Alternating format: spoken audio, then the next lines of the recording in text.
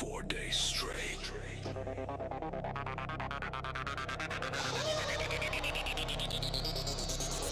15K, 17K, 18K. Give me the goddamn 20K.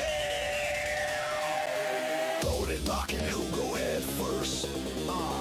Reset, retry, brick wall burst. Handshake, eyes red, no sleep, no rest. If pain is the tax, then charge my chest. I've been slamming that Hugo like a ram at the gate. Boss laughing while I'm choking up face. Swap bills, respect, drive this, double engine, swap free, roll, calibrate, min-max till it pops, drop, bleed. Burst, every damn lane. Call me the master, cause the pain, I love the chain. 15K, nah, throw again. 17K, push right the train. 18K, close, let it set. 4 long days to the numbers bend. Dash cancel, frame tight, perfect clip, no miss. Cool down, breath lock, sight, charge fist. Every wipe's a tick toward bliss. Say it with your chest like this. Brick wall, head down, don't stall. Brick wall, I rise, don't fall. Brick wall, head down, don't stall. Brick wall, I rise, don't fall. Brick wall, lost at the loss, still more. Brick wall, 20K or nothing at all. Go, clap, clap, boom. Throw hookah, boom, boom, clap, clap, boom. Throw hookah, boom, boom, clap, clap, boom. Throw hookah, boom, boom, clap, clap, boom. 20K, go, go, go.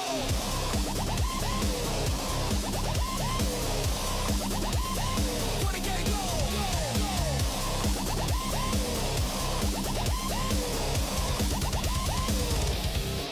I'm the metronome malice when the boss says hold. I parry every insult, dash through the road. Got the roots in my veins like a subway map. I can see the crib window when the screen goes black. Heavy on the breach when the stagger bar peaks. I'm a lightning glitch streak in the night that speaks. No pity, no mercy, only tick-tock. Lock, lock on, lock mine, stay mean. Muscle memory painted on the hood screen. Fail, speed, fuel, that's kerosene. Light the match, hear the engine scream. Brick door, don't stall. I rise, don't fall. 15, 17, 18, crawl, brick wall. Ain't down, don't stall. Brick wall. Brick wall. 15, 17, 18, crawl, brick wall. Give me that goddamn 20K haul. I say 4, you say days. Days. I say push, you say pace. Push, pace, push, pace. I say break, you say change. Now scream 20K. Halos of blue on the edge of the screen. HP sliver like a razor thin seam. Heartbeat kicks to a drum machine. If I die here, cue up, repeat. After flips now double time. Snapback, whiplash, no skip, no slack. If luck won't show, then I'll out. Take that brick to the skull, then headbutt back. I don't tap out, I break the cow. Brick wall. Head down, don't stall. Brick wall. I rise, don't fall. Brick wall. Lost at the loss, still more. Brick wall. 20K, answer the call. 15K, reset. 17K, reset. 18K, reset. 20, take the call. 15K, reset. 17K, reset. 18K, reset. 20K, take call. 4 days straight. I married that wall. I can help you ward off That was great. asset control. Back at the wall. Takes no fall. Ready and waiting. Eradicate. Do you want me to get a lobby call? Quit again. Harder than enough strength and peace. I want it all.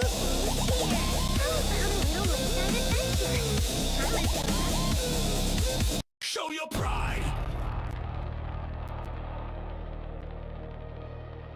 Show your pride. Never give up, never surrender. Fight, fight, fight, fight.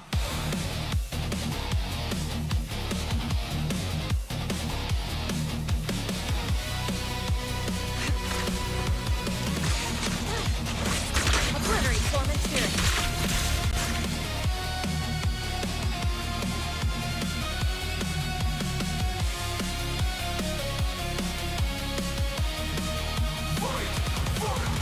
Boots on the concrete, thunder in my chest.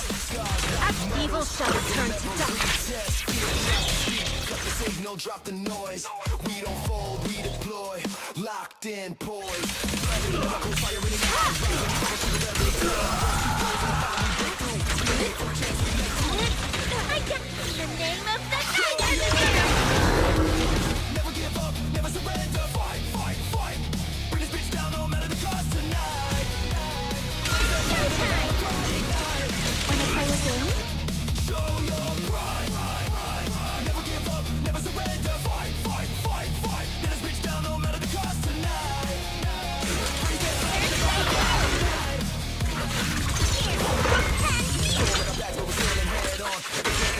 dead, raw steel in the soul, heart beating like a drum when the dark says quit. We say calm, lines in the dirt, we reach on the map, turn every setback into counter-attack. It fakes a lot, way to broken be. Victory, victory. Faithful companion! Never give up, never surrender. Fight, fight, fight, fight. Bring this bitch down no matter the cost tonight. Raise that flag with the battle cry, ignite. Show your pride.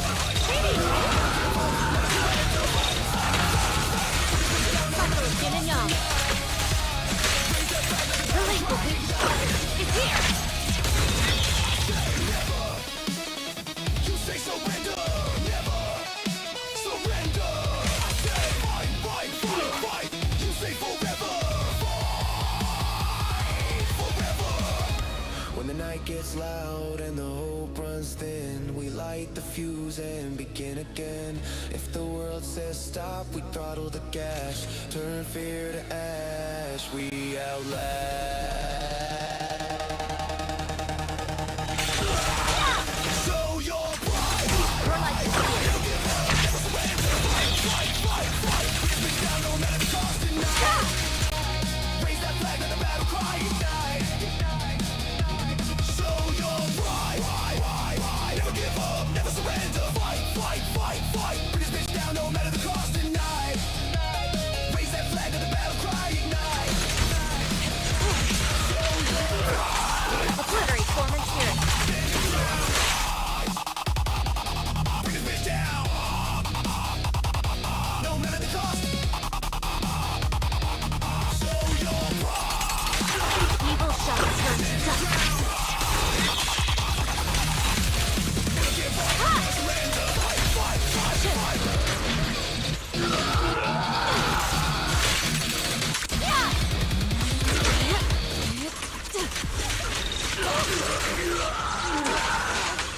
Run for countless legends, melodies, and dreams! Stump are shaking, don't you flinch.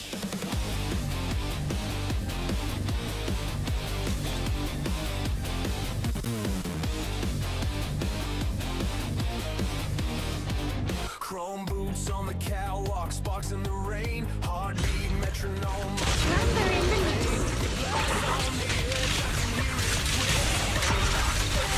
The name of the night, emissary! Glitch, one phrase ends the world. Total bitch. Hold the blade, prime the blade, let the thunder kiss. Faithful companion! Pin, feel the hollow hiss. I cut the lights, you kiss the bricks. 3, 2, 1. Time to get totalized, bitch. Split the stun, burst the sky, watch the damage pitch. 3, 2, 1. Time to get totalized, bitch. Proxy screaming, meters peaking, highlight, real glitch.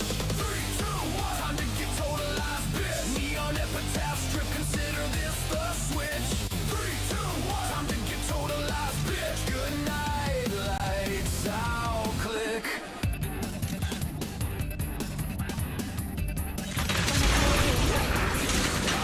The weak spot is here! Glow, you wobble like a siren on a dying pitch. I turn a tremor to a coffin. Totalized, bitch. No mercy in the pipeline, no prayer ditch. Down, carved in steel and grit. Stack the days, pace the blaze, let the knuckles kiss.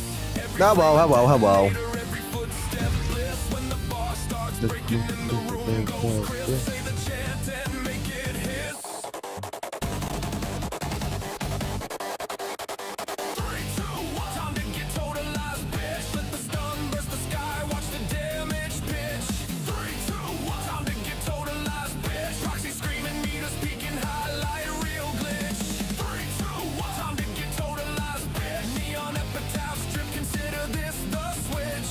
3, 2, 1. Time to get totalized, bitch. Good night, lights out, click. Call stop. Ay, ay, ay. Don't worry, we're gonna get into it here in a minute. Run, no alibis. 3, 2, 1, totalize. Cold steel choir, humming in my fist. Saints with scars, devils keep lists. I don't bend.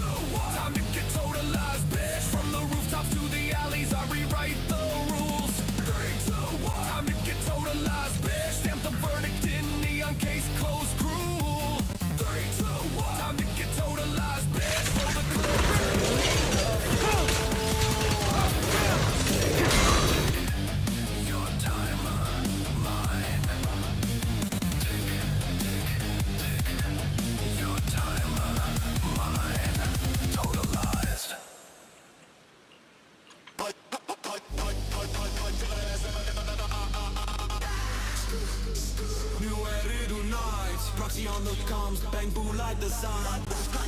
Welcome to the hollow line. We Say no now, Savior. in the rain while the bass goes insane. Zezzy on the plate, Proxy in the seat, slide around, fade left, right, no defeat. Hollow drift, catch that ether mist.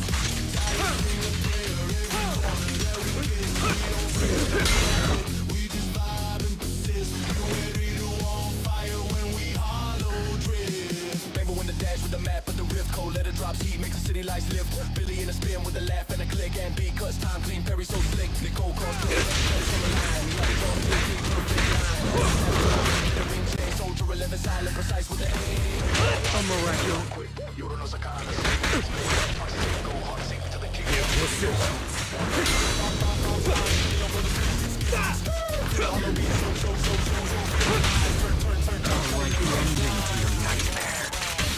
There it is.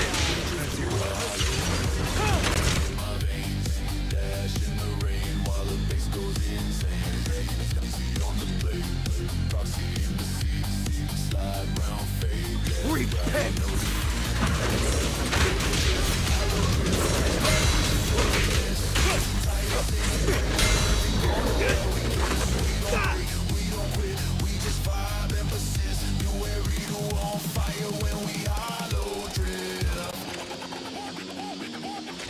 I have you now. Sparks of speed, monsters in the mist, try to claw at the frame. Clip them with the cover, then we carve out a lane. We'll smoke halo, same home. Every airplane feels real like home. It's about time you leave. The hollow we're sailing this boat. Ichido, Hashira don't stall. Kozoku Yume yo chase it all. Kake nukero through the wall. Zero kara ik, we won't fall. We drift through the hollow, neon in my veins. Dash in the rain while the bass goes insane. This is on the plate. Proxy in the seat. Slide around, fade left, right, no defeat. Hollow drift. Not bad.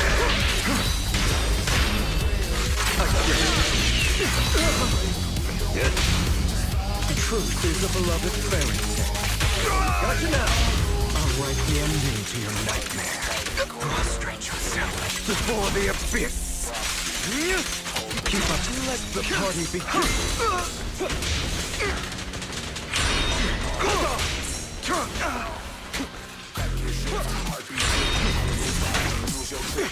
Out of my way.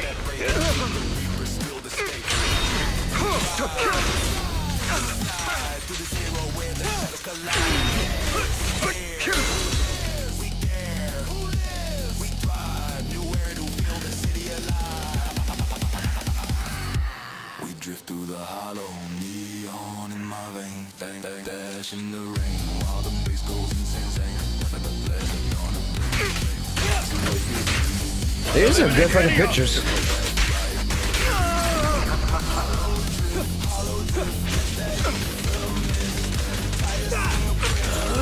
I'm unstoppable!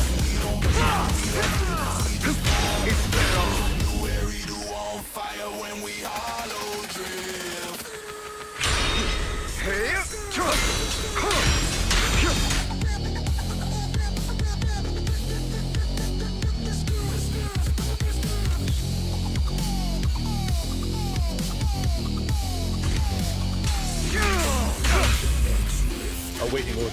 What's your honor really worth? Tales for the dawn, that sets the world alight.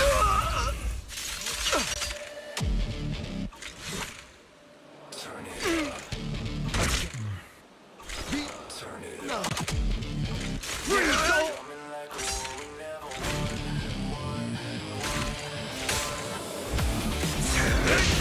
Nice try.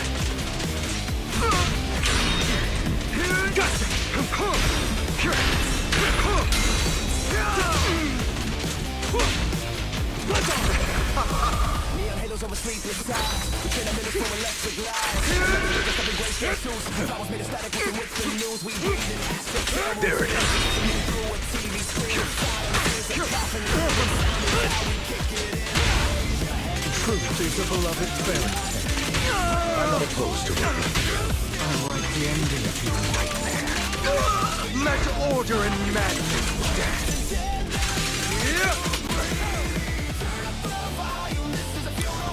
Actually,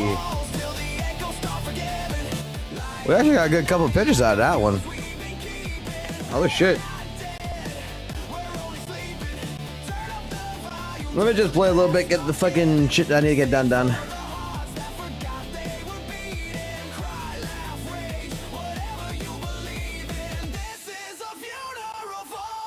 Alright.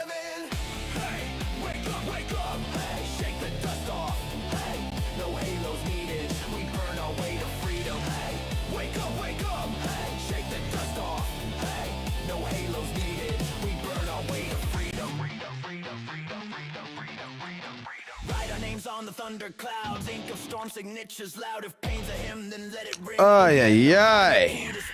Every scar a metronome, click counting down to something. We couldn't stop, then ride it hard and learn to heal. Raise the lights on all our shadows. Let them dance, we won't look down. If we're ghosts inside our mirrors, turn the speakers, shake the crowd. Turn up the volume, this is a funeral for the living. I think we should go for 40K. What you guys think? We should go for 40K. Start forgiving. Light up the night like a fuse we've been keeping. We're not dead, we're only sleeping. Have you done? Yes, I've done. I think everybody's done DA this week. DA's been done. All this, like, I've already gotten all 9 stars. I just been fucking resetting. Yesterday was just fucking goddamn. Last couple of days has been nothing but this shit.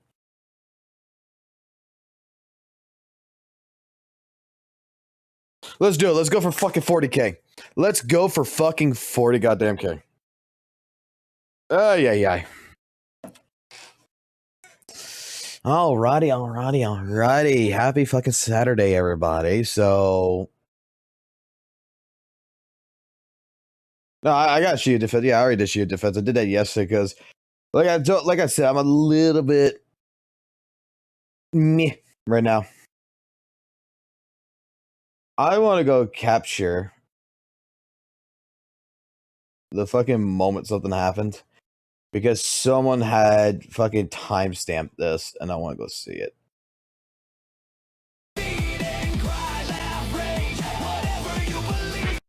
Apparently someone went out of their way. It was Ashley, went out of their fucking way. Right? And we go capture this.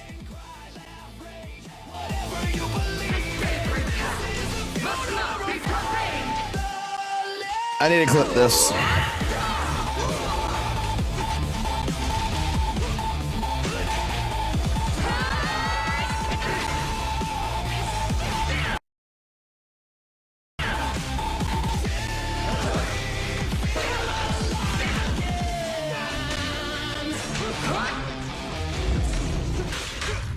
I need to clip the shit. I shall cast dawn into the shadow.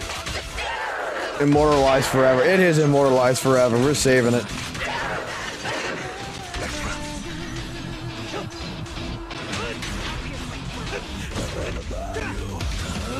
I'm unstoppable.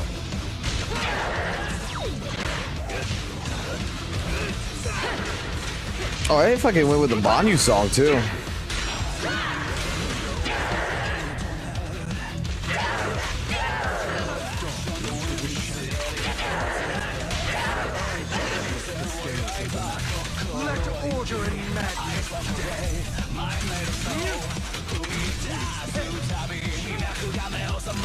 Fire!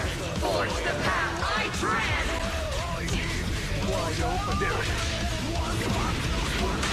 4,600 was right there at that point. Okay.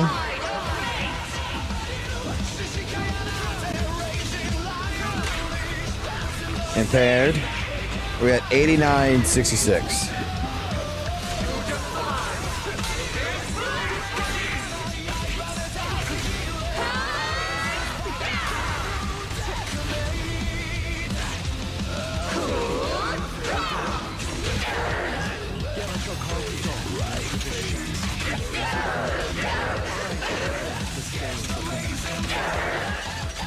We're at 11 here. I think I popped both ults right here, don't I?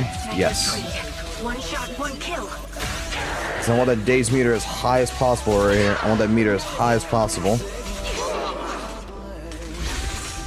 Here, I'm thinking she's about to fucking go into the goddamn fucking shit, but she didn't. Which made me fucking worried here, like, oh shit, we fucked up then.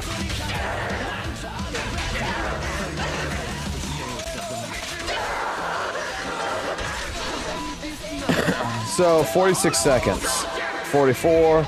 So, 1, 2, 3, 4, 5, 6, 7. 7 seconds. That lasts us for 7 fucking seconds. So, we have 30 seconds left on the clock to get the last 5,000 here that we need. We already got all the fucking performance points.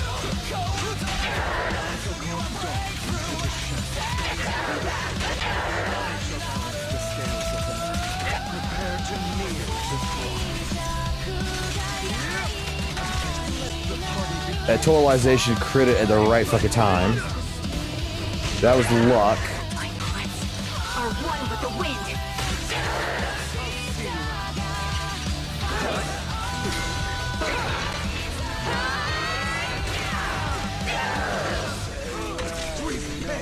Yes! Fuck yes! Jesus Christ. And that scream right there. It was good.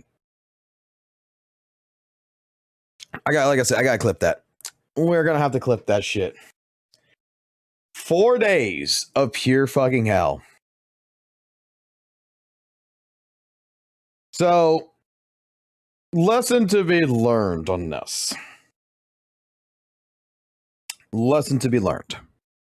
The absolute reasoning behind the entire deal is that you hear, like, with people like St. Tonus and several other different content creators and such like this, that is embarking about, you know, HP inflation being an issue, this being an issue, and things apparently are quote unquote impossible. Okay. Well, this is fighting. Let me put it this way. I'm already fighting an ice resistant boss with an M0 Hugo that every build that I was trying kept getting me closer and closer, but not cross the finish line. And what I learned from this in general is that, again, when it comes down to it, if you're dedicated enough, you are a person that actually looks outside the box, you try different things, you actually play the game, nothing's fucking impossible.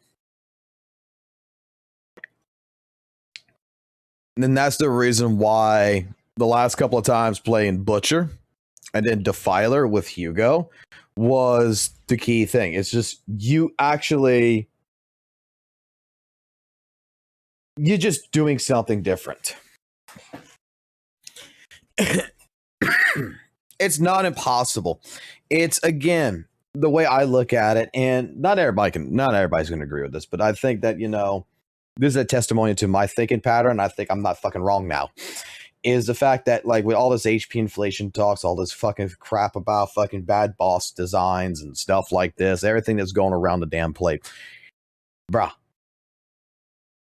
We beat the Defiler with Hugo, an M0, with an M0 trigger. Lighter's the only one at M1.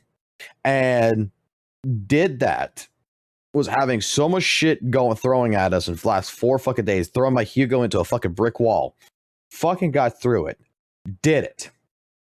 And I'm just gonna say it, man. Like, it's a knowledge check. It is straight up a skill issue, if you want to call it that. It is basically what it comes down to is dedication. If you are actually dedicated enough, you're going to find an answer.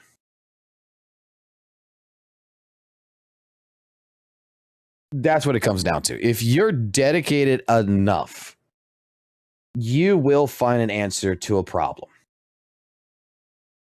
Sometimes beating your head against a fucking brick wall is the only fucking answer you got.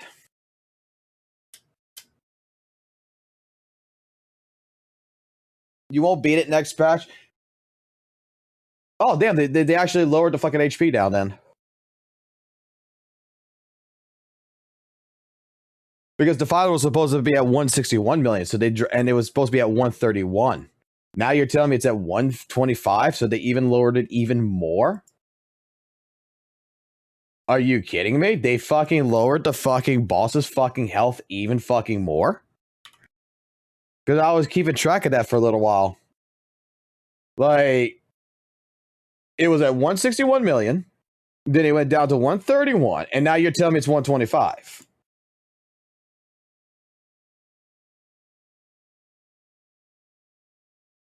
Let's go take a look at this. Let's go take a look at this.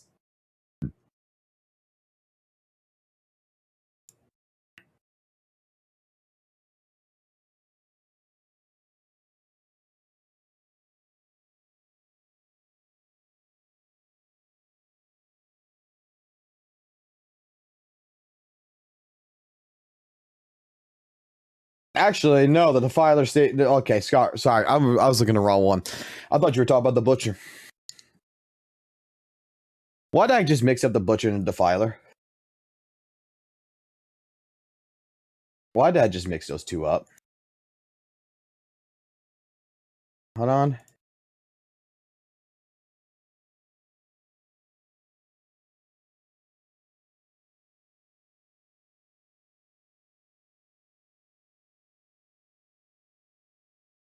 Well, we don't know what the buffs are for that boss, but that is not for a fucking long time either. That is not for a very long time. The actual...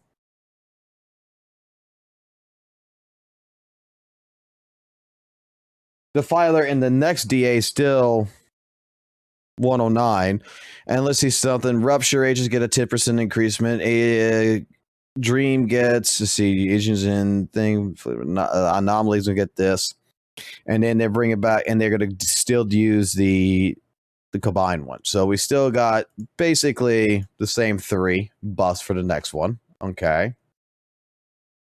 But this one later on in the future, basic attack, dodge count, EX special, and dash attack damage increases by 30%. After trigger a perfect dodge or a perfect assist, increases all members' attack by 10% and crit damage by 10% for 15.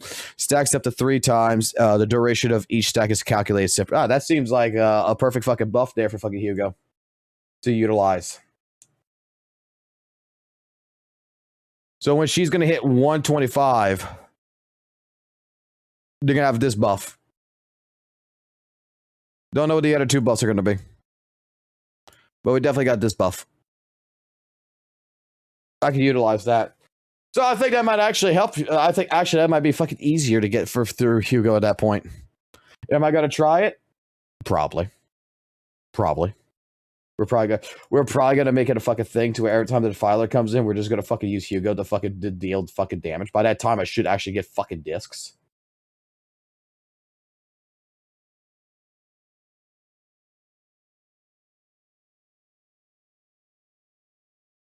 Let's see. But what I'm more interested in,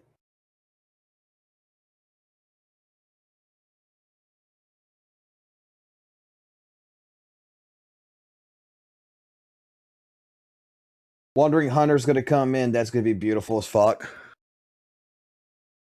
Like, the buffs are whatever, man. Like, I am sure we can still clear with Hugo.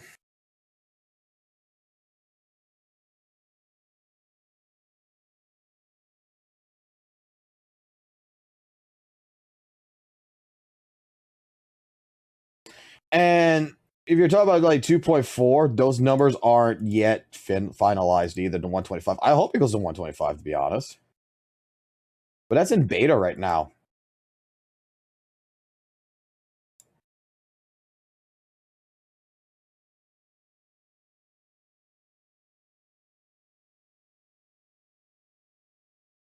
All that's in beta. Bro, everybody was so fucking worried about Butcher. Where is Butcher at? I know everybody was so fucking worried about Butcher. It was this one, wasn't it? Yeah, everybody was so... It was this... When it was in beta, this Butcher right here, when it was in beta, our Butcher right now, when it was in beta, is at 161. And then they dropped it down to fucking 136. So... Just because you say it right now, oh, it's going to be at 125, does not necessarily mean it's going to be fucking thing. Now, he is going up. Again, they did bring him back up in the fucking beta, it looks like. Let me go find it. I just saw it. I just saw that motherfucker.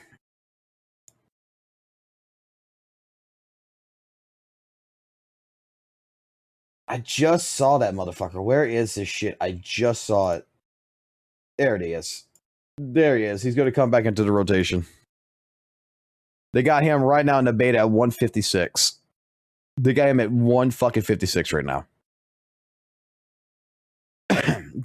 Is that going to get adjusted? Is that going to go down? Is that going to go up? We don't fucking know.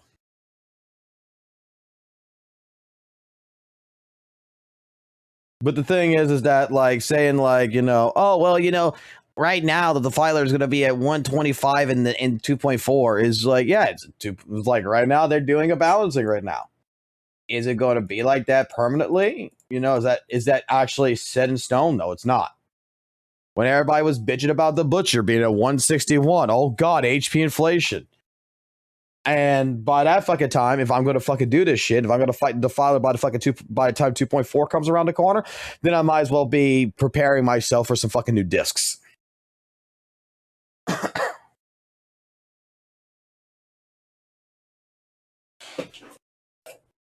I might as well be preparing myself for some new fucking goddamn discs and getting ready, because straight up attack was the fucking key to this. But if I can get it, let me put it this way: if I could get the attack really fucking high with really high crit rate and a good decent amount of fucking crit damage, and I do Hormone Punk like I did last time, oh shit, baby, the fucking Defiler wouldn't be an issue for fucking Hugo at that point. But because I am playing with fucking scraps right now, which is why probably what I'm gonna end up doing now is I'm probably just gonna go ahead, take a look at what disc I have and what discs I could destroy, and do a fucking disc cleanup fucking job here in particular, and start storing out for these, because holy shit, I'm gonna fucking need that shit.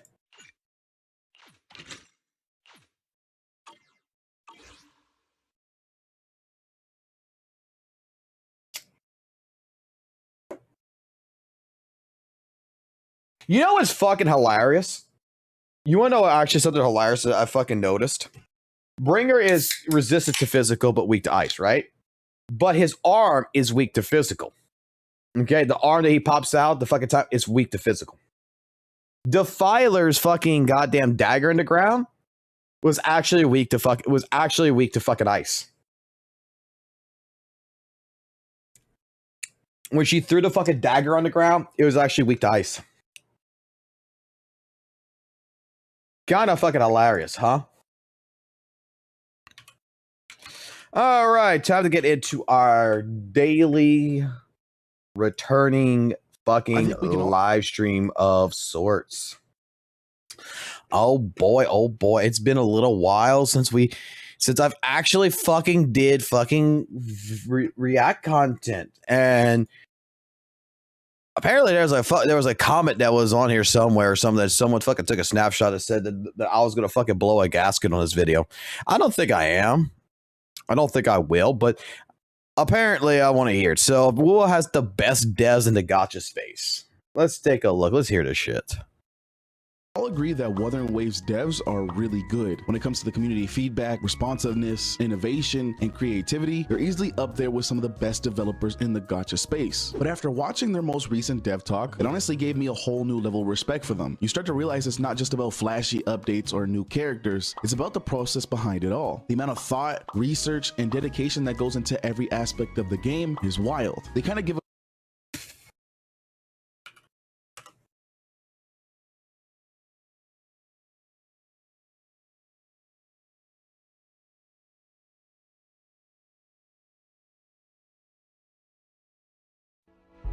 AI-powered professional 3D animation. How much faster can it go?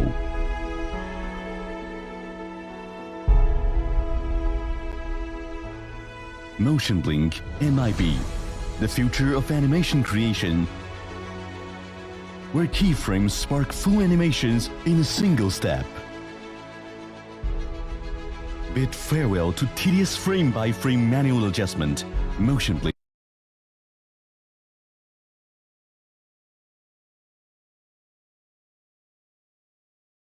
人物模型与骨骼当前是没绑定状态，现在选择所需要绑定的模型和相对应的骨骼关节。启动开始蒙皮插件大约需要10。动画展示蒙皮后效果。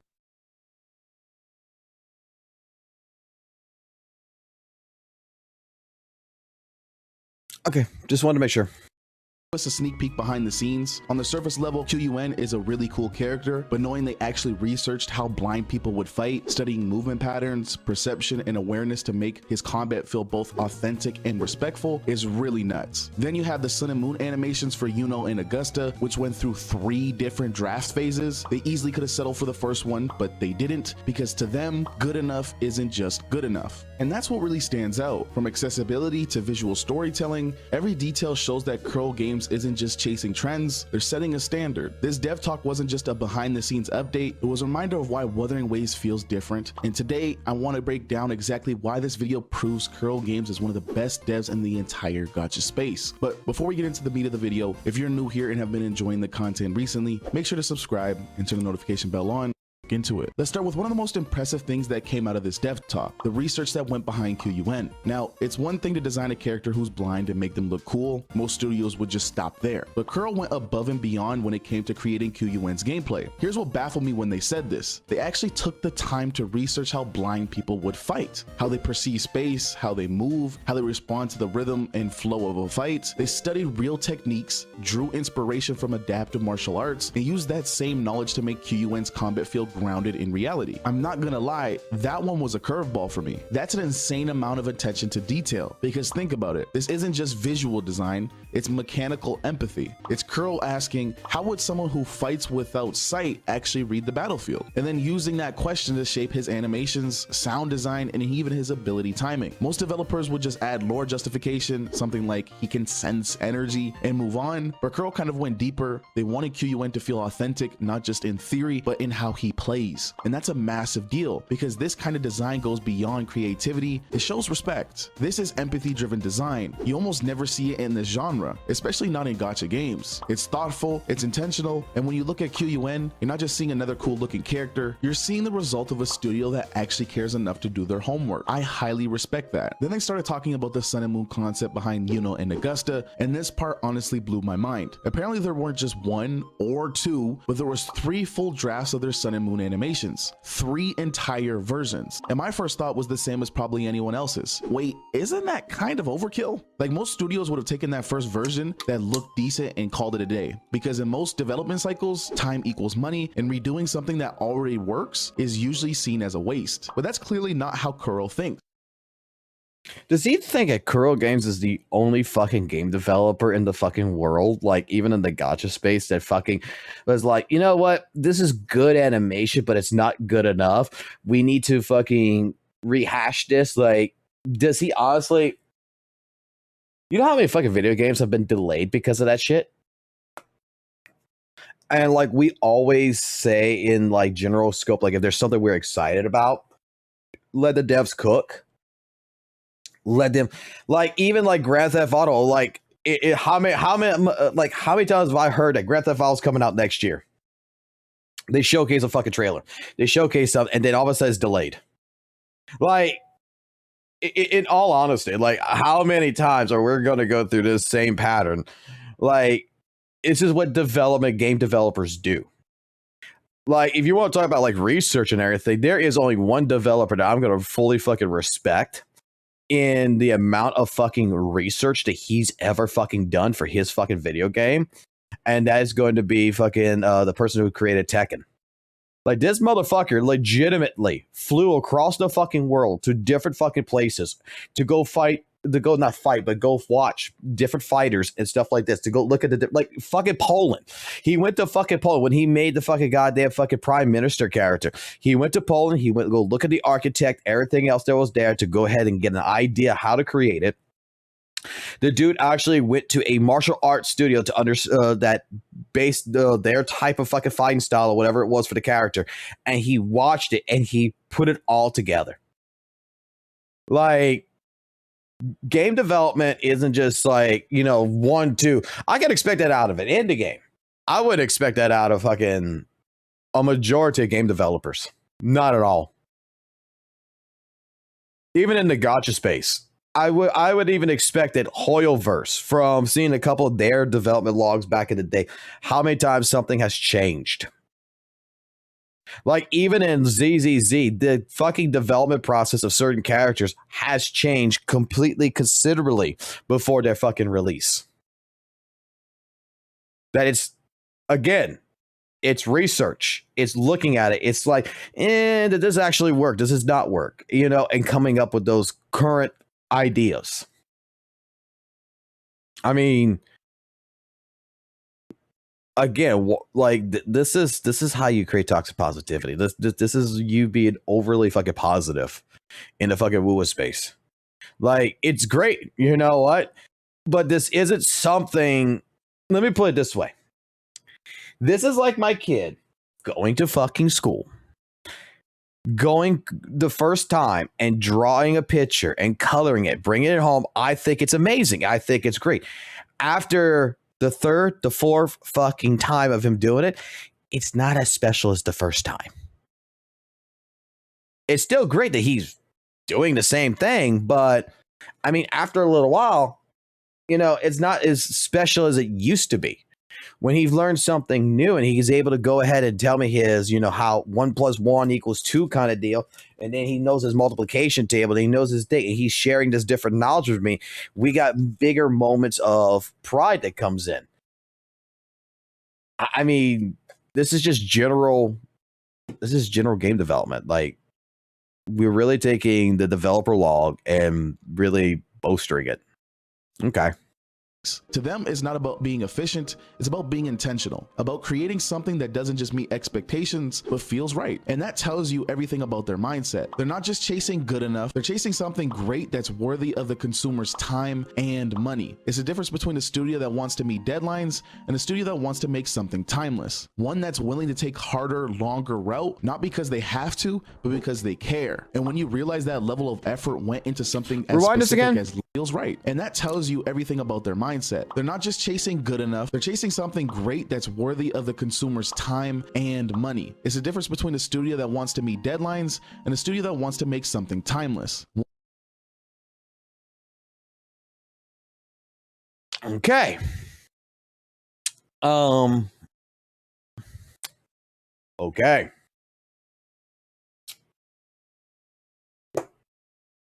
They're not chasing deadlines, and they want to make something great and timeless, right?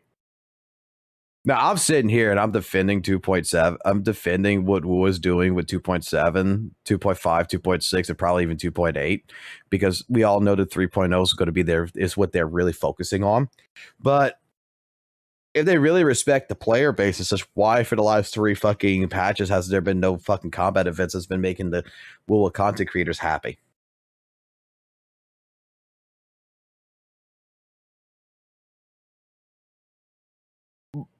I'm just saying. Because they got a fucking deadline that they got to meet, which is 3.0, right? 3.0's come around the corner. They had to fucking cut. They had to cut corners for fucking events. They couldn't even just rehash it. One that's willing to take harder, longer route, not because they have to, but because they care. And when you realize that level of effort went into something as specific as lighting transitions and a celestial animation flow, it makes you appreciate how deeply they think about the experience they're creating. Not just what you see, but what you feel. Next up is Augusta's redesigned story. It's such a perfect example of how Curl actually listens and adapts. The devs mentioned that earlier versions of Augusta included air combos and animations using her feet and whatnot, which sounds cool on paper, but to them, it made her gameplay too similar to Zani. So instead of forcing it through, they scrapped it, grounded her movement, and added something completely new, which was the time stop mechanic. They threw away a whole combat system because it didn't feel right for play. Wait. Go back to this. What did he say here? Listens and adapts. The devs mentioned that earlier versions of Augusta included air combos and animations using her feet and whatnot. Air combos and using her animations of her feet and whatnot. Hold on. Which sounds cool on paper, but to them, it made her gameplay too similar to Zani. So instead of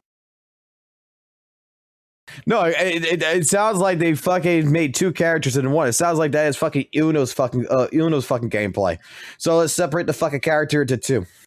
Forcing it through, they scrapped it, grounded her movement, and added something completely new, which was the time stop mechanic. They threw away a whole combat system because it didn't feel right for players or for her character identity. And honestly, it paid off. Augusta feels fresh, unique, and balanced. They easily could have dropped that version, and I'm sure it would have gotten some flack, but at the end of the day, we all would have eaten it up. But the devs have a vision, and if it derives from that, they'll for sure adjust it to make it worth the community's time and money. That's what happens when the devs prioritize the player experience over just flashy features. What's really cool is how this effort doesn't just stop at one character, it builds the foundation of the future content. When Curl goes this deep into something like QUN's fighting style or Augusta's mechanics, they're building tools and systems that they can reuse and expand on for future resonators or in-game mechanics. And that's how you get consistency and innovation at the same time. They're basically future-proofing the game's design. Like, think about the slowdown time effect Augusta uses. Imagine how that could be repurposed for a collab resonator like David from Cyberpunk Edgerunners. His Sandevistan would fit perfectly using that same tech. It's smart design and really creative. We're also seeing how past characters' experiments are shaping the current ones. Remember Carlotta's ult? That massive burst that actually affects her surroundings? Or Zani's sword and shield switching animations, or her hair glowing effects?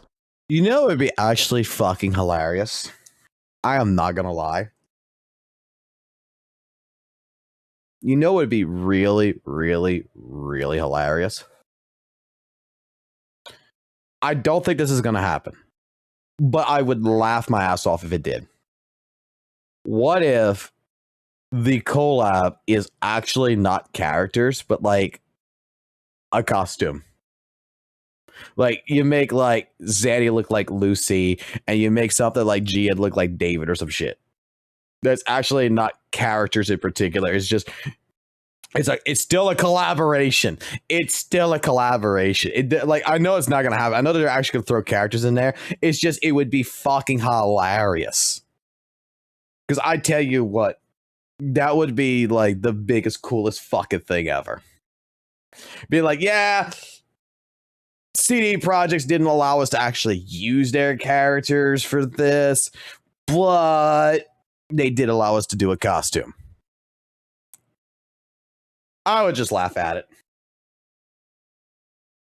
I know they'll add the characters. I know, because the rumor is that they're adding Lucy and Rebecca, and David is not one that's going to be at it, which is a big loss in my personal opinion. Like, David should be at it, like, no matter what. Like, I'm pissed off at Guilty Gear for not putting David in there. I don't know why the fuck they used Lucy. David would have been the perfect fucking character for fucking Guilty Gear Strive. But in terms of everything else, gotta see. I mean, I want to see what they do with the characters in particular, because I am excited, and that will be their biggest moneymaker. That right there. I swear to God, if fucking the Cyberpunk fucking collaboration does not make a lot of money, then Kuro's cooked. Kuro is fucking cooked. It's got to make more than what Cartithia made. system. All of these unique features, some big, some small, laid the foundation for what came next. You can see Carlotta's ult effect being carried into Galbrina's kits, Zani's sword switching animation that's evolved into Augusta's transitions, and Chacona's QTE idea, while not as successful, still taught the devs what players liked and didn't like. That's innovation through iteration. They experiment, they test, they learn, and they build on it. And when something works, I don't think anyone actually used Kokona's fucking QTE shit. Like I feel like they just put her in there, fucking blah, and then moved on to the next fucking character. They didn't even bother to do her shit. Like she was just a buffer. She like there was no use for fucking doing any of the QTE. That was actually kind of stupid. That rhythm fucking shit was stupid.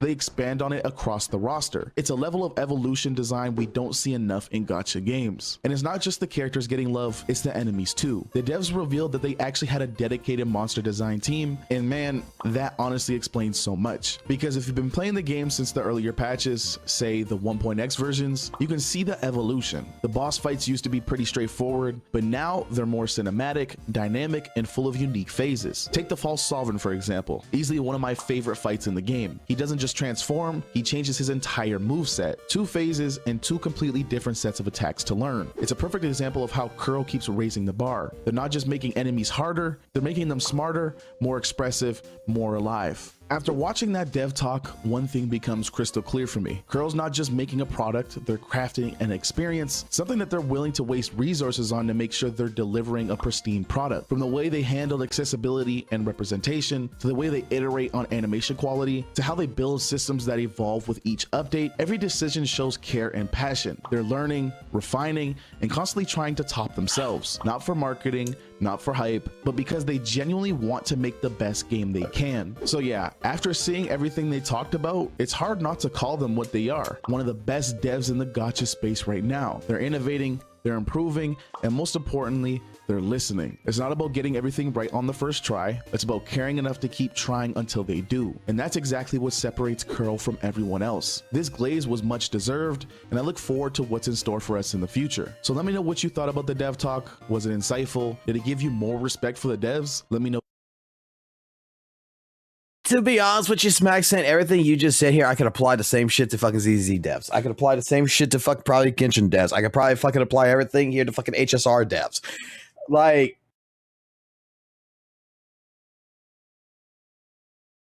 what is the meat and potatoes of this fucking video? What is the actual fucking point of this video?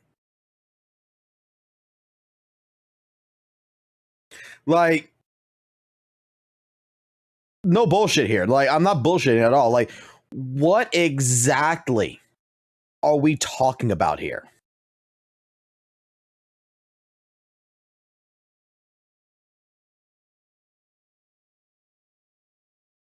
You could take this entire video fucking message. You could fucking go ahead and straight up utilize it on every single fucking game developer there is. You got some lazy developers out there, don't get me fucking wrong, fucking quick cash. Like, I'll say like Nebula Joy, for example, with Devil May Cry's fucking Pika Combat. But the actual companies that are making a fucking experience and making the games, like ZZZ's a fucking experience. Like, arguments aside, okay? The Defiler boss.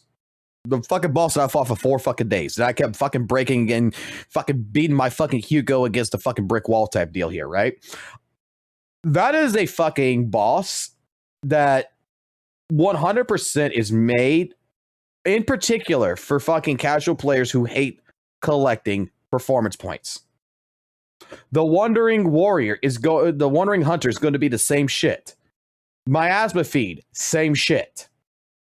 These are bosses that ZZ devs have fucking listened to a good majority of the fucking player base who are casual players that were bitching about fucking fighting against Pompeii, fighting against this one, or like Butcher and stuff like this, that they have to do all this stuff just to get the performance points. And then they only get like fucking 3,000 performance points because they didn't do enough dodge counters and stuff like this, that they wish that the performance points were a lot easier. And then you got bosses that basically are so fucking brain dead in ZZZ because they listened.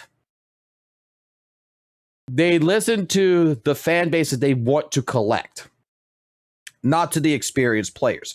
That is why the reason why, you know, I'm not against the Defiler. I'm not I'm against certain aspects of it, but I'm not fully against it. We have characters that you like, Lucia from the original design it's Yaharte. Okay, it is Yaharte and the nun girl from the fucking she was rehashed. It was made into Yaharte. Okay? And straight up, she needs to have that fucking nun outfit as a fucking costume to fucking buy in the fucking shop, straight up. But even the devs know, even in Zenless Zone Zero, just like Kuro Games, that they're listening to certain feedback. They're listening. Not even fucking Weather Waves has given has taken into account every single piece of fucking feedback. They've taken into account what their fan base has been bitching about with fucking Genshin, and they've been trying to instill that more into the beginning parts of the patch. But now, dude, the feedback that has been going in, like, Kuro is defining what Weather and Waves is going to be. They're still listening to feedback, but they're not listening to it as good as they used to. Because you can't please everybody. They're like, we saw fucking the other video yesterday, whatever. There is a bar that is put into this. You're going to have people on one side of the bar that's going to really fucking enjoy this shit. You have one side of the other, on the other side of the fucking bar where people are going to fucking really fucking hate this shit. You can't appeal to everybody.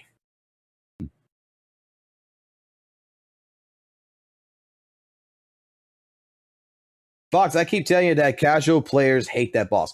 The casual players who hate that fucking boss are the casual players who do not have a fucking team who just started the fucking game. Because in all fucking honesty, when that fucking boss came out, every single fucking casual fucking player that I know of that plays on mobile, that does not fucking do anything else, that don't fucking sit here, play fucking ZZ for hours a day, fucking all love that boss. And the people who were bitching about that fucking boss were fucking people who, for some apparent reason, fucking are also people who bitch about Pompeii and everything, but they're bitching because they can't fucking attack it in invulnerability frames.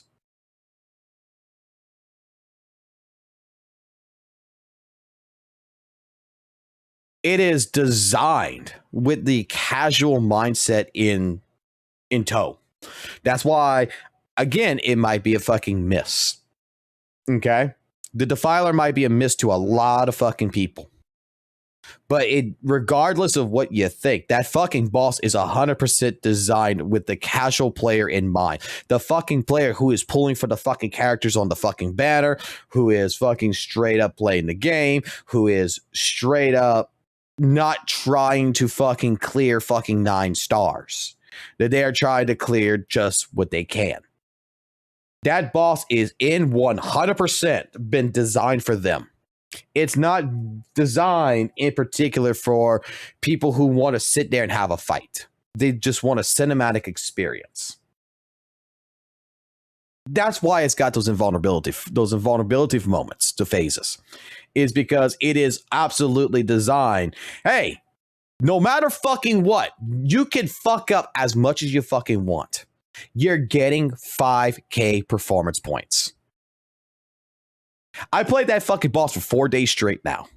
With fucking Hugo. And let me tell you something. I have never gotten less than 5 fucking K fucking performance points. Even with me fucking up the fucking pairing of the fucking dagger shit.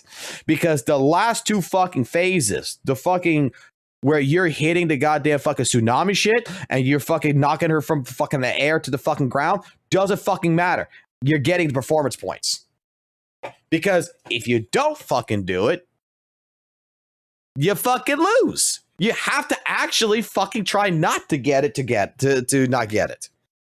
That's what's so fucking hilarious. That boss fight, the only problem I got with the Defiler boss fight after 4 days of fucking playing, and the fucking only thing that I hate about that fucking fight is you can't break it. You can't break it. You have to fucking play it. You break it, you fuck yourself. Because we broke it. We broke it multiple fucking times. I have delayed those phases so many times. I have made that boss do some weird fucking shit. I made that motherfucker go into the fucking miasma shield mechanic while doing the fucking shield guys. Every single fucking thing I did, all it did was just fuck me in my score at the end. You have to play the fucking fight in the rhythm. And that is the one thing that I do not like, is that there should be a thing where if you fuck up, if the boss can't do something because the player has broken it, it should fucking not delay the phase. It should just fucking extinguish the fucking phase and move on to the next one. So the times where I fucking made it fucking not throw the fucking sword shit to where I parry it back at it again, it should have fucking, okay, well, you fucking bypass this. We're going to go straight into the fucking tsunami. It does do that. But instead of after the tsunami, we're going to throw the fucking sword phase back at you, it should automatically go to the fucking shield guys because the time clock is already fucked. And then it does the fucking sword shit. Then it does the fucking goddamn shield guys. And you only got 20 seconds left on the fucking clock at that point to get fucking 5k fucking points. So the problem I have with the Defiler is I can't break it. You have to make sure that you are doing shit you're doing as much damage, but you're not fucking delaying the damage. You have to, like, if she's fucking broken, you gotta fucking go through all your shit as fast as fucking possible. Because 2 seconds of delay in that fight might actually cost you fucking the rest of the time that you need in the end of the game, and in the fight.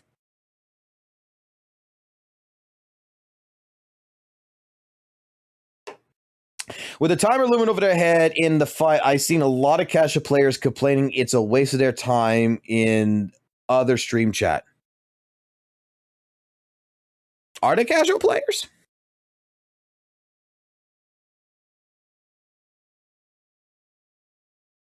If they want to shield seed, why can't they simply make a basic attack increase or aftershock increase for Orphe? Double attack shield buff is so terrible. Double attack shield buff is fine. I'm perfectly fine with it.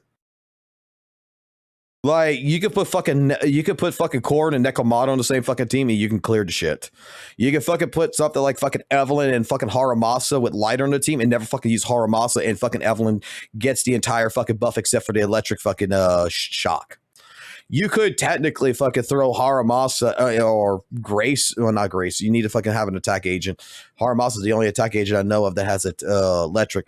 You technically could throw him in there with whatever fucking team, and you could just throw fucking like Anton on there, and you don't even have to use Anton. You could just fucking make it a 2-man team, and he gets full buff. That fucking ball, like the buff, I'm going to say, the buff is a little bit more generalized than what people make it. It's just that, like, no one really that I know of uses double attack agents for anything because fucking the goddamn Orphe team is what designed it. But if you wanted to do it, the buff is there. Now, grant you, is the buff like the fucking best buff in the fucking world? Fuck no. The buff's kind of fucking, yeah, it's chilly. It's what it is. It's what they gave us. Whoop they fucking do. I mean, but at the same point in time, I can use the other fucking buff, which is the anomaly fucking buff. I could throw fucking Yuzuha and Alice on the fucking team. I can fucking put whatever fucking anomaly team onto it, utilize the fucking anomaly fucking buff they got, and still fucking clear the Defiler.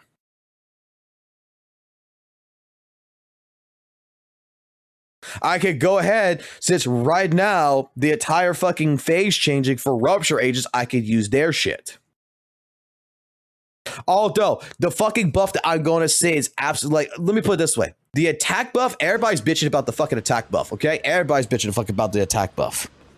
I don't have a problem with the attack buff, because I can still utilize the fucking attack buff. I could still utilize it. I can utilize this.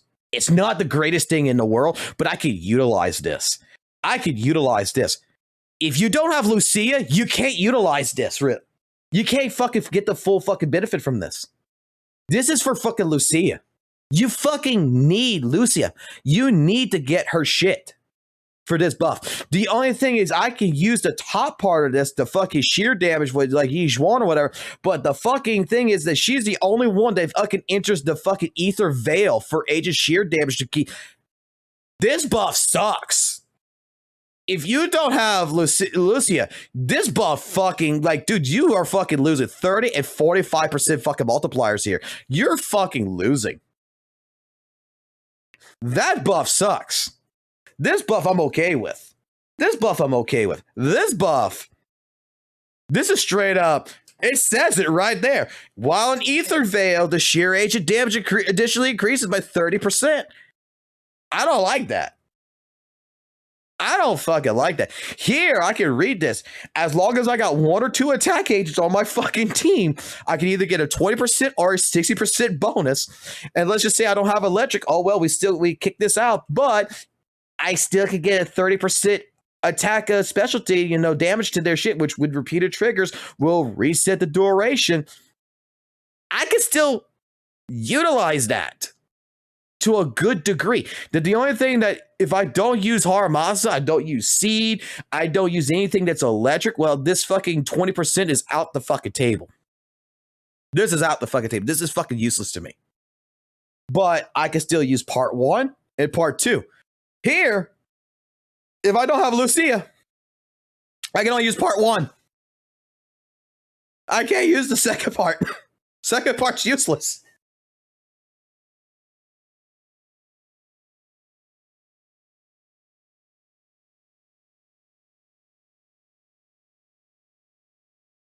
It fucking sucks.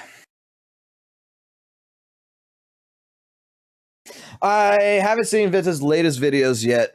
I've been too fucking focused on fucking shit. That's why I'm catching up on shit right now. Like when I last left off, we were talking about Blue Panda Rune and the criticism around that. And I'm going to straight up say, like, this is not a boss that is a Obel Squad check in any which way, shape, form. It really isn't. There is several different ways you can fucking go through this in this entire fight. The buffs are what they fucking are. You can fucking like them. You can fucking hate them. You can be like me. You can be meh about them. Because I don't expect, no one should fucking expect that the buffs are going to be on your goddamn side every fucking time. It's a live service game. It's mostly designed with the thought patterns of what's currently happening in version 2.0 of the game, not version 1.0 of the game. And people want more generalized buffing and such, which, hey, that would be great. That would be great.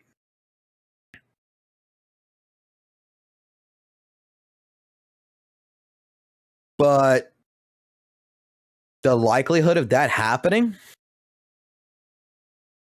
I don't see it. So sometimes you just got to deal with what you got to deal with. Sometimes, like, look, the way I look at the buffs is that you gave me 3 fucking cards. We're playing fucking poker right now. And you just gave me these 3 cards and I got a shit fucking hand. I got a shit hand. That's all I'm looking at. If I don't have the Rupture agents, well, fucking, if I don't have Rupture, then the first buff is fucked. Now, granted, you should have Monato at least because Monato was free. So you should still have a fucking Rupture agent. But let's just say you don't. You're fucked on the first buff. If your team is based more on Anomaly versus fucking goddamn fucking attack, well, at least you got the third one. But your second buff right here is mainly based for fucking attack agents. Either fucking way, they're not horrible fucking buffs. Do they suck? Yeah, it's like going to the fucking doctor. It fucking sucks. But is it horrible? No. It's not horrible. And you could utilize it. You could look at it from several different angles and you could figure out some different shit. It's like I showcased this already before we did the fucking entire Hugo shit. Is straight up with that 60% crit damage right there and that 30% fucking attack. I put on the fucking team 2 attack agents. I did the first team when we played our fucking Evelyn, Lighter, and fucking Lucy team, and straight up went at it. I made sure there was no Astrial. I went with Lucy, did it. We got 30k points. Not bad. 30k on the Defiler using the combined attack. Went redo the fucking entire fight again with Evelyn, Lighter, and fucking Haramasa, and not even touching Haramasa. Not using him at all. And just switching between Lighter and fucking Evelyn to do everything. We got fucking 39k.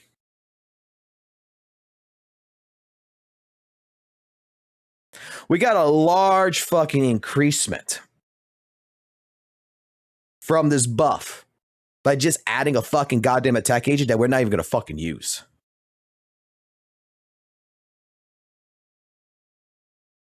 That's why, I look at it as like, it's not. You could probably, in all honesty, as a fucking person, I look at what you give me. I'm going to say it fucking sucks, but how the fuck do I use it?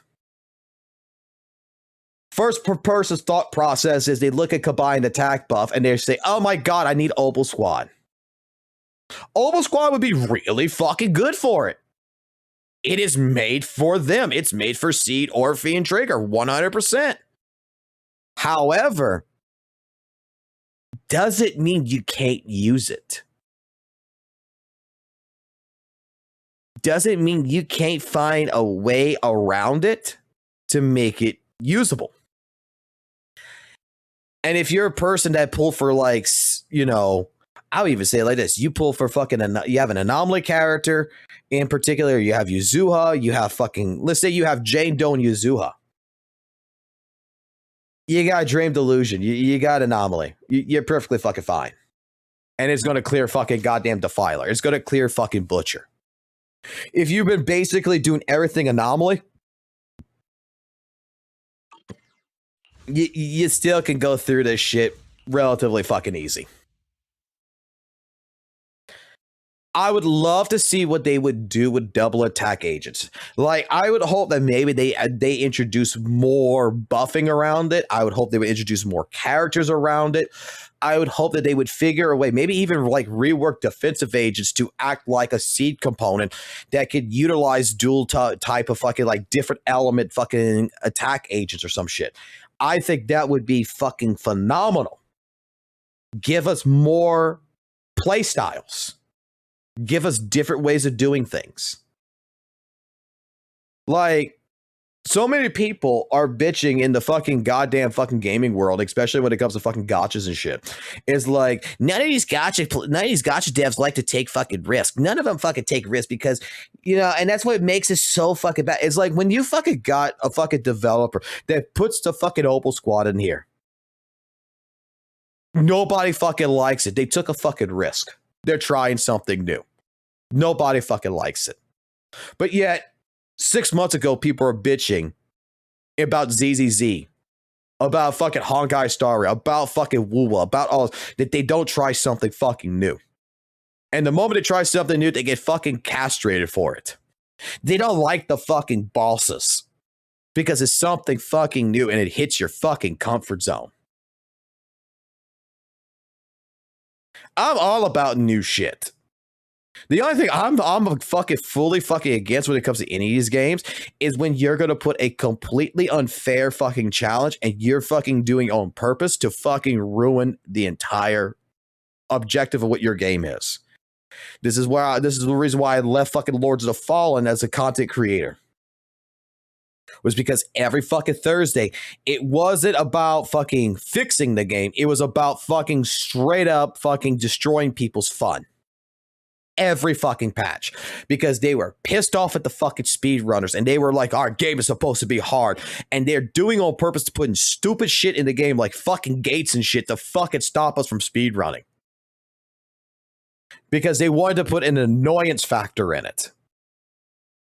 And HP inflation in that game, instead of fucking giving us, you know, a gradual HP inflation, which we were asking for. No, what they did, they fucking straight up said, you remember that boss that you fought that was at 1.5 million HP that you like so much, the Lightbringer? Oh, yeah, fucking love. Yeah, the next update, we're giving him fucking 7 million HP. What the fuck? Well, you guys are taking 10 minutes in the fight, and we want that fight to last for 30 minutes. Do we at least get some kind of behavioral updaters? Oh, yeah, we're going to give him some behavior update, and never actually fucking did. It was just an HP inflation.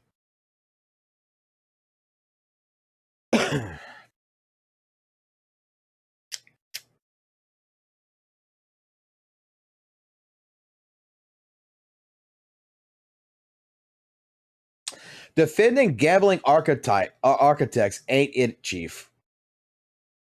What the fuck are we talking about? Defending what archetypes? What?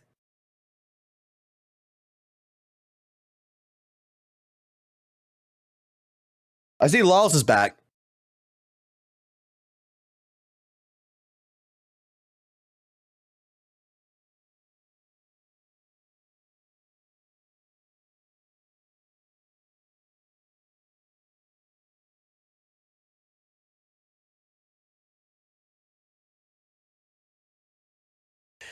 Look, we're all going to say that certain fucking games have worse end games than other games, okay?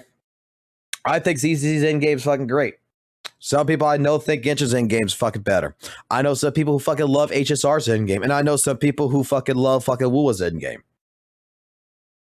It's a preference of fucking style at the end of the day.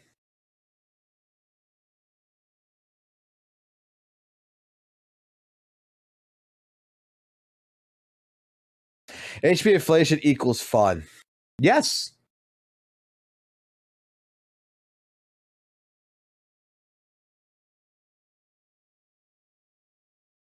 HP inflation, if done right, is fun.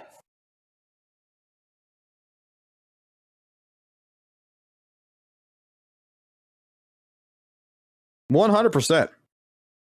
But it's got to be done correctly.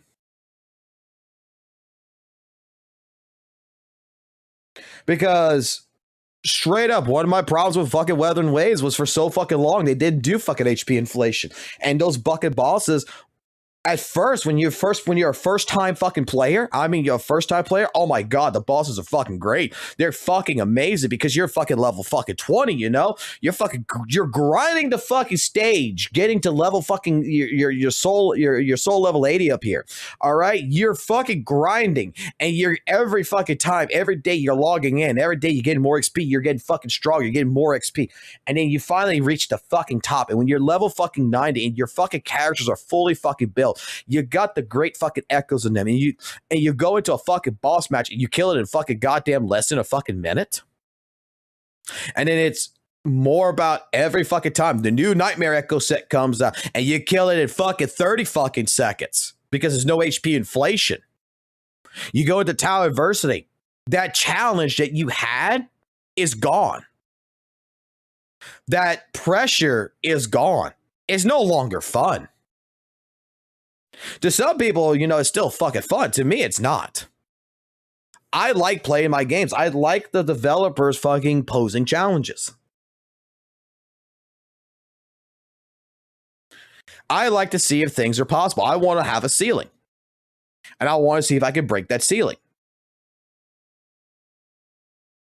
If it's done correctly, if HP inflation is a fucking tactic that not just fucking gacha games fucking use, but fucking even fucking Dark Souls has fucking used this shit. Elden Ring has used this shit to fucking, there's some boss fights are just a little bit too fucking easy. That, in all honesty, to make the fight a little bit better for the player is to inflate the HP. Because you want to experience the fight.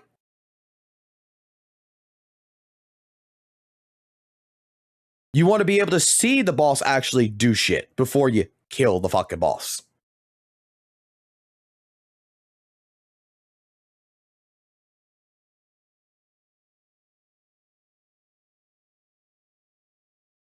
But don't worry, like finally fucking WUWA's going into the HP fucking inflation route. It is fucking beautiful.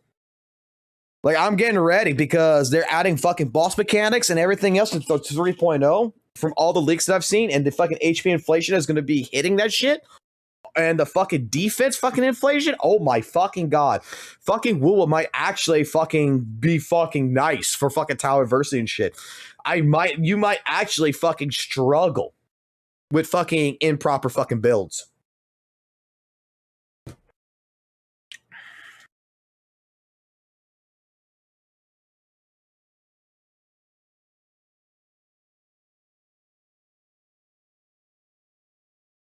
There's literally 0 HP inflation in WUWA. If you want to believe that, okay, go by all means, go for it.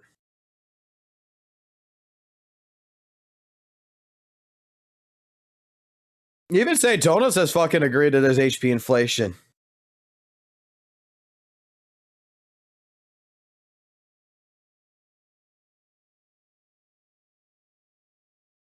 Alright, do what you gotta do, Chrono. I don't care. Just don't accidentally do fucking get the wrong person.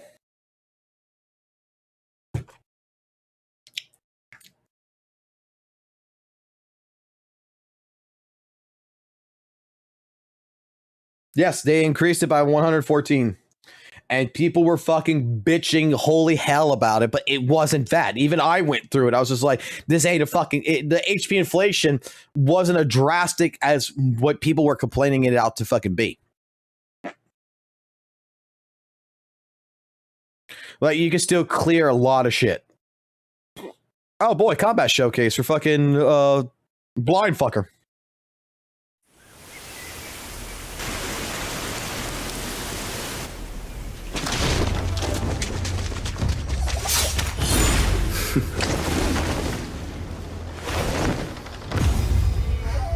The blade is whole to strike.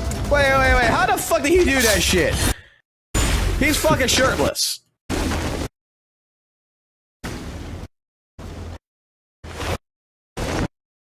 And fucking typical anime style, he just fucking transformed, put his fucking full clothing on. Dude, I wanted to see him fucking shirtless fight. That would have been cooler. The blade is whole to strike. Make your move. Surrender.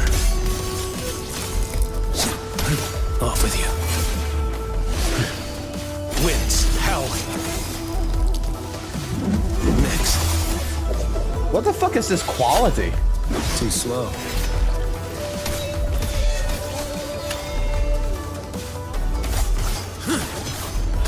Stars realigned. Break like bamboo. I'm not gonna lie, he's cool as shit. Fall. Vanish. It's just that his kit sucks.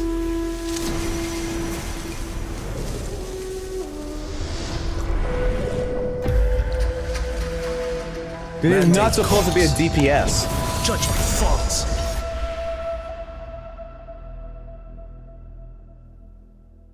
Unless they changed the kit. I remember looking at the kit and he was supposed to be like a support fucking sub DPS. For the buffing. You traitor. Where's my blood? Yo, where the fuck is my blood?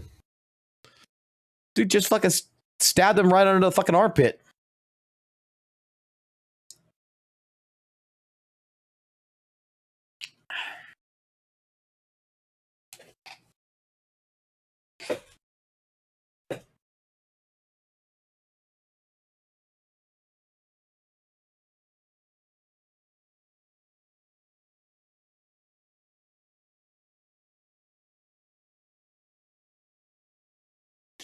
Wait. Let me read this comment right here in the chat.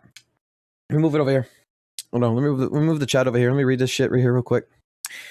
ZZZ will never be able not to inflate their HP. They have horrible balancing. Like, look at Miyabi in Yijuan. Okay.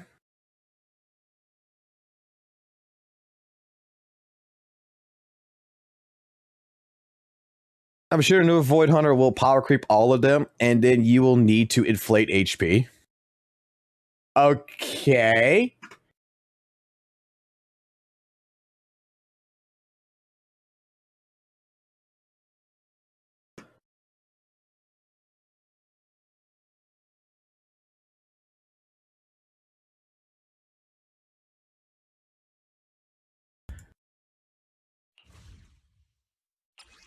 Yeah, HP inflation is such a fucking goddamn fucking problem in this game.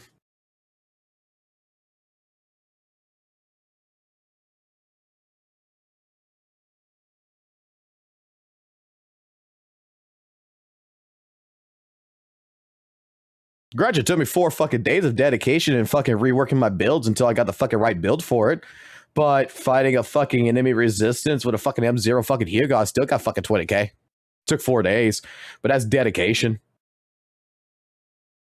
And I could have made this fight a hell of a lot easier. I could have fucking used WUWA for this shit. I could have used Jane Doe for this shit. I could have used Haramatsu for this shit. I could have fucking used goddamn fucking Yanagi for this shit. I could have used so many different fucking characters. That's not fucking Miyabi. That's not Ijuan. And I could have fucking doubled that fucking score. Me pitting myself in a fucking challenge of fighting this thing against its own fucking resistance with a fucking character where a buff, I'm not even getting a full fucking stable fucking buff. I'm only getting 20% fucking crit damage increasement. That the buff is shitty for this. And going through all this fucking bullshit. It took 4 days. And I'm still able to clear it. And then if anybody who's still fucking playing, I've no fucking person who fucking beat this shit with fucking goddamn. You know what? Why do I have to say anything? HP inflation is such a big fucking problem in this game, right? Right? The Defiler in particular is such a fucking problem. You guys are right. I didn't see it until now. 1 second.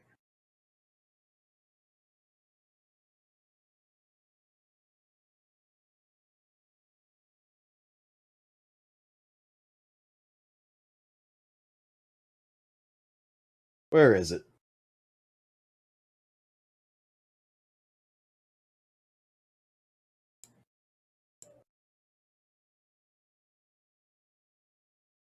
I should have just did this, shouldn't I?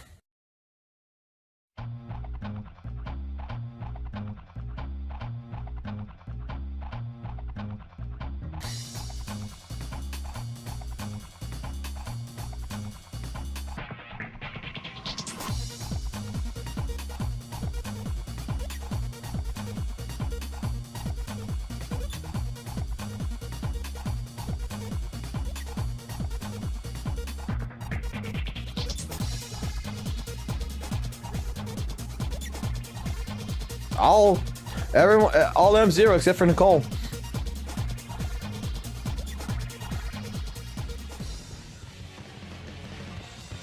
faithless are a blight upon this world.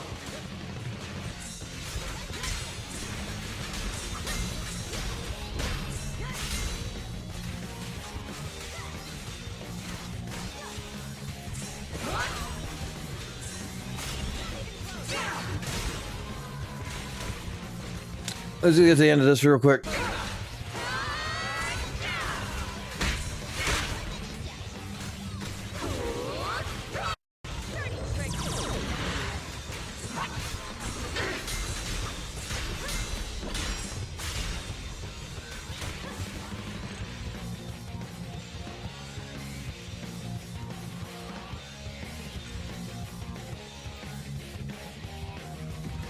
I mean, as new content fucking shows up, right? As new content fucking shows up, HP inflation is gonna fucking be a fucking way of fucking balancing it and increasing it.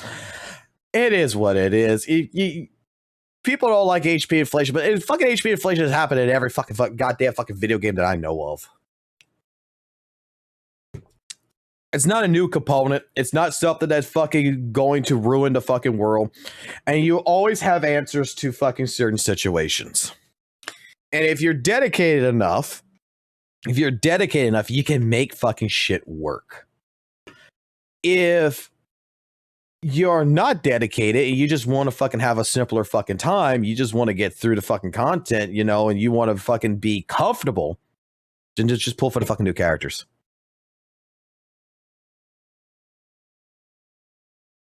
Just pull for the new fucking characters. Like, There's a bunch of Weather and Wave CCs that are fucking expressing right now how Tower Versity, how fucking Whimpering Waves, how 1.0 characters are still able to complete it. But they don't feel as good as they used to.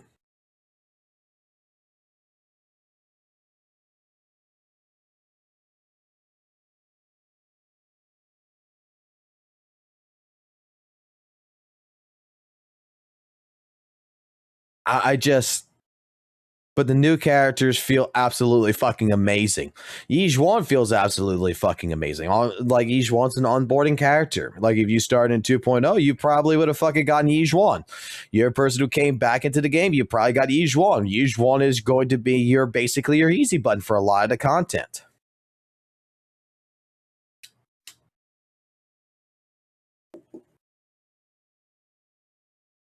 I mean, does it mean that you can't fucking use Jane Doe or Ellen Joe or fucking an older 1.0 character team that you've been fucking utilizing that's not fucking Miyabi and complete this shit? Absolutely not. You want to know the moment that this game's going to be fucking cooked? I told this to several fucking people already. The moment this game, I would tell you to stop playing this game, is when fucking Bringer comes in and Miyabi can't fucking clear it. And M0 Miyabi is struggling against Bringer. You're struggling to get 20k fucking points with Miyabi. A boss that's designed in particular for her, when his rotation comes in one time and fucking Miyabi is having a fucking struggling issues against him, then that's the fucking point in the fucking game that I would tell you to pack it up.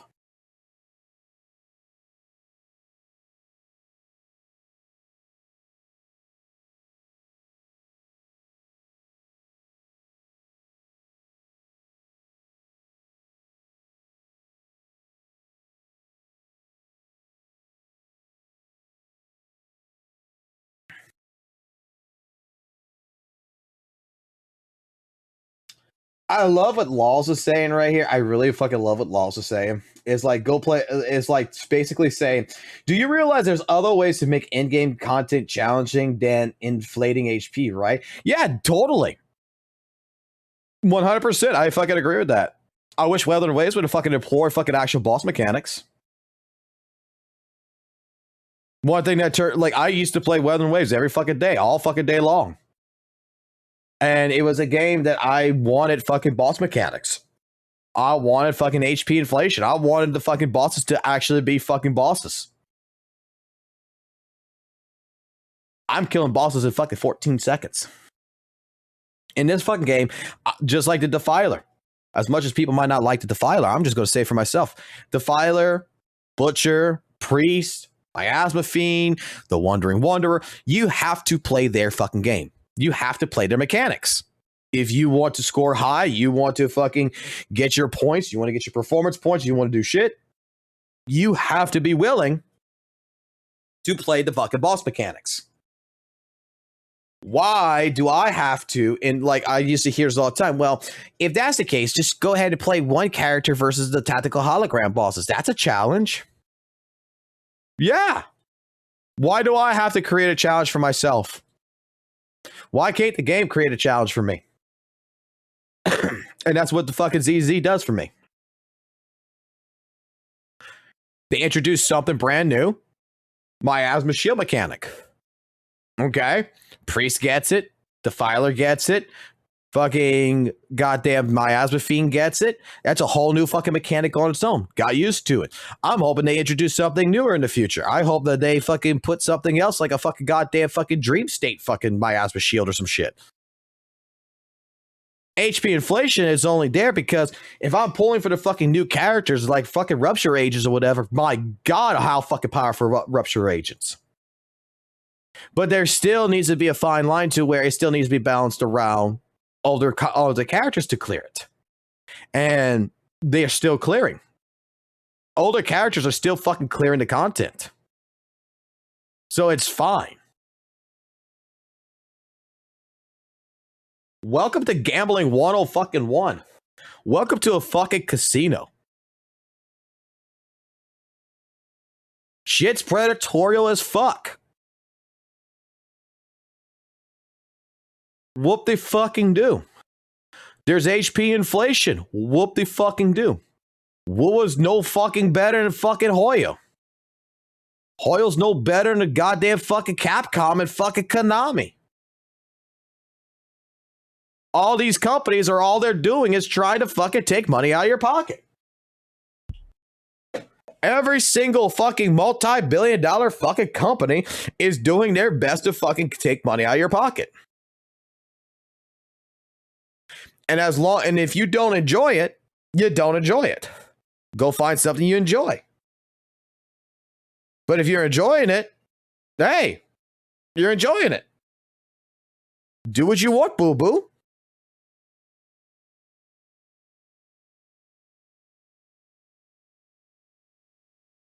I hope they fucking crank up the fucking HP inflation. I want to see 500% before the end of the year. I hope the new Void Hunter is so fucking goddamn broken that it fucking makes Miyabi look like a fucking standard fucking character, not a limited fucking character. I want a new Void Hunter to make fucking characters like fucking Miyabi look like an A-rank fucking agent. I want the new fucking agent fucking ZZZ. And I want to sit here playing fucking Hugo, Lighter, and fucking Trigger, and fucking beating my head against a fucking brick wall for fucking 4 days fucking straight, clearing the fucking goddamn content, and fucking sitting there and saying it's fucking possible.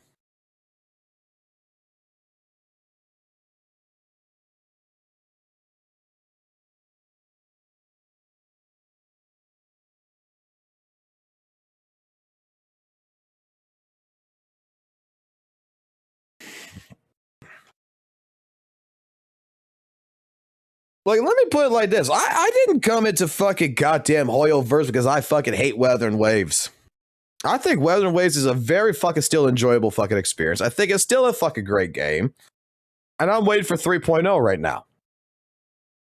I came into fucking goddamn ZZZ because I had nothing to fucking do in fucking WUWA. And ZZZ has been a hell of a fucking goddamn enjoyment. It's been a hell of a fucking experience. And it gives me that fucking adrenaline rush, that goddamn fucking combat that I fucking want, that feels really fucking good. The feedback from fucking parry in this game, the fucking constant fucking flashing on the fucking screen. Like, this is a fucking 90s kid's fucking wet fucking dream of a fucking game. It is gorgeous. It hits every fucking checkbox of exactly what the fuck I want. Now, I stopped playing. I got into Pentacon, and when it came to Bellabog's story, I thought Bellabog's story was good. I'm just going to be honest with you. I don't quite remember too much of it. I just stopped playing HSR for a little bit because Hugo was more fucking important. Oh God, Sanders, next fucking, don't worry, you already got me. We're putting fucking disk drive loadouts in that goddamn fucking survey because fuck this shit. I need fucking disk. I need the disk loadouts. I don't want to keep fucking my shit. Let me put it this way: like, Weathering Waves does not have parries. Okay, and a lot of people are gonna be like, "No, it does. No, it doesn't." The fucking little fucking yellow mark and everything, they don't even call it a parry in Weathering Waves. If you go read the fucking tutorial, it's called a counterattack. Okay, it doesn't act like I said before, like with a parry, and I said this before, like last year. A parry is like in traditional fighting games, whatever. When you do a parry, you feel a parry. There is reverberative feedback.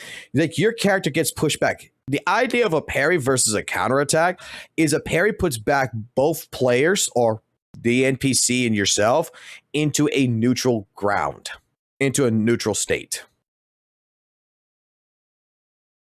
So neither one is technically at an advantage when you do a parry. Counterattack gives whoever did the counterattack the advantage. They're closely regarded as parries, but they're not parries. They're called counterattacks for fucking reason. And when it comes to fucking ZZZ, the fucking parry in this game feels just fucking amazing. It really fucking feels amazing. It is an attack, but I like the fact that when I fucking parry, I am sliding the fuck back. The fucking sound quality of it is so fucking goddamn good. I fucking love it.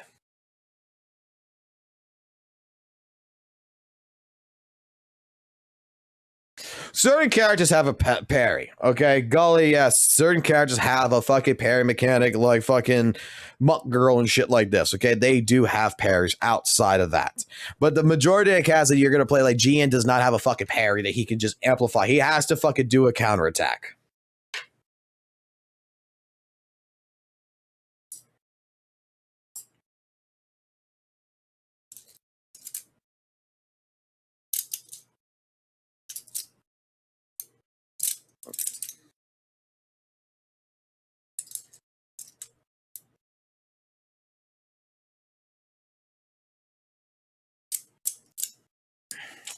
WUWA's story feels like watching anime. I think WUWA's story is weak, but it's a very entertaining. ZZ's story, I find myself bored. Well, you know what? That's a good transition because I want to go fucking rewatch this on the live stream. Hello, everyone. Here's your spoiler warning, obviously, because we will be discussing the entirety of the Wuthering Waves 2.7 storyline. Enjoy.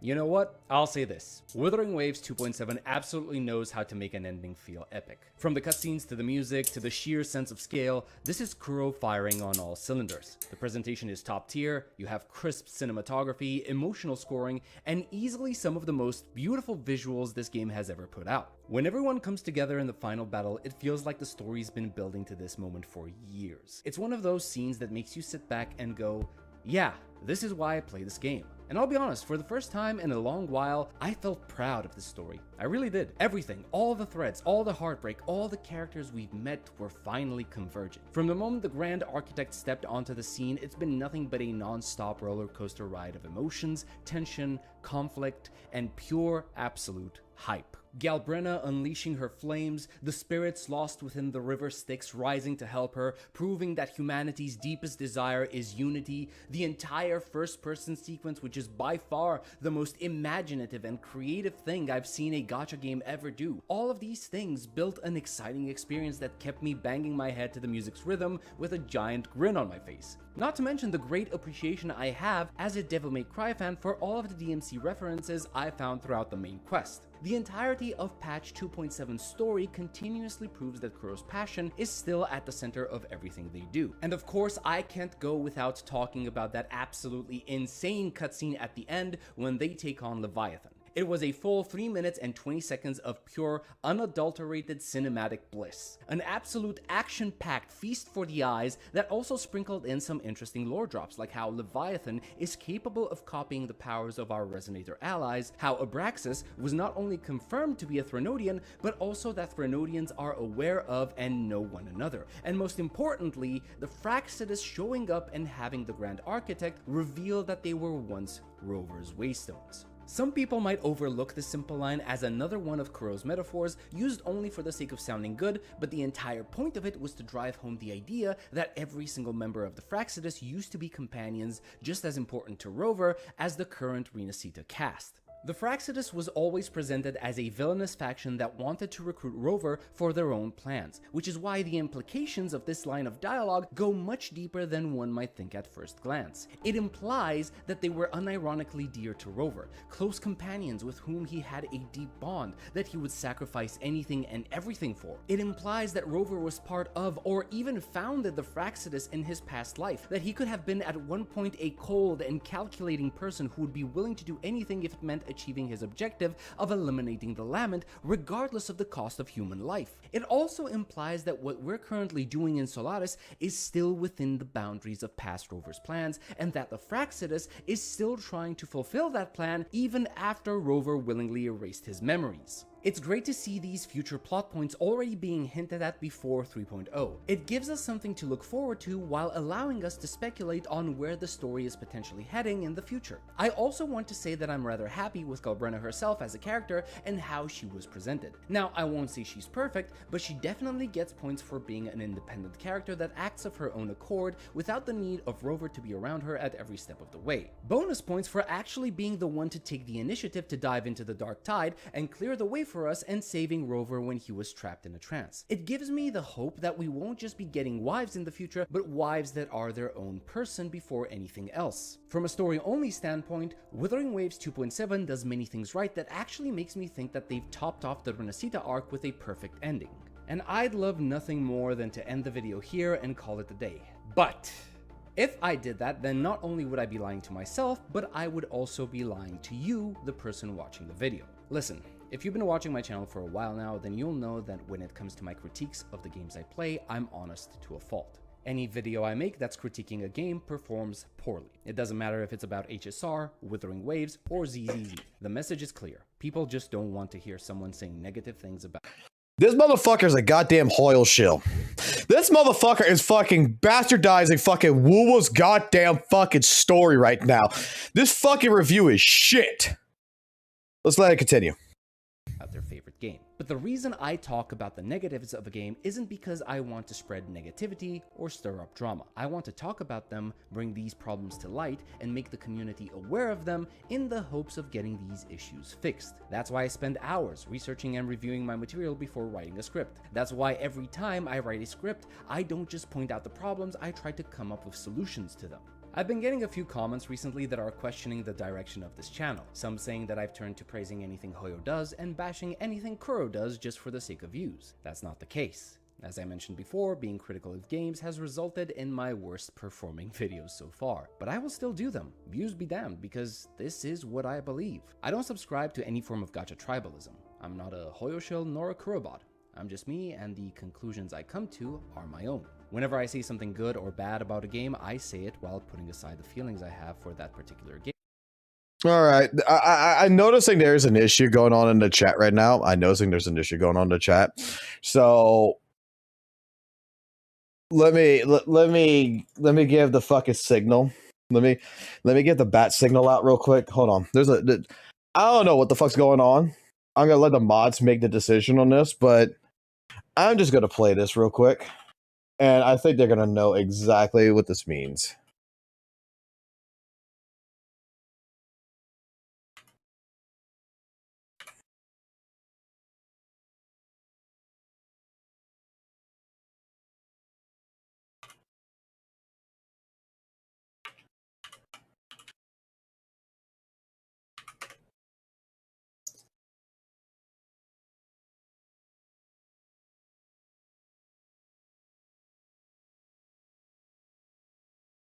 Hold on, let me find it.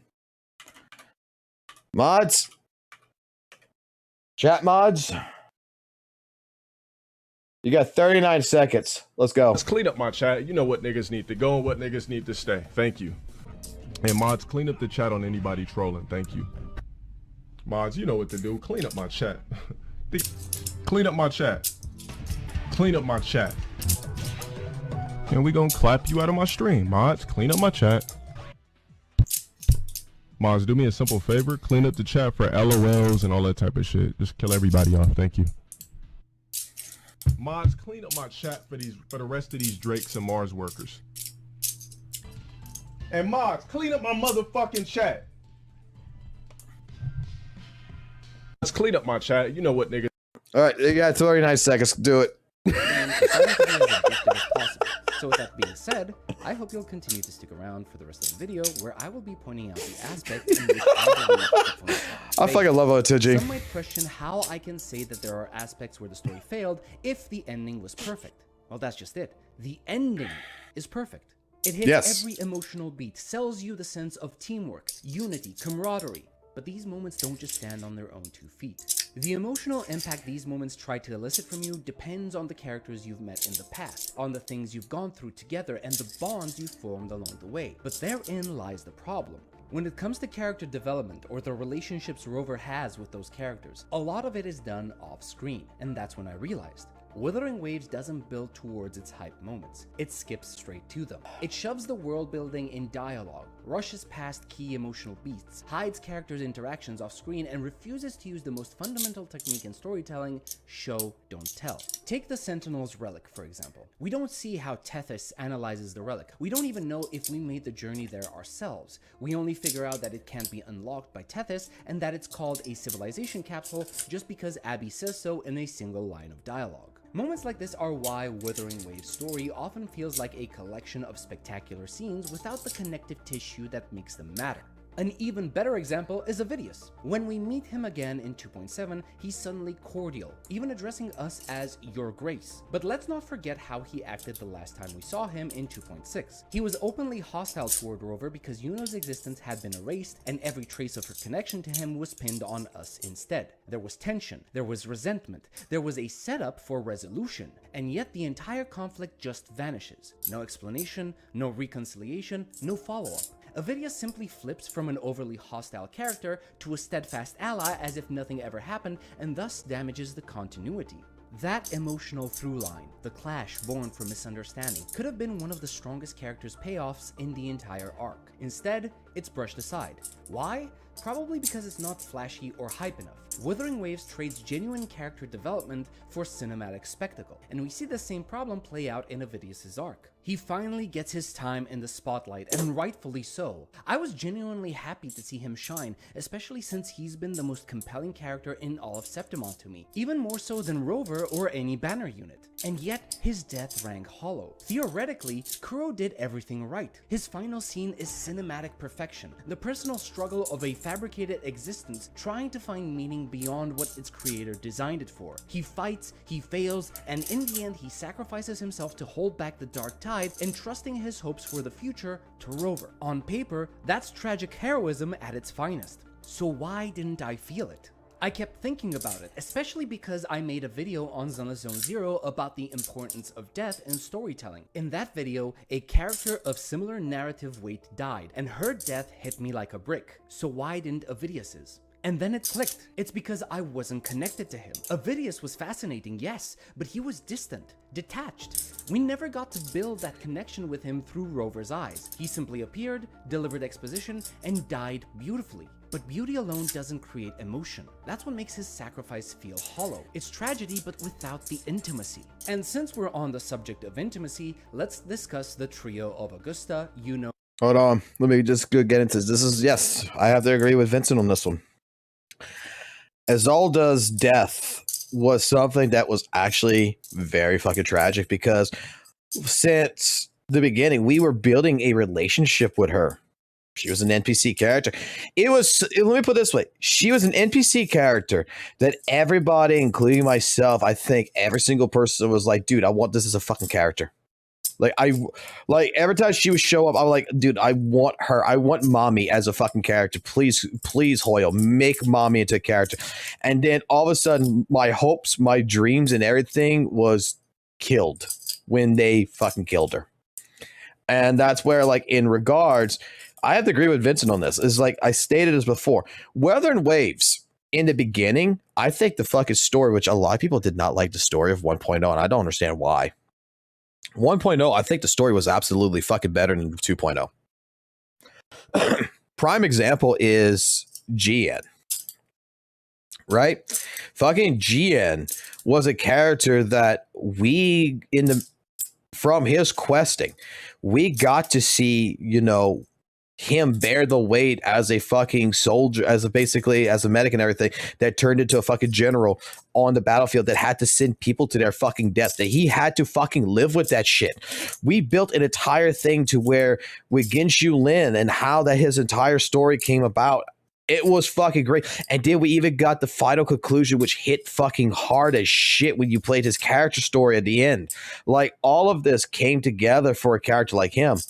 And it feels like in Wuthering Waves, since that time period, like 2.0 is just like some of these characters, they're just there for the fucking banner and they disappeared. And all of a sudden now they're just showing up at the fucking end. It's like, oh, okay, cool. the emotional value of those characters are like, they're cool as shit and everything else, but I really don't give a fuck. Like, it's like the same principle of what I try to explain with the character story for Encore that I lost a couple of subscribers on when I did that 3-hour campaign, and I sat here and I said I don't feel nothing. And one of the dudes got mad at me in my chat. Like, how could you not feel bad for Encore? It's because the last time I saw fucking Encore in the story of the fucking game was in 1.0. We're in 1.4. 3 patches later. And she just came out of nowhere, and basically this girl's mom's dead, her mom's dead, and I feel like I am this person, right, who is at fucking Walmart checking aisle, and some little girl just walk up to me, grabbed me by the shirt, tugged on it 2 or 3 times, and said my mom's dead, and ran off. And I'm supposed to feel, I feel genuinely bad for her, but I'm not gonna cry over it. Like, it's nothing that's emotional. It's not like I've actually spent time with the character that I was like to love the character. That's why I like characters like, that I portray that I really like.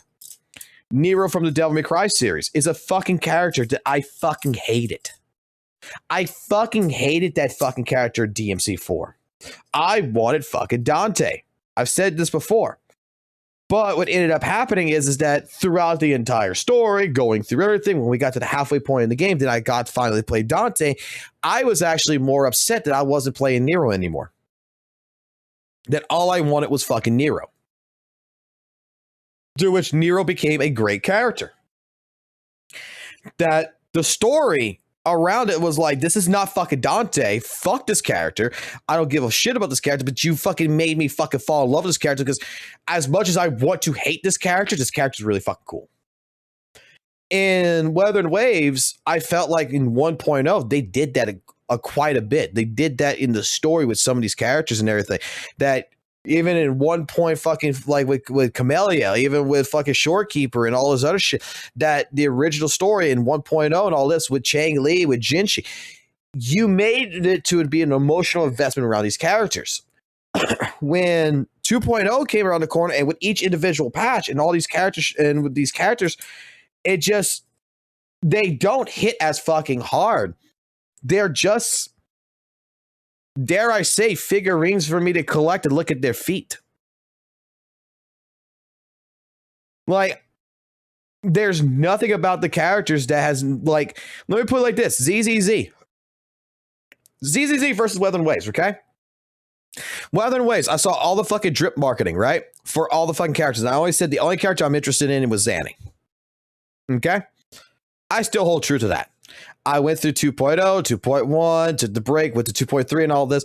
I went through all this stuff. I don't give a fuck about Phoebe. I don't give a fuck about Brent. I don't give a fuck about Rashia. I don't give a fuck about Carlotta. I went through their stories. I don't give a fuck about Catrella. I don't give a fuck about Kokona. I don't give a fuck about Carthethia. I gave a shit about Zanny. Zanny was my fucking girl. And then Augusta was my fucking girl. I didn't give a fuck about Yuna. Galbrena, it's okay, but still not my girl.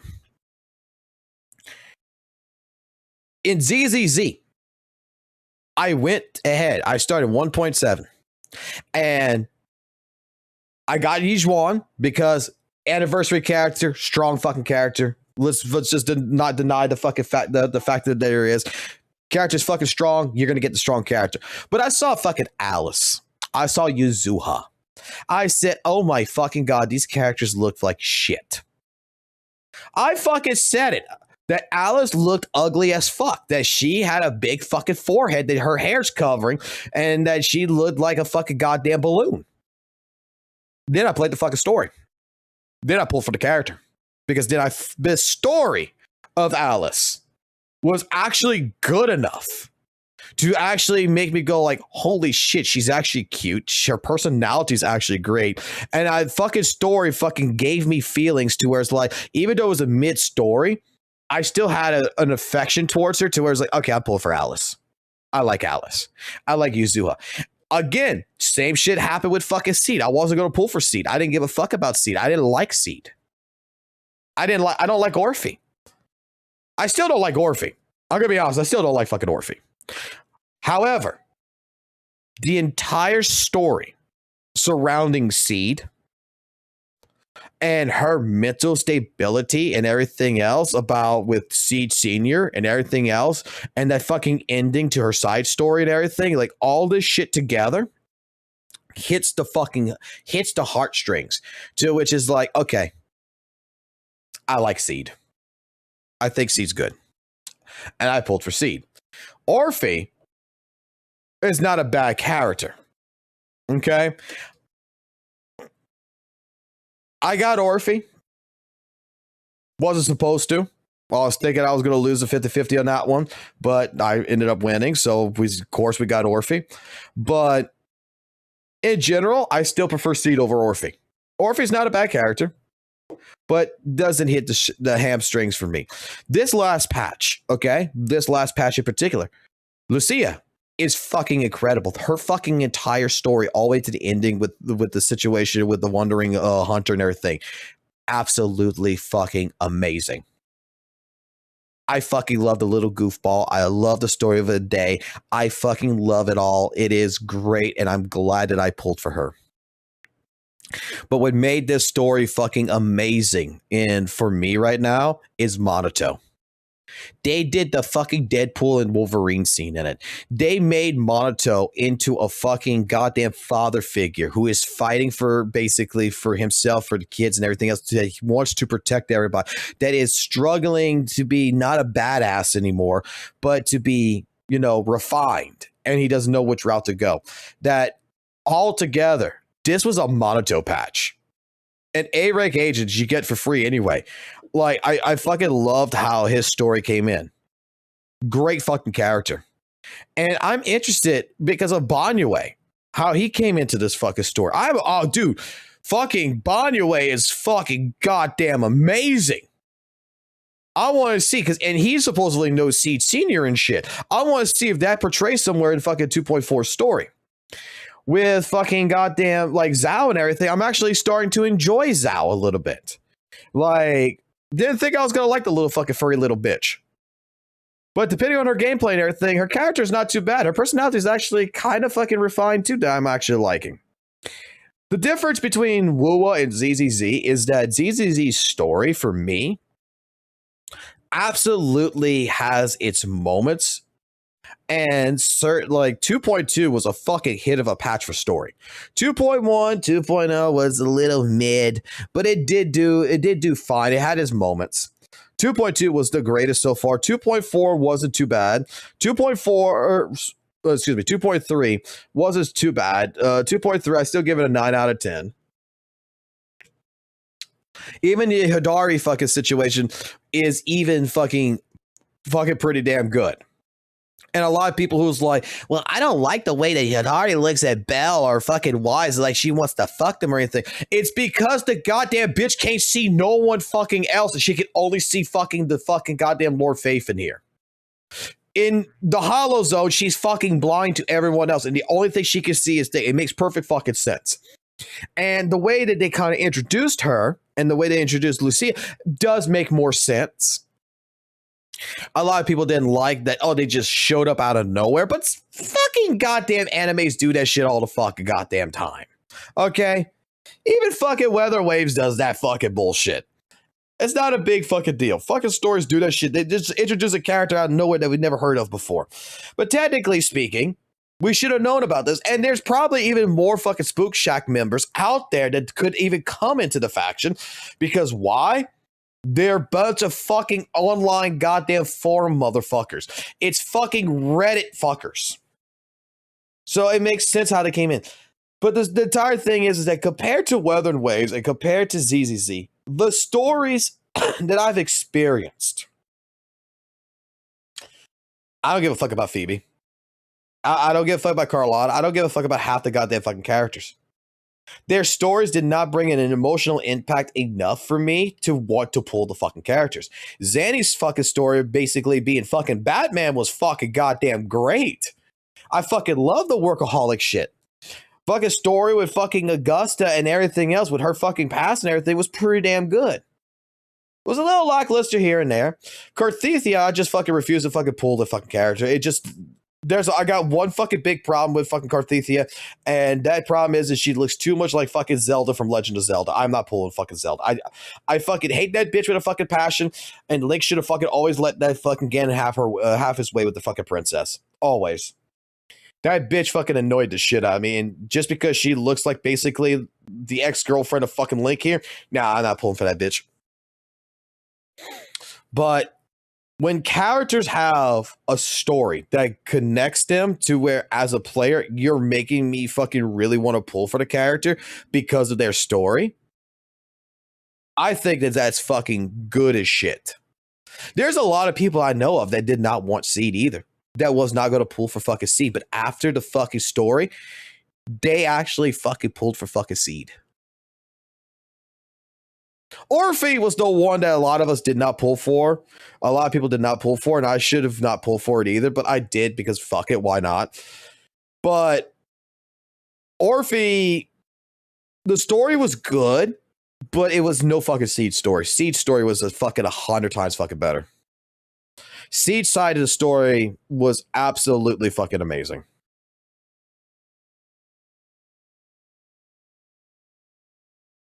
So I got to give credit.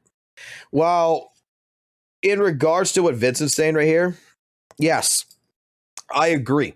Wuthering Waves, when it comes to its storytelling, is very cinematic. Its flair is very good in that regards. But it's losing connection with the characters. And I want that connection because I want you to make me pull for the fucking character. Like, dude, even fucking Ling Yang from fucking WUWA, I was fucking glad to get him at the fucking time. Because why? The fucking character's fucking story was actually fucking good. I got invested into it. Yinlin's fucking story was good. Zhangli Yao, a character I did not fucking like in WUWA. Again, WUWA did this to me. Zhangli Yao, a free character we were getting, has probably the fucking best fucking story. In my personal opinion, for a fucking character that, like, legitimately with dark fucking Zhao is like, holy shit. Zhangli Yao is fucking electric fucking Santa Claus with a fucking dark past. And his entire tale was so fucking good. And fighting the mech abomination with him was absolutely glorious. That I actually pulled for a second copy, even though I got the first copy for free. And I actually pulled for his weapon, even though I didn't like him because he looked like Kai Kisk from fucking Guilty Gear. That I liked the character that fucking much. WUWA actually, yes, I forgot. WUWA actually made me pull for a fucking character and its weapon, which was Zhangli Yao. Zhangli Yao was a really fucking good character.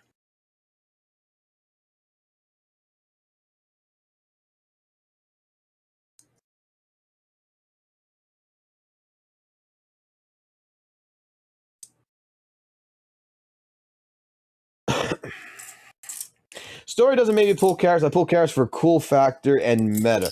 Well, that's you. I'm just saying that for me, I don't pull for meta. I don't give a fuck about meta. I don't give a fuck about cool characters and shit. Like, I don't care. If it's the same way about fucking fighting games. Oh god, he's gonna talk about fighting games and ZZZ. It's just like Hio. Oh god, fuck the fighting game terminology. Stop. Oh, but it's a true fucking it's a true standing. I would be the type of person that would, there's people out there in the fight game section that's going to tell you to play fucking top tier. And there's going to be people out there that's going to tell you to fucking play, play the meta. Play the meta in the fighting games, basically. Top tier. You're going to want to play this character because this character is going to guarantee that you're going to win. Blah, blah, blah. And then you got people like me that's going to tell you that if you're going to play a fighting game, pick a fucking character you like and just play the fucking character you like.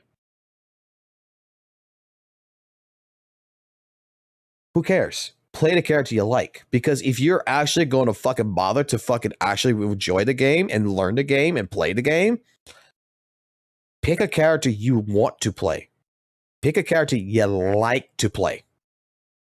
Don't go pick fucking Potinkum if you don't want to fucking learn Potinkum, if you don't like Potinkum. Don't go pick Nago over there if you don't like him, even though he might be top tier. Don't pick Elfel if you don't like Elfel. You like, what character do you like? I like Chip. Okay, you're gonna be, Chip's a good character. He's mid tier. He's probably you know, good A tier character. Okay. You're going to have to struggle a lot, but if you really like the character, because it reminds you of fucking Goku and all the movesets, you're going to learn it probably a lot better. I like Soul Bad Guy. Okay, you're coming to the bottom of the class. You're B tier. You're like me. You like pressing buttons. People are going to like meta. They pull for fucking meta. People go, but in general, if you're the type of player who's fucking brand new, just play what the fuck you want to play. Like ZZZ, you're not forced in any which way, shape, form to play the fucking game full fucking meta. You can pick the characters you like and you can still fucking do shit in the game. Same thing with Weather Waves. You can pick what the fuck you like. And I think people enjoy their games a lot more when they're not fucking sitting there looking at forums all fucking day long and bitching all day long about what character is better in what regards, that they're just sitting there and they're actually just enjoying the game just to enjoy the fucking game. That's my take. I think people get more of a fucking enjoyment when they actually just play the game for fucking fun and not for fucking numbers. Let's let Vincent finish, though.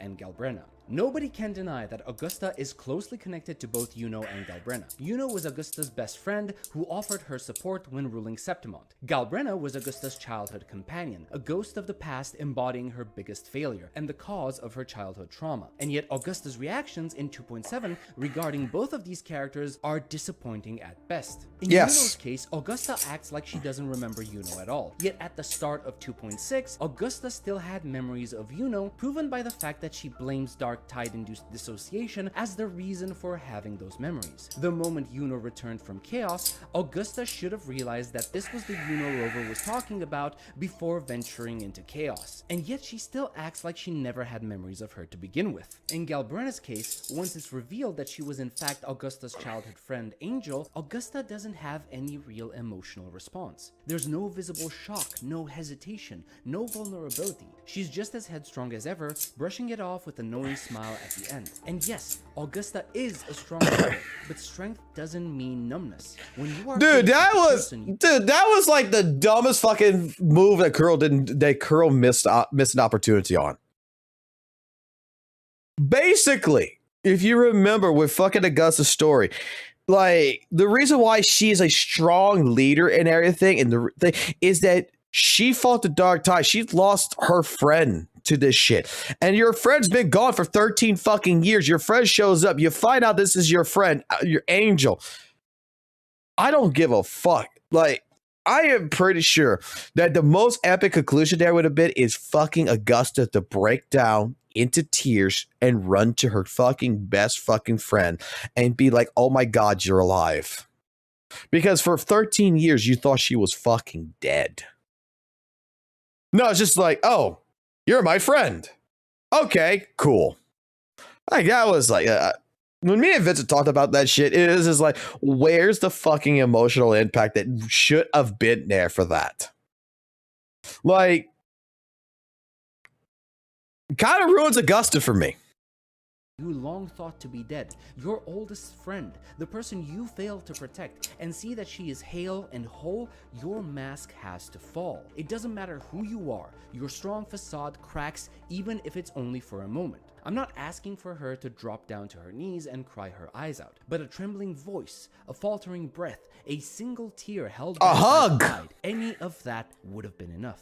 Instead, we get nothing. As it currently stands, Augusta, a character defined by her loyalty and her will, just comes off as a bad friend. Not because she is one, but because the writing skipped over the one thing that would have made her feel human. Once again, what should have been character growth became another moment glossed over for the sake of pacing. And there are smaller continuity issues too, like how the crushed anchor stone that Augusta left in the Dark Tide somehow turns into an anchor obelisk. or how Yuno describes the journeying paradise as a realm similar to chaos, only to call it chaos itself in the very next line. That one I'll be generous with because it might just be a localization slip. But the real might be a lot of shit might be a localization slip, but I'll be honest with you.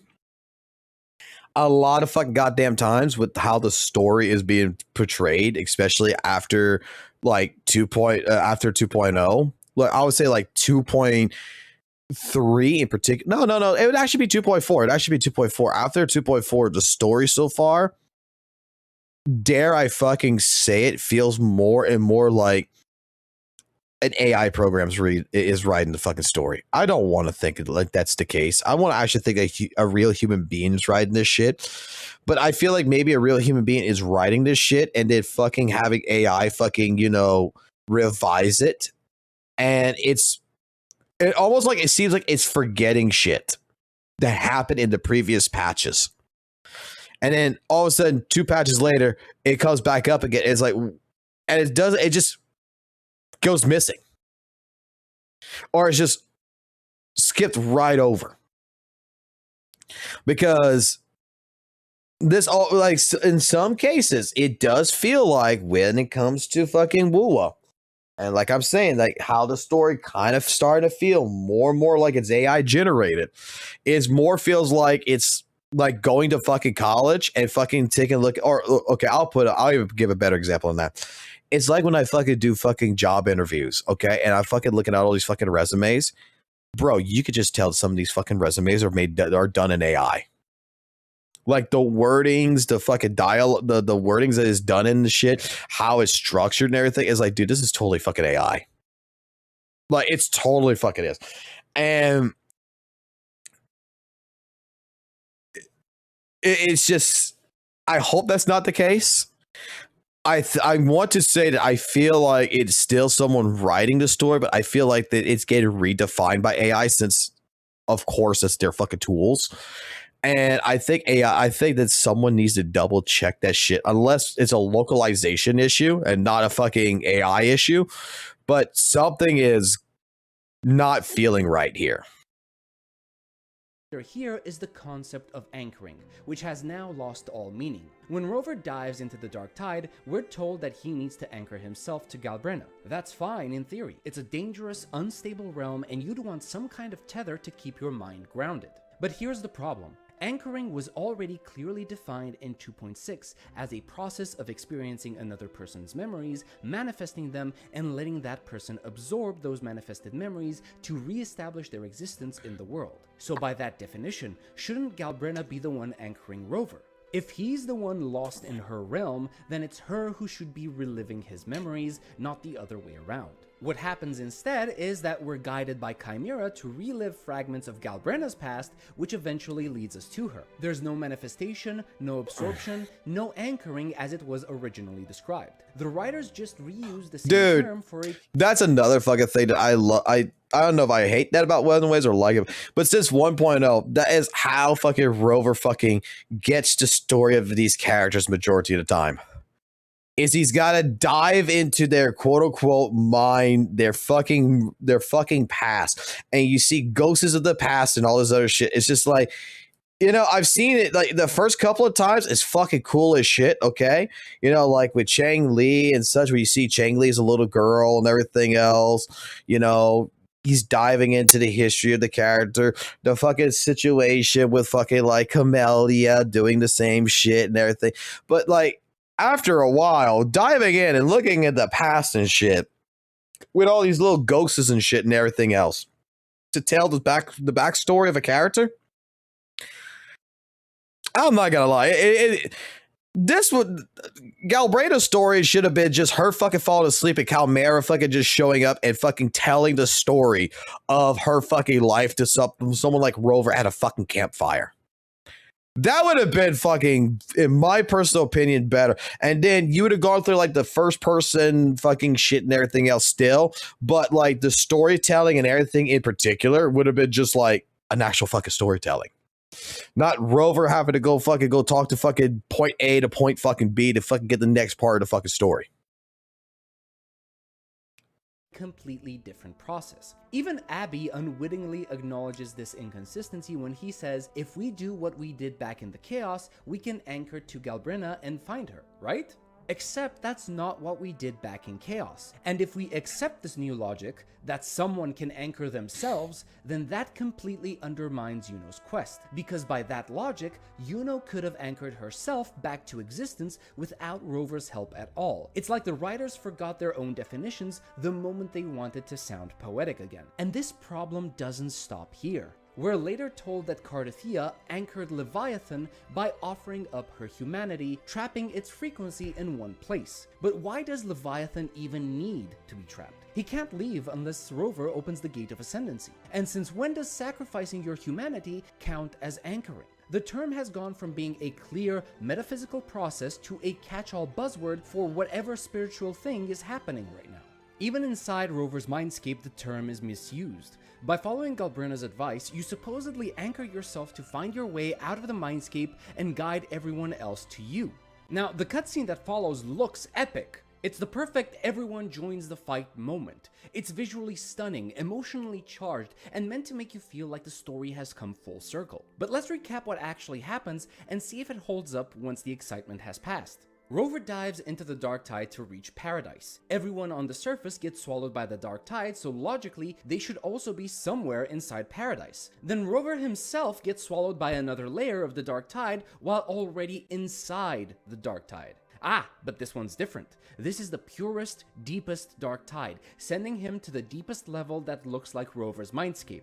Meanwhile, Galbrina has to burn her own power to follow him there, overclocking in the process. Here's where things start to fall apart. The dark tide is supposed to represent humanity's collective subconscious, a chaotic sea of shifting thoughts and emotions. In earlier dialogue, we're told that to bring reinforcements into paradise, we need the anchor stone to guide everyone through that chaos, but that stone was destroyed by the architect. So how is it then that every single ally manages to show up at the same time in an even deeper layer of the dark tide without any guidance whatsoever? You could argue that Galbrina guided them, but that doesn't hold up either. To reach Rover, she had to stay beside him, burning her power to cut through the purest dark tide influence. So when exactly did she have the time to leave that layer, wander aimlessly through paradise, gather 10 other people, and lead them all back in a place where time itself flows slower the deeper you go? Does that make sense to you?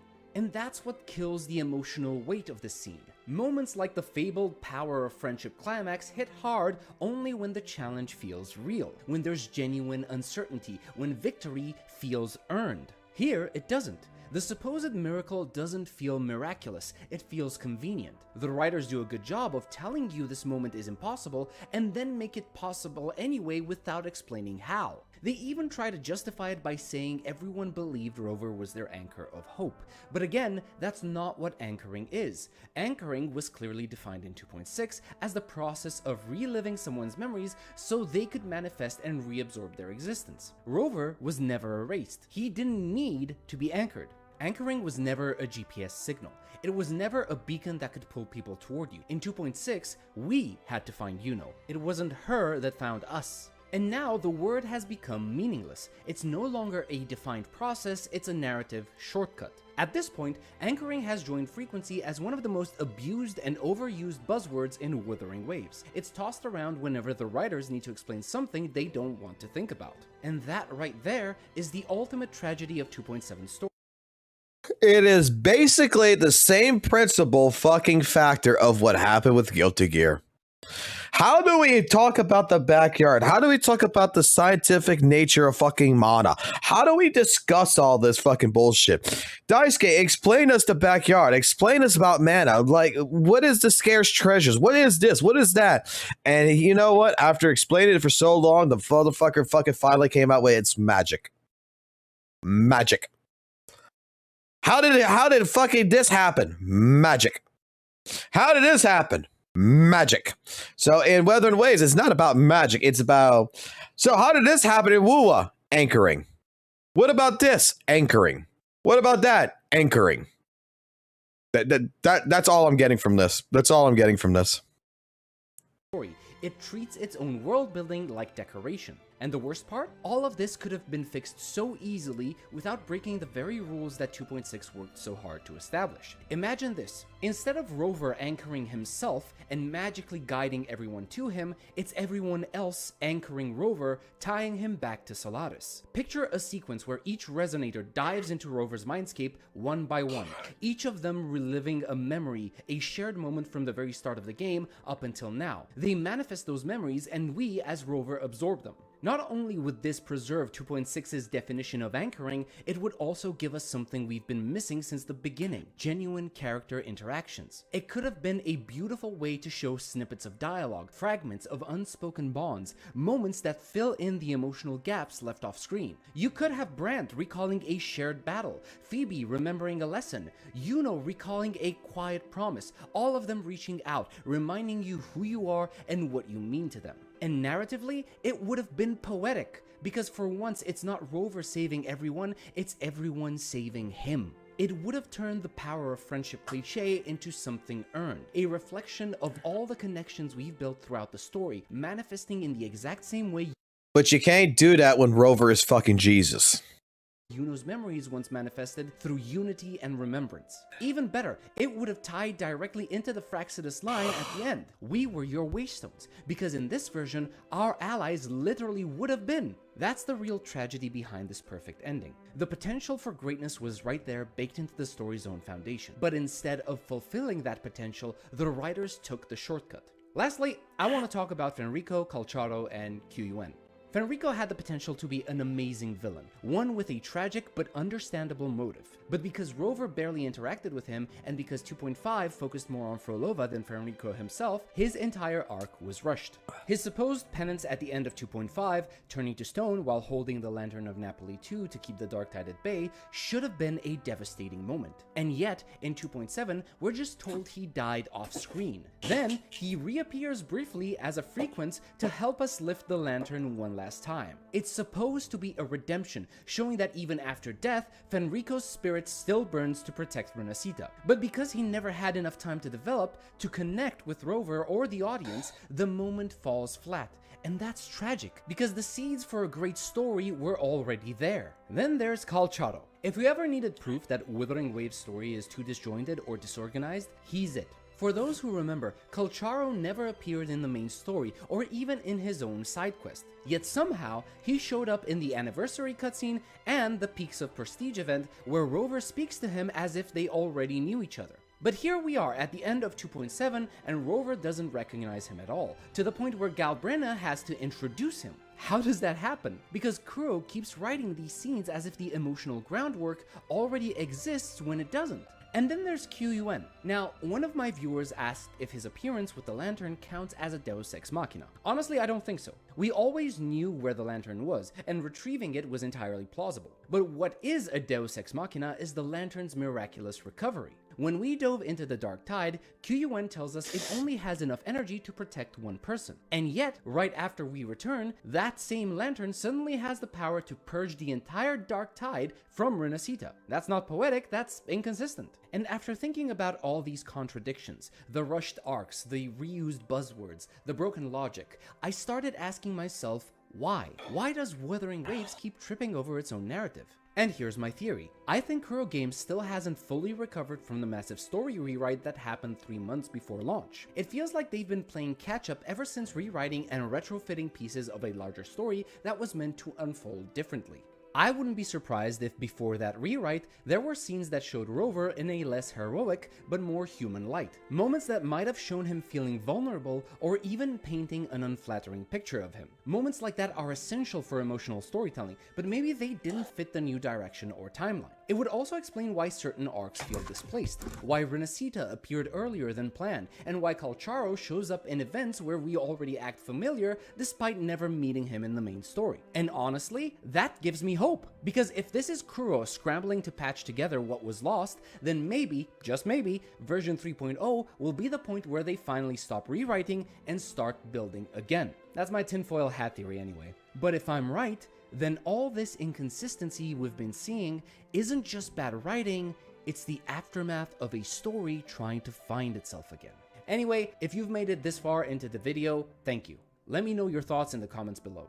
I want to hear if you felt the same way or if you saw something I might have missed. And if you enjoyed the video, please consider pressing that like button and that subscribe button. It really helps me more than you can imagine. Anyway, that's going to be it for me, and I'll see you in the next one. Until then, have a good one. No, I agree. I think it might be. I think Weather Waves might be suffering from the rewrite a lot. Because it's just some things just don't fit properly. It just doesn't feel like it does. I mean, because like he said, like Calchero has shown up in the main story from 1.0 and all such, and you get to talk to him. We've seen him in fucking goddamn fucking 1.2.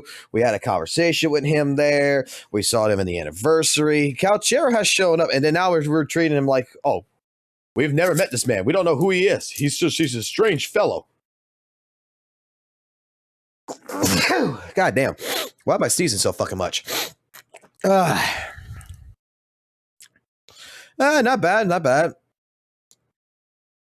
But I'm going to say it like this. In ZZZ versus WUWA, I think there's a little bit more consistency when it comes to the characters in particular. That they connect better. The trust events is actually something that really helps out quite a bit to get to know the characters a little bit more outside of the fact. But I feel in general ZZZ does better with its character storytelling than Weather Waves does.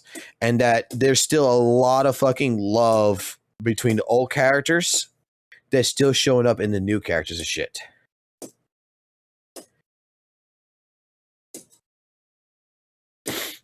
But that's just my take on that. All right, let's see. Anything happening in the Zenless Zone Zero? There were some fucking videos that was showcased. I want to go see. Let's go to the drama chat. You fuck twats. What do you got in here that I need to take a look at that y'all been looking at? That look, I've missed a lot of fucking drama apparently in the last 4 fucking days. That I want to take a look at. But I mean, we fucking cleared out. We did our goal. We got Hugo beating the fucking out of the filer, and future wise, we'll do it again. All right, let's see. Apparently, there's some fucking drama with HSR. Apparently, there's some drama. I fucking think I read or whatever seen about Genshin that's been happening, and I think there was even some more stuff about ZZZ, or a little bit about ZZZ out there.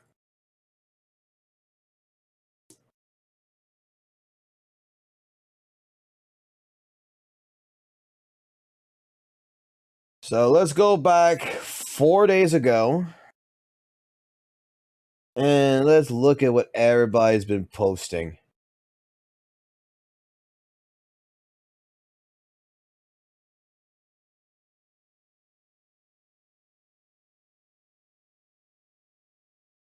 I have no idea about this fucking HSR drama. Something about the new fucking pink character or whatever is coming in that everybody's fucking pissed off about, or some people don't fucking get pissed. Apparently there's a spending event with some alt that's going to cost like $200 or some shit.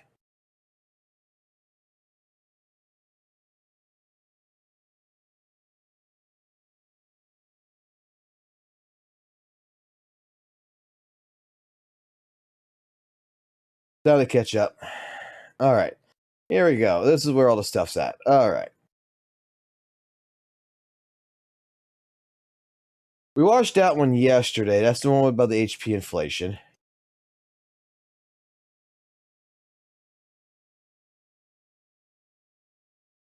Oh, yeah. This fucking goddamn drama. I didn't get to see this drama.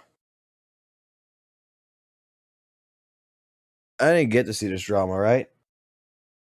Yeah, I didn't get to see this. This is the fucking this is the shit with Rexlet. I didn't get to see this. Hey guys, as you can see in the title, this time this video isn't about guides or anything like that, no gameplay. Because fucking Rexlet doesn't do fucking drama videos or anything. He just does guide videos. And he's been called the PDF 100 fucking times by certain fucking WUWA content creators and shit like this. And all kinds of fucking different things going on.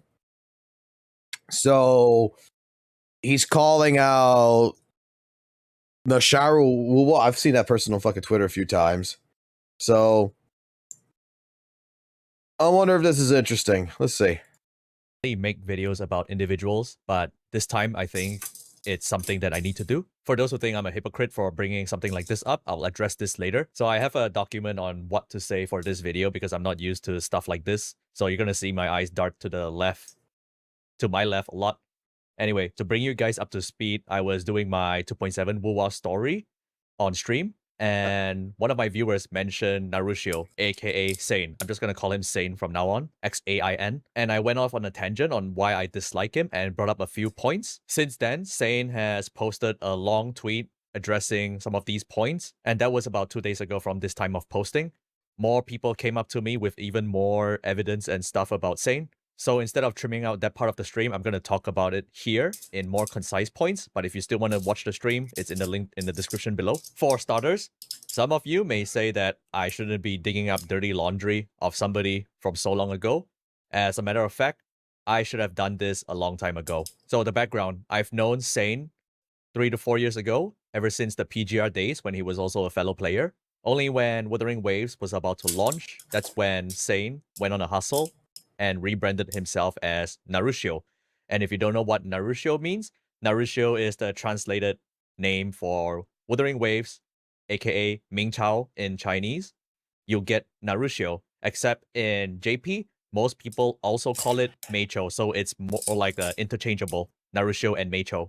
So when I learned about this, it's whatever to me, right? It's harmless, it's just a name. You're still gonna make content for the game.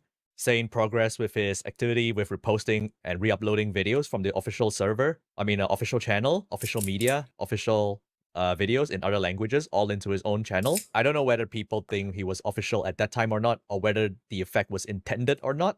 It started to become an issue when Sane began to weaponize his following to get things he won. Some of you know what I'm talking about. Sane, you know what I'm talking about. You send your followers to mass report someone, regardless of how much they deserve it. I don't think you should ever do that, publicly telling everyone to mass report somebody. He knows this, and he has since deleted the post. He also addressed it in the tweet that I will mention later. Second case, monetizing official assets. So this one, on YouTube channel, there is a membership function.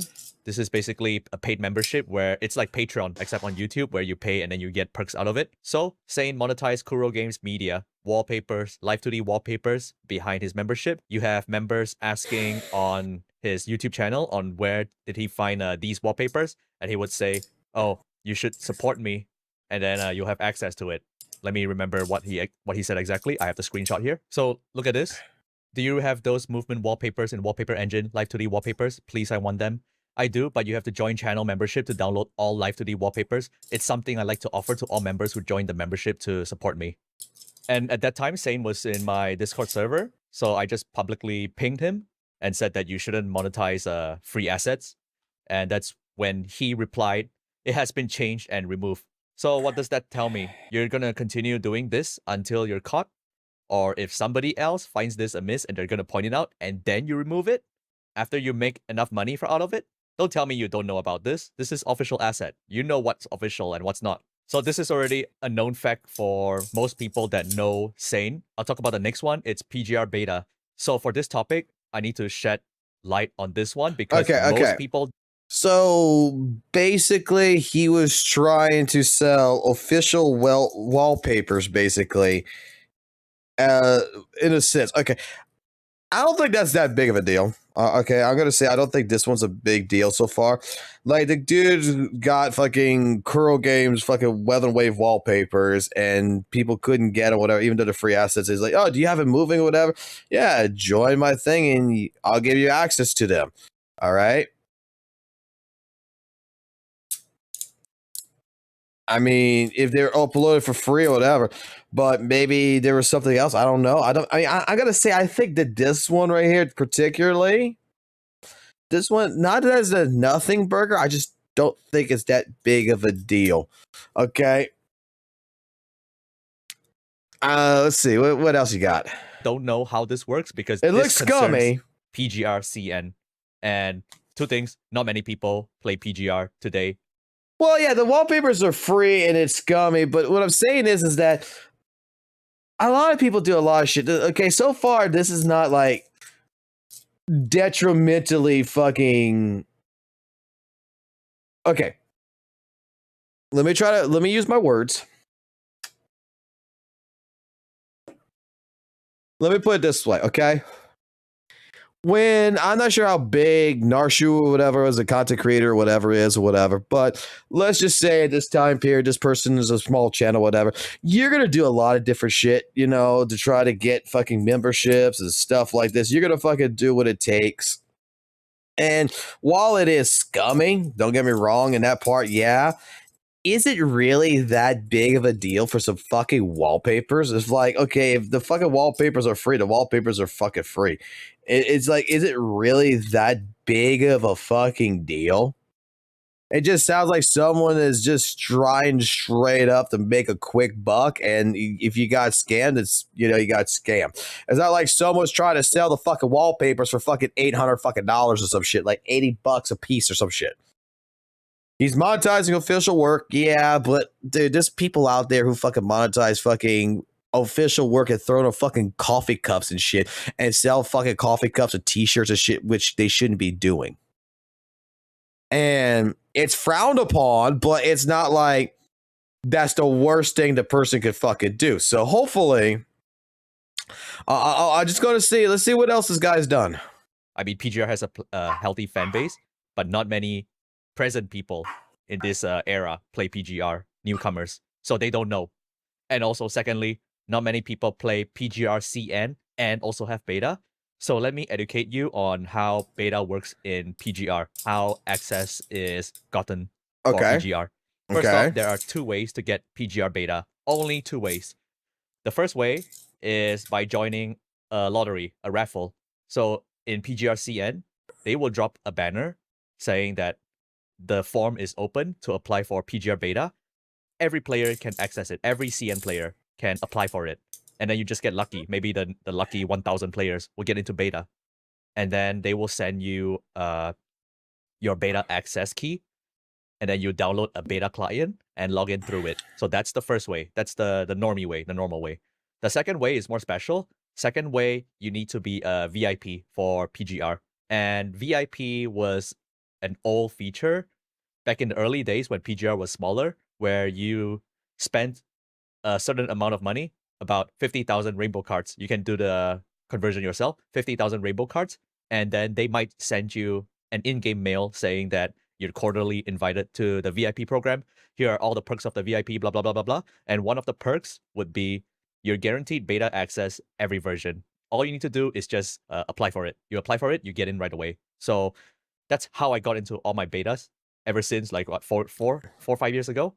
I just like apply for it because I got into the VIP. I wailed so much on PGR, but that's besides the point. So these are the 2 ways you know now. One is the raffle. Second is the VIP. So 2 things.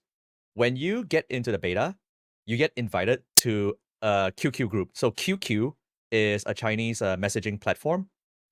And when you're in that group, that's where Kuro gives you instructions on what to do with the beta and updates about the beta. And every single time in every beta for the QQ group, they will always include a Word document telling you the terms and conditions of the beta. So let me bring that up. All right. So this is the beta document. This is time of the beta, the content of the beta, what to do when you encounter a bug, what to do if you want to send feedback. And lastly, this thing here, always at the end of the list. So this clause here says that you're not allowed to sell, access, or share your beta account. If we find out that your account has been logged in via illegitimate means, then there will be a chance that your access will be revoked. So this is every beta player's responsibility to keep their beta access to themselves. And that is why every time every fucking beta, when you see PGR beta footage, there's always the player ID watermark on the top and bottom of the screen. So you may argue that nobody I know has been caught sharing this. But if you ask a stranger, you're putting that stranger at risk. You have to tell them like what this entails, or they should also know. You have to know that both people are on the same page, that if you share beta access, you're at risk of getting this because you're breaking TOS. And if somebody reports you, for sure, Kuro has to take action and then you'll be in trouble because your ID is on the screen. Now, why I'm mentioning all this is because I want you to have this prerequisite knowledge before I move on to the next thing. This JP user called In Remission.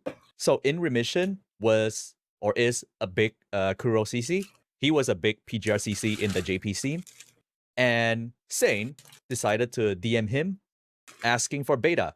Hey, I was wondering if it would be okay if you could share PGR CN beta access once it goes live. I am okay with playing it once you finish playing the beta. It becomes active for 6 to 8 hours. You are under no obligation or pressure to respond to this. You see how he phrases his question? He knows what he's getting into. He puts all these polite things to cover his ass. Just in case people get mad, he said, yeah, I asked nicely. You are under no obligation or pressure to respond to this. I am just asking since I can't use the PGR CN payment system to buy anything and also want to share all the information from PGR CN beta with all global players around. This is not a forced request, just a friendly request if it's okay. I know that phrasing. So, you know how beta works. You know about the TOS around beta. You're not supposed to share. And you know what's surprising? You didn't know that Japanese players in general heavily dislikes rule breaking. This is a trend for games across, not just gacha games, or just in their culture. They don't like to break rules. So, when he DM'd In Remission, that's his response. I really hate this kind of thing. Asking to share access to the test server. Are you kidding me? This person was helpful because they got info quick, but I'm seriously disappointed. Blocked right away.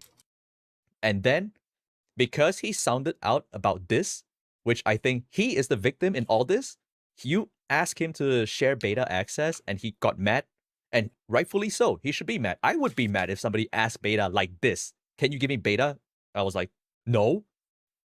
Look at the comments. People defending, saying that, why are you digging this up? He asked nicely. He asked politely. It's been months since this thing happened. So what? What? I committed a crime and then what? I'm sorry, Judge, that was like last year. Why are you bringing this up? I'm asking nicely. Can you give me the beta? Can you break the TOS and give me the beta? You see where I'm going with this? Not to mention... Okay. So far...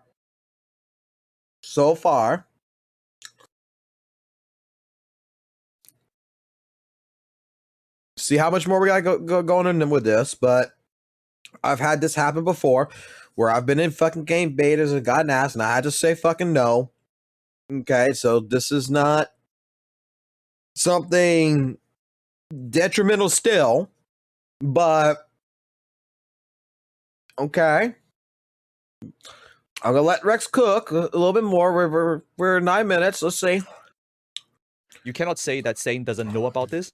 I already said before, Sane is a PGR player. He knows what he's getting into for beta. He knows. You cannot say that, oh, this document is only in a document form inside the QQ group. Sane might not have this QQ group. I'm sorry. Look at this. It's inside the game. You have the beta client. It's always in the beta version. Last clause, same thing. Don't share account, don't sell account. If we find out, you're fucked. So no, I'm showing you all this is to eliminate any possibility that he wouldn't know about this. He knows about this. You had beta access a couple of times, Sane. I know. I know the current owner of the beta access you have also with, and I talked to them, and they also weren't aware of what you're doing. Just like what I said. Look at the top and the bottom part of the screen. That's my ID. So this is my PGR CN ID 359655987. So that's how you know how PGR beta works. So I am bringing this up again because In Remission is a friend of mine. I've met him in TGS. Really nice guy. I don't think it's right with how the community treated him when he voiced this out, and they sided with Sane instead. So I want to make things clear about all this on the severity of this issue with PGR beta access sharing. Next thing would be the last thing I'm going to address. And I don't care about all the little things you said, like how Lupa, when played correctly, would do the same damage as Vera from PGR. Absolutely insane, but that's besides the point. The next thing I want to talk about is your character. By character, I mean your deceptive behavior, deceptive branding. You're completely aware of how your brand works, how your name, Narushio_WUWA, would look like to many players, to many newcomers, thinking that you're official. You might think that it's not a big deal. It is. Many people thought you were official until somebody says that you're not, and they'll be like, oh my god, I thought he was official. That's why I followed him. You're dancing on a very gray area where it's hard for people to accuse you, to say that you're aware, and people who say that you're not. But you're playing this game, you're threading this fine line, and you know what you're doing. Of course, you have all those footnotes in place already in parts of your profile saying that you're not an official creator. This is in response to when people started thinking that you're not, to cover yourself, but then you're still keeping up the charade, typing, acting like you're a official entity. Oh, one more thing. Let me rewind before I move on about that topic. This is about the beta again. One day, my friend Altera asked, why does your beta vid use another ID? You say, you should know by now there are multiple CN servers that are connected and don't share with each other. Dude, who are you to ask me these questions? You clearly don't know how beta works, bro. What do you mean there are multiple CN servers that are connected and don't share with each other? Let me tell you straight. Let me clear the air for everyone how beta works. Yeah. Okay, that's not how a beta works. We already know this. That's a straight up. Okay. All right, I got it so far. Beta is a separate server where they clone everybody's account onto it. If you got into the beta, they clone your account and put it into the beta server. So you're essentially logging into your very same clone account at that time. And then you will see your characters and hence your ID at the top of the screen. I don't know why you want to make shit up about there are multiple CN servers that are connected and don't Dude's share lying each his other, ass bro. off. What the fuck are you talking about? Anyway, here's some examples. CN, you basically fooled CN and JP. Although he says that, in fact, during the server launch period, he misled quite a few people, including those on Bilibili, thinking he was the official account, especially since Bilibili community at the time also had a Meku war going on. After the server launched, this person also spread insider intel, which simultaneously led to some misunderstanding. Hard to judge. Okay, JP. Even if you're not being deceptive, the way you're communicating right now comes across as misleading behavior, and I think that's the biggest problem, so it would be wise to change your name or rebrand. Honestly, there are probably a lot of people following you thinking it's official, and I was one of them at first. I don't remember it being stated clearly back then. See? Like I said, you know how to tiptoe around the gray area, the fuzzy area. You're sort of official, except you're not official kind of identity. So when people question you, you can say, yeah, I didn't say I was official, but I'm behaving like one. Know what I'm saying? I know at this time of posting, you've made some quick adjustments for damage control, but this is talking about your entire behavior up until this point. So let me go on a tangent and bring up an example. I have the perfect example right here. You see this? This is a soy sauce from my hometown in Malaysia. It's called Kicap Pekat. But all you need to know is the brand. The brand is 4A. And look at this. So 4A is the OG. Look at this. A4. A4, when I was younger, my mom used to say, go out to the grocery shop and get me the ketchup. But don't buy the wrong one. Get 4A. Don't get me A4. It tastes different. A4 is the imitation. A4 is that imitation. But to this day, it's grown big enough because it's fooled people enough. People can differentiate. Sometimes it's 4A, A4. They just get gaslit. Which one's the original one? Or was it called A4 the whole time? Got it. It's already big enough to this day.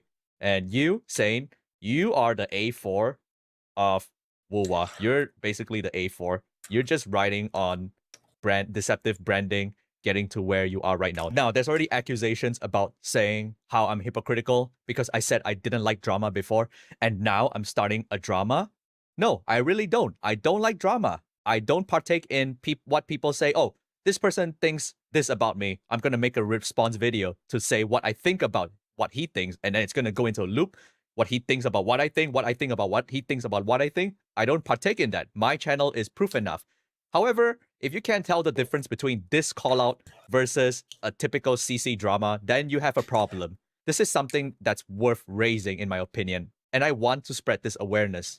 I'm not throwing shade at CCs who like to do drama content. Okay. I get what his point is so far. I still don't think that this is that big of a deal so far. So there's got to be something more to this, right?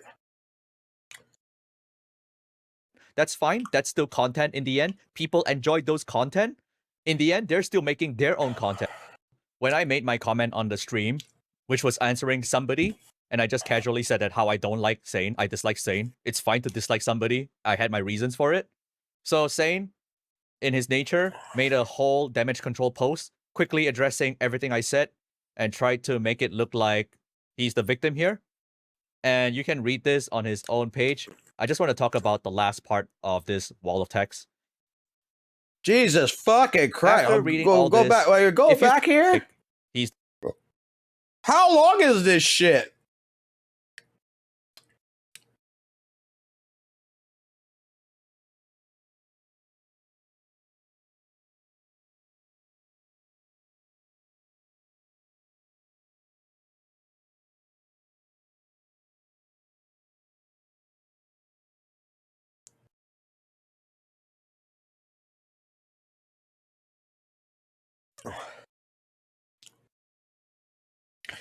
Okay. This person's doing something fucking shady. The victim here, and you can read this on his own page. I just want to.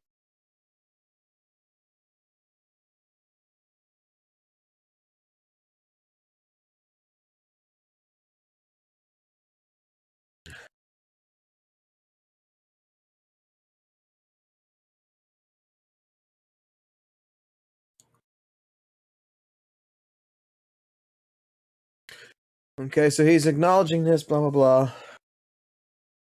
Talk about the last.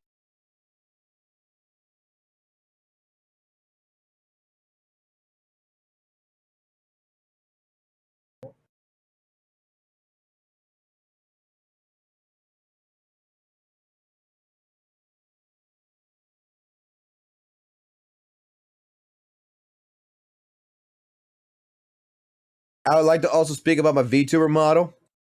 I've seen people say that it's based on Yang Yang and Zheng Liao. My artist put her heart and soul into the project for 1 year, going through all types of hairstyles, forms, dress codes, and ended up with something very close to Kuro. That's why we posted the first version of the VTuber model for feedback. Once we heard the feedback, we changed the entire design and made it something akin to the original VTuber model. Bro, my VTuber fucking artist didn't give two flying fucks. They just took my fucking money and ran with it. Last part of this wall of text.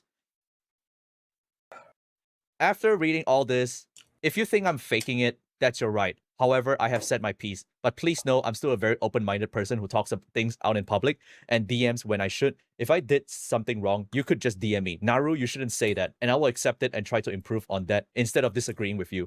So, three things I want to talk about this particular paragraph. The first thing, you like to handle things in DM. I understand things when people like to handle things in DM cordially instead of making it a huge issue. But I also think that something should be made a huge issue if it's severe.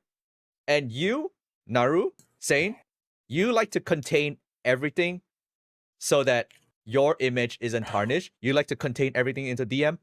When I called you out on the Live 2D paywall, because I was so pissed that you actually did that, you had the guts to DM me saying that next time you should handle this in DM, which I also said, hell no, you have to answer for this. You have to tell everyone that you're fixing this. Second, you could just DM me, Naru, you shouldn't say that, and I will accept it. The last time I checked, many people came up and said that when they try to correct you or when they try to call you out on things, you have them blocked. So I don't know what you're saying. And now, yeah, I know that feeling. Most important point where I'm closing this video with. If you think I'm faking it, that's what you said. If you think I'm faking it, that's your right. Which I will say, yes, I think you're faking it. So I have a lot of tabs here, which I will go through one by one. You already know how Sane behaves on his official platforms. Of course, it's understandable how a CC behaves online in a public platform versus how they talk on Discord. But the contrast in this is staggering. It's different from how I talk about things online and how I talk about things on Discord. I'm pretty much maybe 90% the same person. You want to find dirt on me? I'm going to be talking like how I talk in Discord and on stream. But this one, these, I would say, are sent to me by people that you know. I didn't know about all of this until they came forward to me. The only thing I had about you saying were the previous points I mentioned, the monetization, live wallpaper, the beta stuff.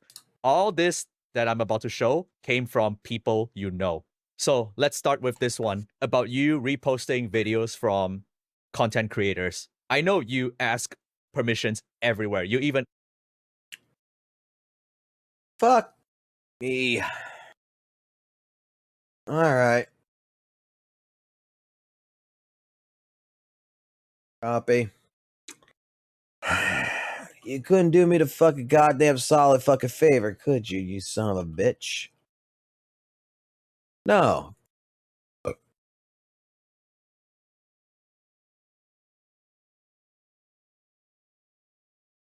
Trying to do this one-handed. God damn it, that's a B. Ah, you son of a bitch.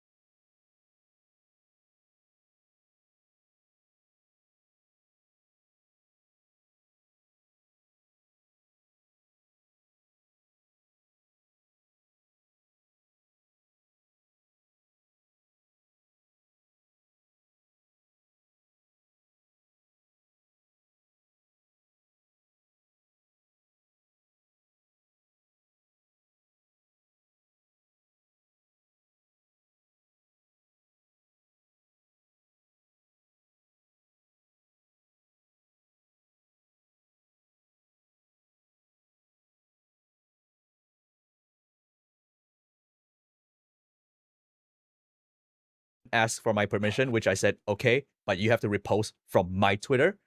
This is one of the CN Kuro CCs that was approached about their permission given to you. So I know the resolution is kind of blur because it's taken from mobile, but basically this person was asked about, do you remember this channel, Narushio? Do you remember about them asking for your permission to upload, re-upload a video? To which the person replied saying, yes, but I only gave permission for that one video. After that, he just helped himself with every subsequent video. And he was pissed about it. Not only he was pissed, he felt helpless. He followed up by saying, it's like... I don't feel like translating all this shit, but I guess I'm gonna have to.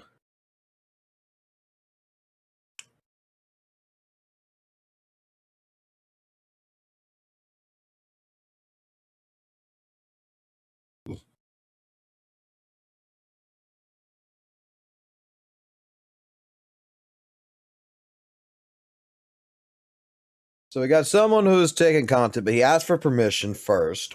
Okay.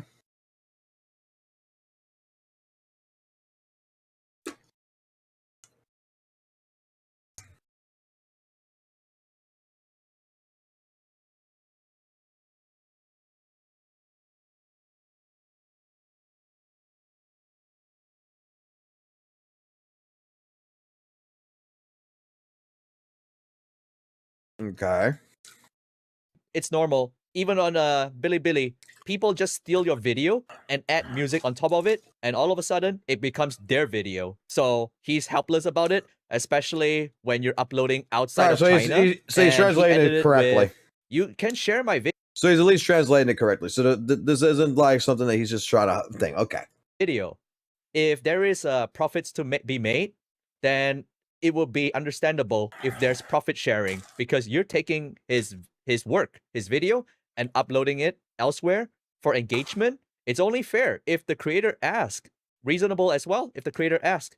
If there's profits to be made from this, let's profit share, because you're taking my work, right? Right. So this is one example of the people that you ask for permission to upload videos. You just basically help yourself to everything. You just ask once and then, yeah, take everything when he said only one video. Next thing, WUWA Kuro official content creator program. So only you know why you got banned. This happened back in CBT too. I wasn't even aware why you got banned. You did something. You know what you did. Only you know. And when this happened, you were guilt tripping the admin of the Discord, and then you back the admin. Admin is telling me I'm being annoying. How professional?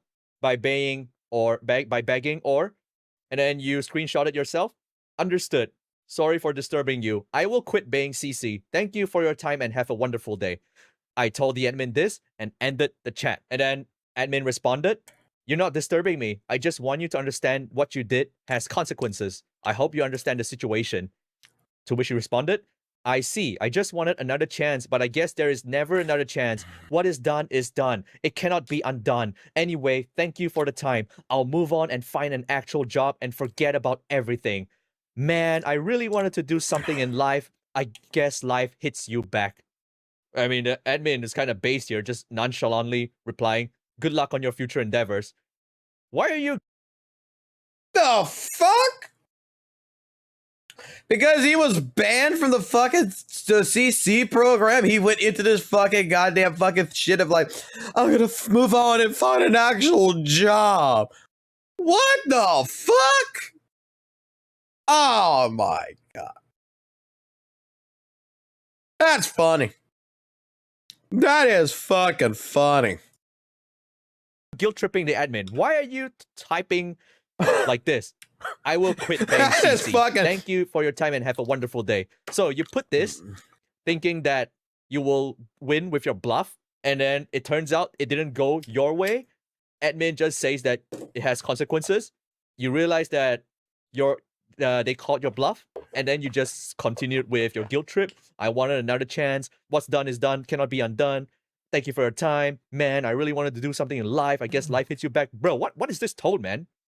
You're 30 years old. This one, Rex called me out for adding live 2D stuff in YouTube membership. Nice, Rex using my nickname. Now this one is from your own circle, saying, I don't know what I reposted. I don't know what I posted, and I don't know what Seko reposted.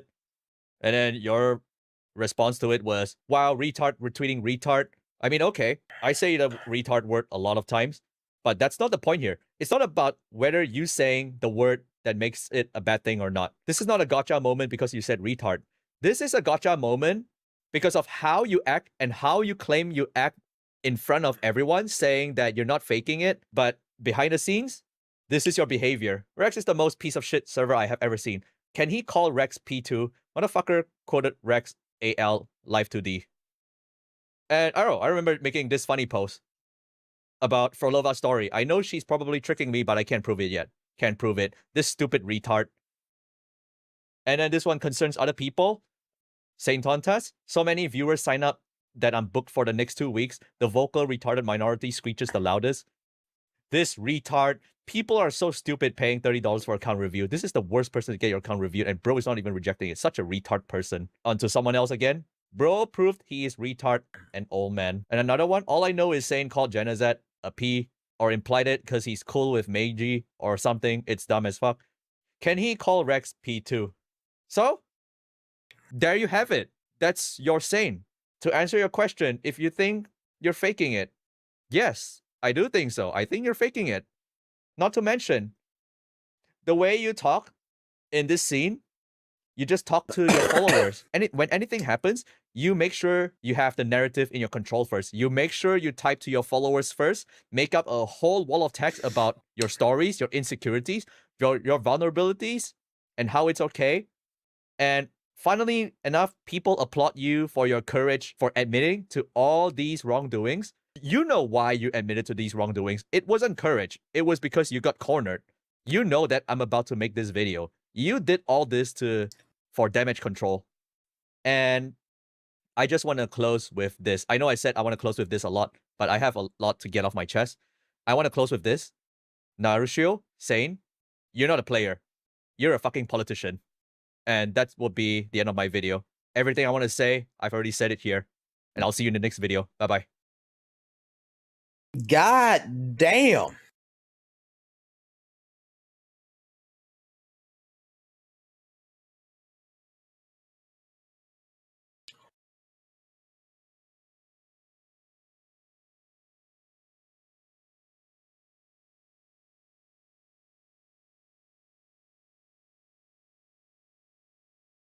Like, I guess Rexlet must have just had enough. Hey, guys.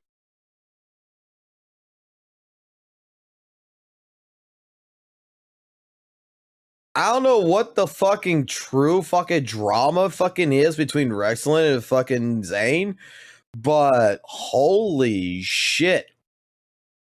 Like,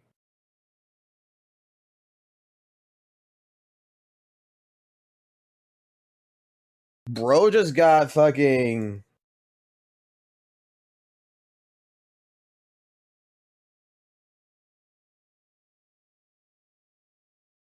Holy crap. Like, I can't say much to that. Like, some of the things I don't feel is absolutely that big of a deal. Okay.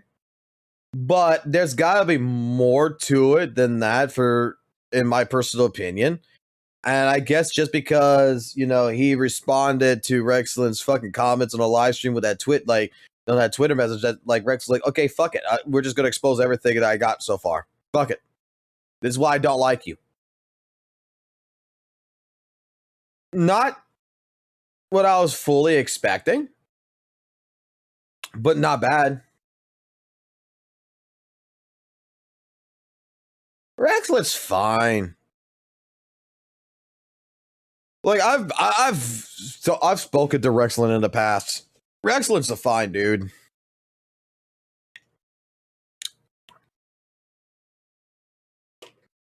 Rexlet has made some comments that I think might have pissed off a few fucking players in the West Side kind of deal.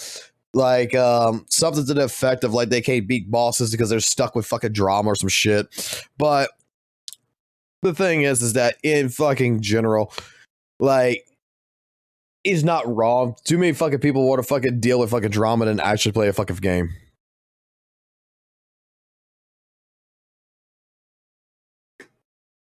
Like, Rexlet, you go to his live streams and stuff like this, he's not about drama. He does a thing. He just says what it is.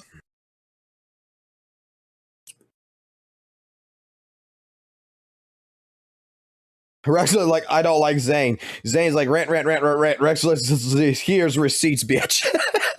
Like, I mean, that's pretty much what the fuck it was. Like, it, like, take-wise, is that, look,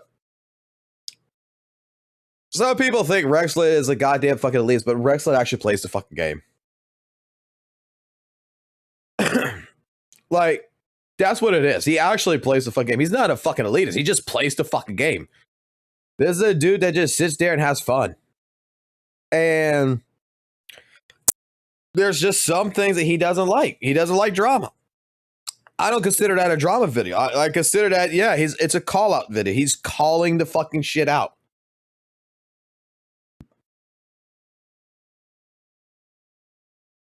I just want to know what particularly actually was the fucking hard fucking goddamn situation there.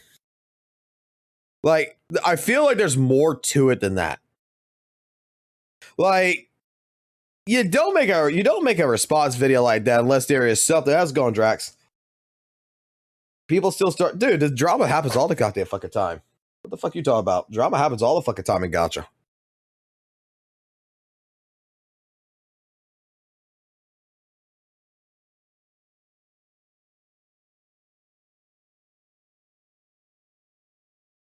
That is a fucking nice little thumbnail.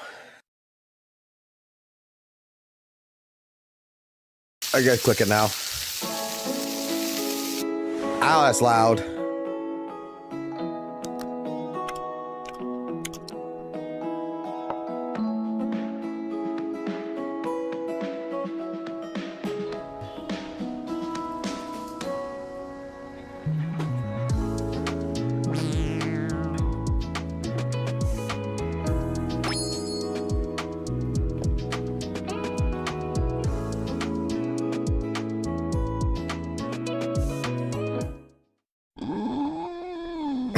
What the fuck?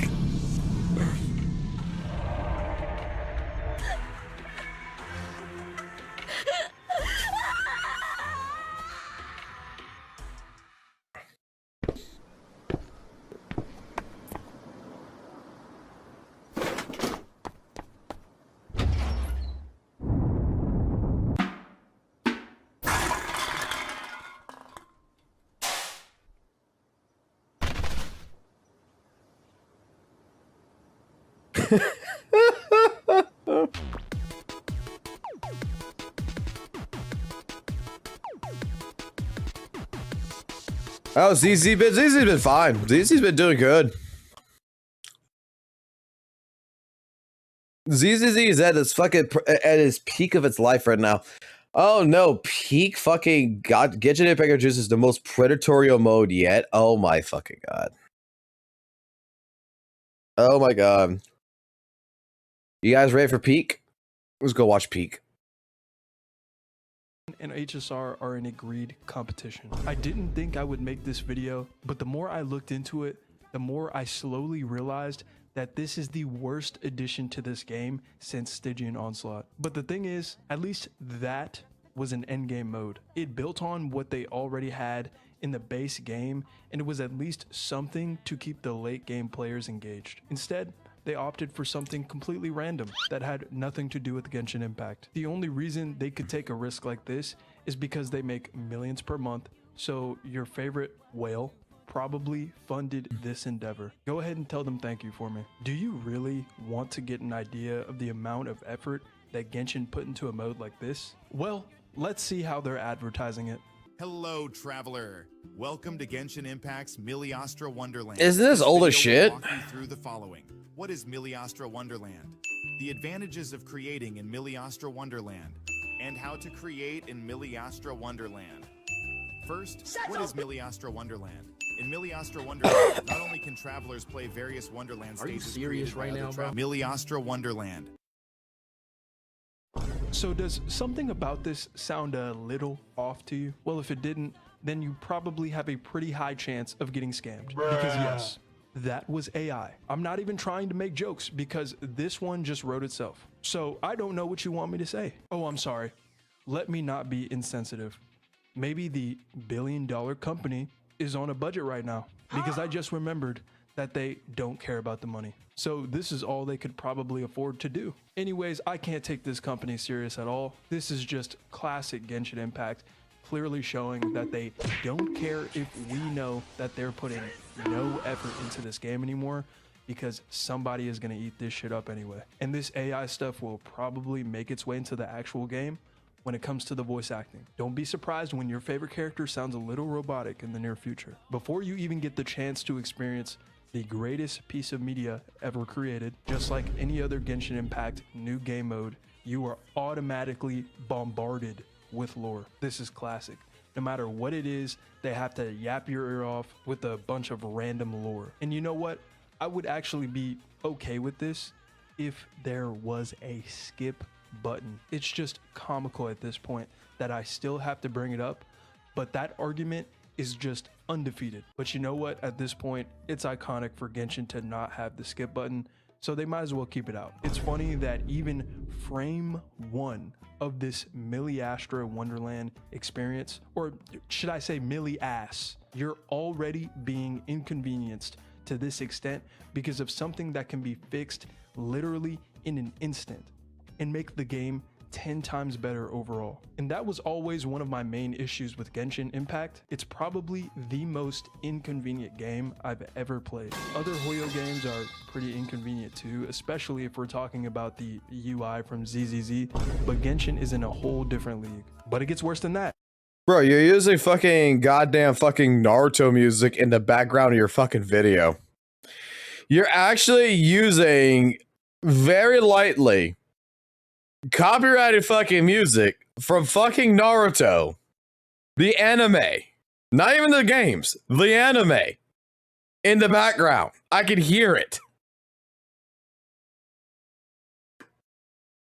Like, you didn't even pull a fucking video game soundtrack like you did in the beginning. Right here is fucking, right here. All I'm hearing, like, I'm pausing of my voice here and everything. I'm like, is that Naruto playing in the fucking background?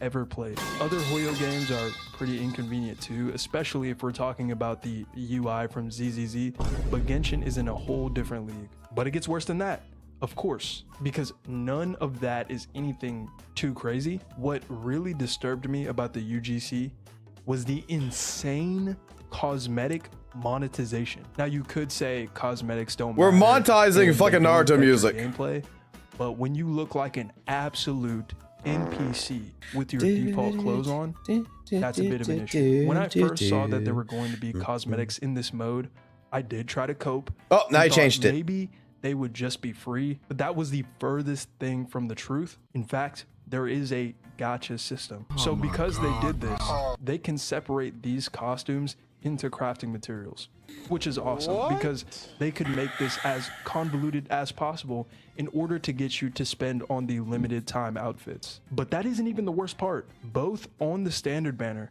and the limited time banner, you can't choose whether you want the female outfit or the male outfit. So when you get to pity, I'm pretty sure it's 70, you get a male or a female outfit at random. So if you get to pity and pull a female outfit and you're rocking the male character as your main, then you should have just pulled better. I don't know about you, but I'm honestly shocked that Genshin was comfortable doing this. Maybe it's because my expectations were unreasonably high for Hoyo, but who actually thinks that this is okay? There's always these hurdles that you have to jump through when it comes to the systems that they implement, and then it's crazy because jumping through all these hoops can give you a false sense of...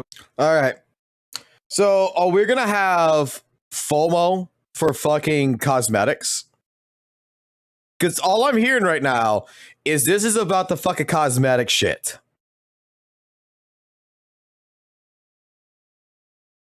Like, are we gonna try to do the same fucking bullshit like the golden pussy fucking Vivian skin? Are we discussing the same shit as the golden pussy Vivian skin about a cosmetics?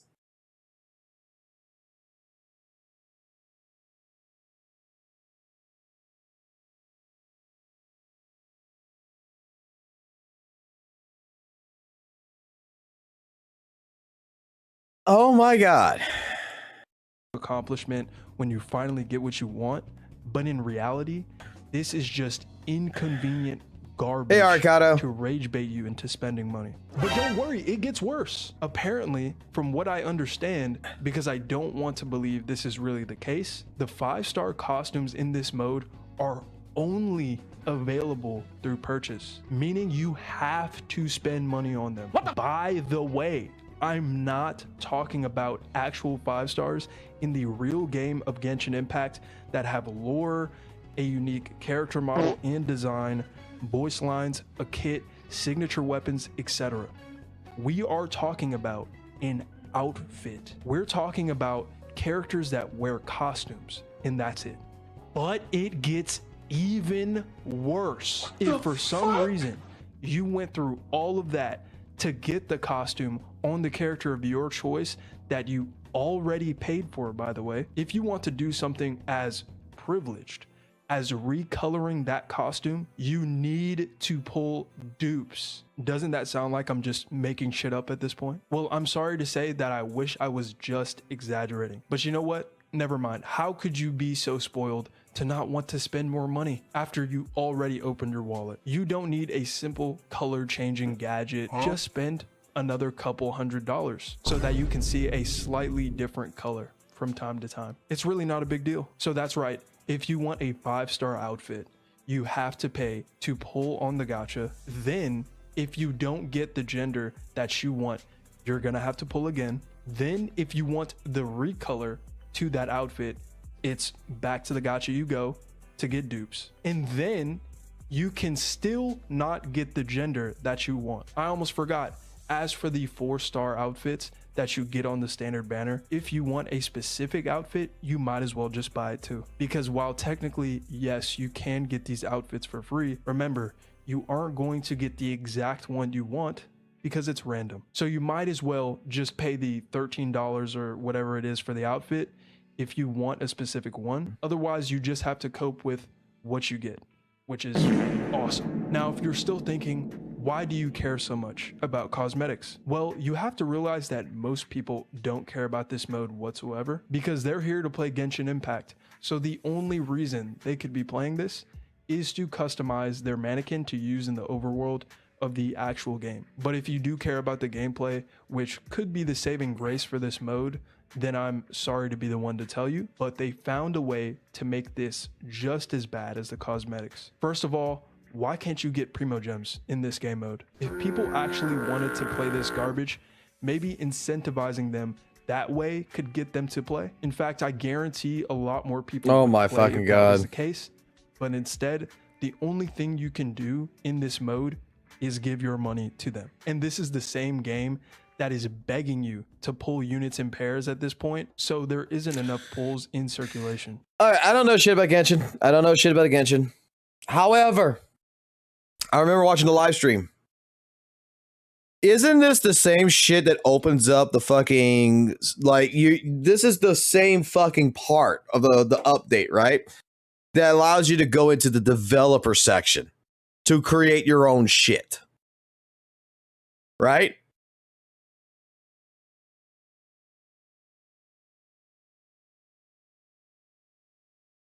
So, to be fucking completely fucking fair, I don't know if there's people like me out there, but someone like myself wouldn't give two shits about this. This is not what I care about. I care about going into this other part where I build my own fucking game. I don't care about the cosmetics. I don't care about these little games. I don't care about the mannequin for Genshin. That the only fucking true aspect that I remember watching on a live stream that we all talked about, we didn't give a fuck about this shit. This is not what no one that I know of even talked about. It was like a 2-minute conversation for this part, and the next fucking 2 hours was talking about, oh my God, we're gonna have developer access and we can build our own fucking games. Like,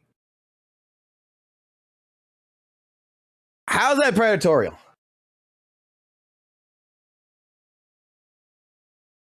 We're basically have a Roblox editor. We are going to go play Roblox. We're going to build our own shit with no coding needed. And we're going to build our own little mini games and share it around and let other people fucking play it and all this stuff. We're building a Roblox Gmod fucking world here.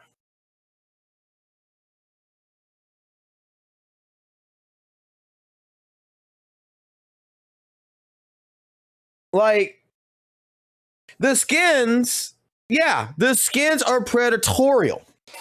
Okay, in that regard, you got to buy them, whatever. You got to gotcha them. Dude, my kid comes to me every now and then with his fucking tablet that he wants to buy a fucking Roblox skin to play in his Roblox games. Okay? I bought like 1 or 2 of them for him. Like, it ain't a big fucking deal.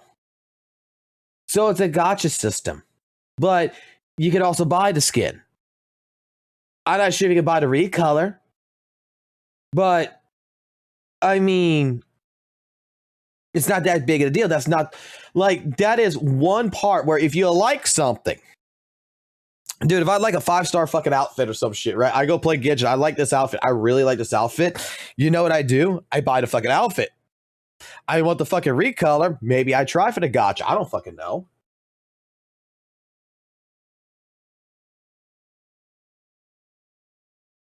Like, I'm more, but my attention span is not based on this. My attention span as a fucking player for this is going to be for the fucking goddamn fucking development section, is to build the fucking game. This is like fucking playing fucking like a fighting game. You got story mode. This is story mode. No one gives a fuck about story mode. You know how many times someone buys fucking something like Tekken 7 or Tekken 8 or fucking Guilty Gear or Street Fighter and they don't even do the story mode? You know the first thing they fucking straight up go do? They go play the fucking online fighting game. They just go straight up fucking online network fucking play fucking fighting game. There's some people I know of that has never did the story of fucking Street Fighter. They just play fucking Street Fighter and they don't know shit about the story. They just like playing Street Fighter and they don't care. That's not their part of the game. Like, to me, this is for people who care about this, who, you know, maybe gotcha, they'll get lucky, they'll get what the fuck they want with some recolors or whatever. And if they don't, oh, whoop, they fucking do. They didn't. Oh, well. Like, this is not Genshin. It's part of Genshin, but this is its own separate shit. Weapons have also been a huge increase in damage. It's not a big fucking deal. There still isn't a guarantee on the weapon banner. If you do actually like the game modes, then that's fair. but the queue times are terrible. And then apparently sometimes you can't even get into the actual game, because if the game requires a Well, it's in start beta, button isn't it? and someone isn't cooperating, then the game just never starts. So that's right, there's people throwing games in Genshin Impact like it's Marvel Rivals. Tesco, why were you banning Iron Man, brother? I'm selling for sure.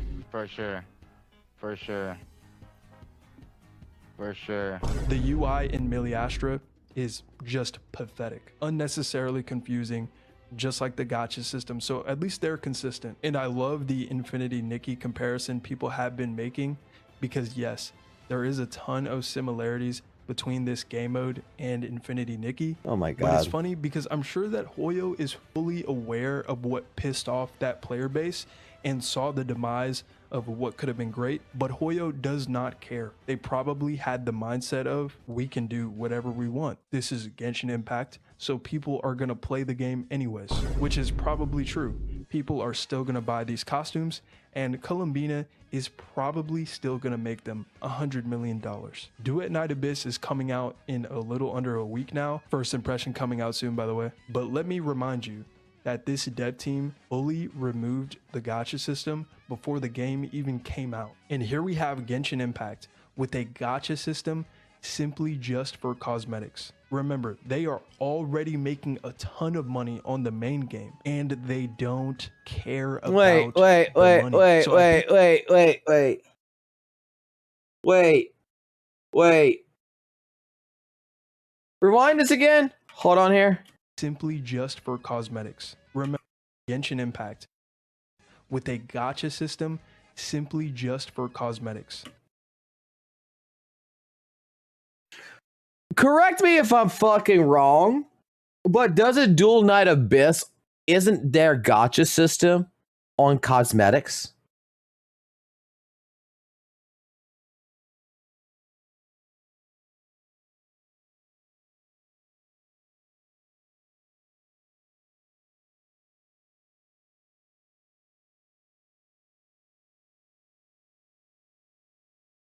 Oh my fucking god, this guy's...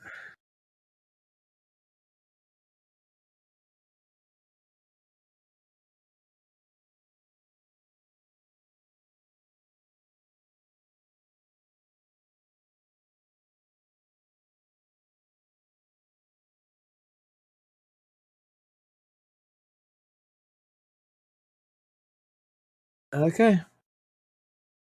Remember, they are already making a ton of money on the main game, and they don't care about the money. So I think it's very embarrassing to release this garbage when a week later, a game is coming out that removed the gacha system entirely. A game that just recently revealed their pretty solid gearing system and 15 million users pre-registered. This game probably won't attract the Genshin audience, but I'm sure that Genshin players do notice the generosity from... Please tell me someone fucking remarks on this shit.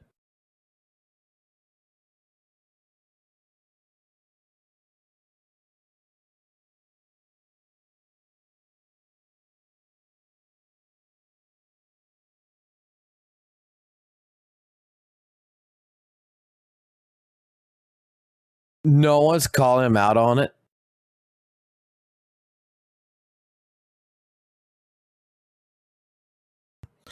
No one's calling him out on the Dual Knight Abyss shit.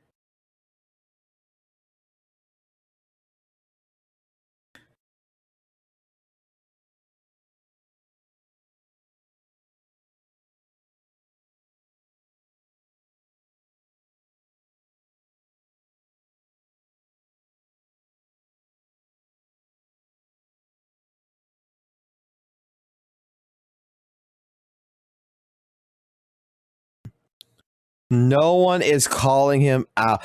It is just a bunch of people hating on fucking Hoyo. Okay. a game like this, and would expect Hoyo to step up to the plate and at least give away some 5-star outfits or something so you don't look like one of those generic Genshin NPCs. Genshin is already boring most of the time. The events are absolutely terrible, And if you don't enjoy the story, then there's really nothing for you to do unless you save for multiple patches in a row for meta units in order to do endgame. Astra Wonderland should have been a different game, and it's not like I'm the one who came Go up back on with this. like this, and would expect Hoyo to step up to the plate and at least give away some 5-star outfits or something so you don't look like one of those generic Genshin NPCs. Genshin is already boring most of the time. The events are absolutely terrible, and if you don't enjoy the story, then there's really nothing for you to do unless you save for multiple patches in a row for meta units in order to do endgame. Astra Wonderland should have been a different game, and it's not like You know, it kind of sounds like that. That kind of sounds like the same thing that's going on with Wuthering Waves right now since 2.5. I'm the one who came up with that. This is a sentiment that most of the community has at this point because Genshin is already a pretty large game. It takes up a lot of gigabytes.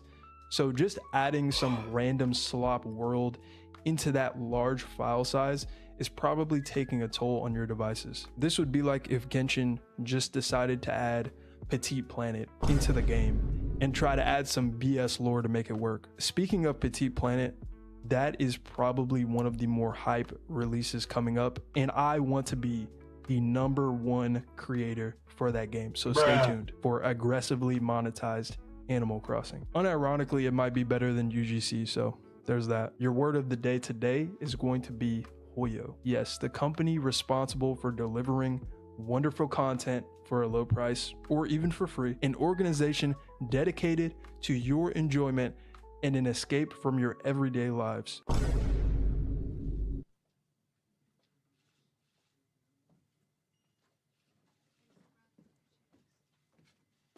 Thank you so much for watching this far. If you have, you look cute today, peace.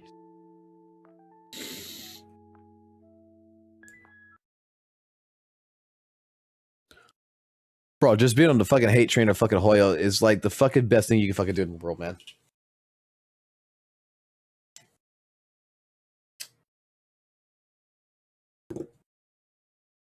Like, holy fucking shit, man. I was... Oh, I'm not gonna lie. That was the dumbest fucking video I've fucking seen in a long time.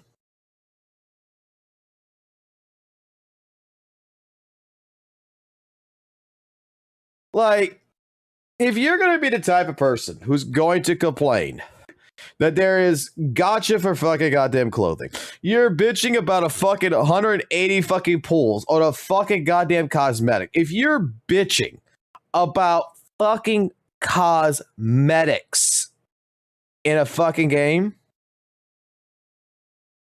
then at that fucking point in time, I don't know what the fuck's wrong with you.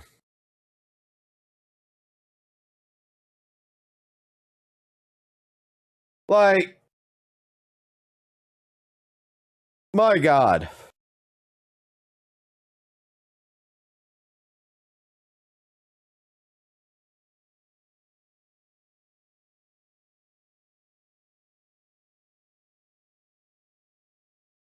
Like, oh my fucking God. I'm in shock right now. Not in shock. I'm just fucking like dumbedified.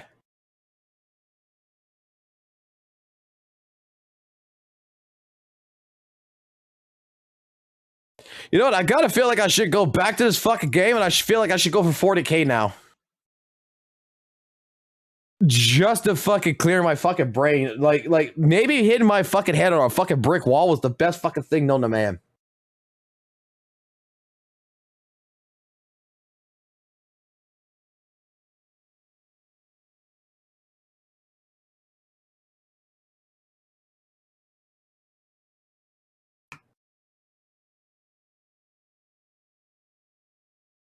Like, smacking my head on a wall fucking seems a fucking hell of a lot fucking better than watching shit like that now. It's sad when it's fucking when you actually enjoy shit like that, when you actually enjoy being a fucking masochist. Dual Knight Abyss is what DNA is. Let's see if there is any WUWA shit going on.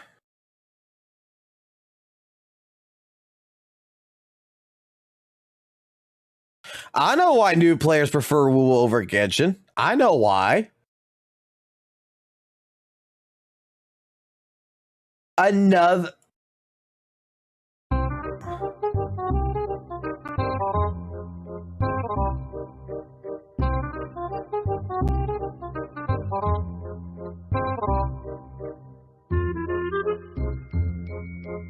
Okay, what hold on, go back. What's going on with Honkai Star Rail?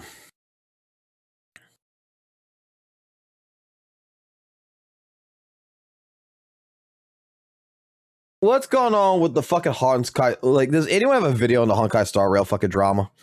I heard about this shit about like something about this fucking Cyrene fucking chick or whatever being like the fucking most fucking worst shit known to man. What do we got about this?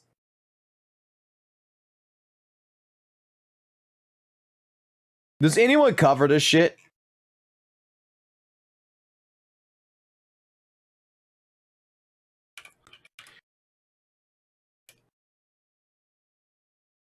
Anyone good that covers the shit?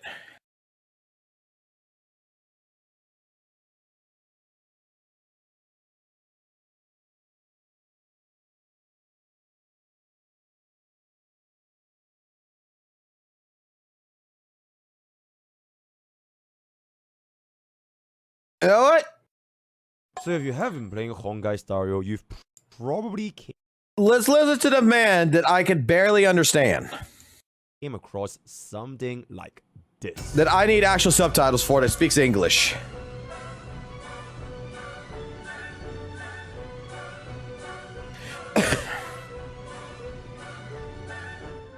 Of course. This would be a romantic allegory like none that has been told before. You think so too, right?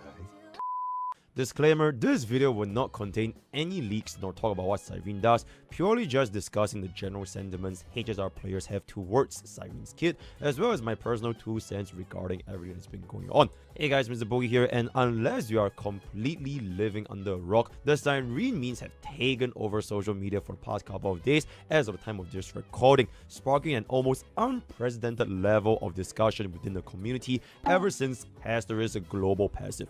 If you thought Savrija was doom posted before her release, then you could say Cyrene's doom posting is the atomic bomb that's about to be dropped into the cryospheres and revive Iron Tomb, putting an end to the universe itself. As for myself, I'm the HSR guy that constantly gets 1% or underreacting to things on the internet. The greatest, unrelatable Honkai Star Rail player that has ever lived. And aside from that, I've been pretty much playing this game every single day since launch and covered every single unit in the game for the past 2.5 years, and this is the first time I've ever made a video like this discussing the sentiments people have over Cyrene, or particularly a unit before the livestream itself. To first understand where all these memes come from and what they represent, you don't really need to know what Cyrene actually does, but rather what she represents as a unit. Picture this, she is the final unit of Enforcers, the crescendo to the end of the symphony that has been playing since 3.0, the literal wife in Honkai Impact 3 with one of the most popular fandom in Hoyoverse itself. To say that Cyrene has an unprecedented level of hype is an understatement, because Hoyo has never hyped out a unit this long until its official release, especially with Enforcers being HSR's longest story, both version-wise as well as length-wise. Players has been expecting a literal god to descend Enforcers and completely shatter the meta and ban everything around to her existence, similar to how TEEP as well as E1 TEEP or Hyacinth's Impact has been, except Cyrene might not be living up to that expectation. So how exactly did this happen in the first place? And here's exactly where the problem lies: expectations. People have been expecting a lot out of Cyrene because, let's be real, the amount of story, lore, character, ties with the Honkai IP, and hints that she will literally change everything has been building on for quite a while now. This is partly seen from HSR meta being slightly shaped around the Okay, hold on, pause. Let me see if I got this. Let me see if I can sum up this entire video now, which is what? 20 minutes and 47 seconds into a statement. I don't know shit about Cyrene. I don't know shit about HSR that much, right? I know a little bit, but not much. But I'm going to give a guess here. This character, probably people are looking at the leaks and realize and probably say that this character, if it's an actual like really hype character, like this is everybody's fucking waifu type fucking deal and shit, is probably really fucking upset because this character is probably not OP. That this character is probably basic as shit, and their expectations are fucking pissed because they were expecting something completely fucking different. And it's making them all fucking upset right now because this is not what the expectation was.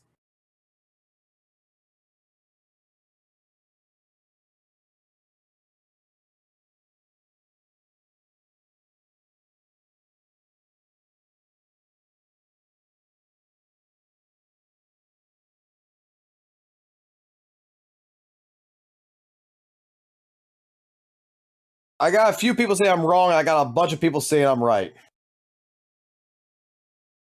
Like, I'm just going to give a guess. Like, I'm thinking, like, okay, so if this is a character that's been fucking teased or whatever, and then this is something that everybody's been expecting, and then they saw the fucking leaks and everything else, like, oh my god, the kit's going to be amazing, and they probably saw something like a Summon Zero character versus everything else is kind of shitty, and then they're fucking pissed the fuck off because their expectation was set up here, when in reality, it should have been down here.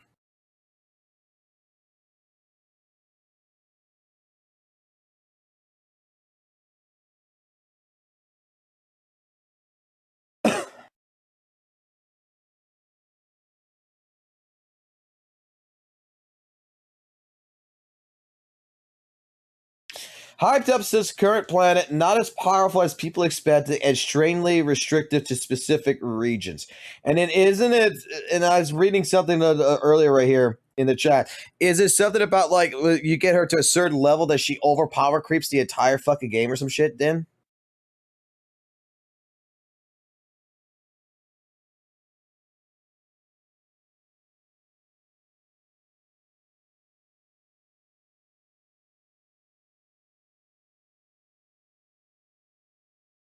Okay. Like, I'm just trying to get it. I'm trying to foretell this tale before we finish with Mr. Poke here, because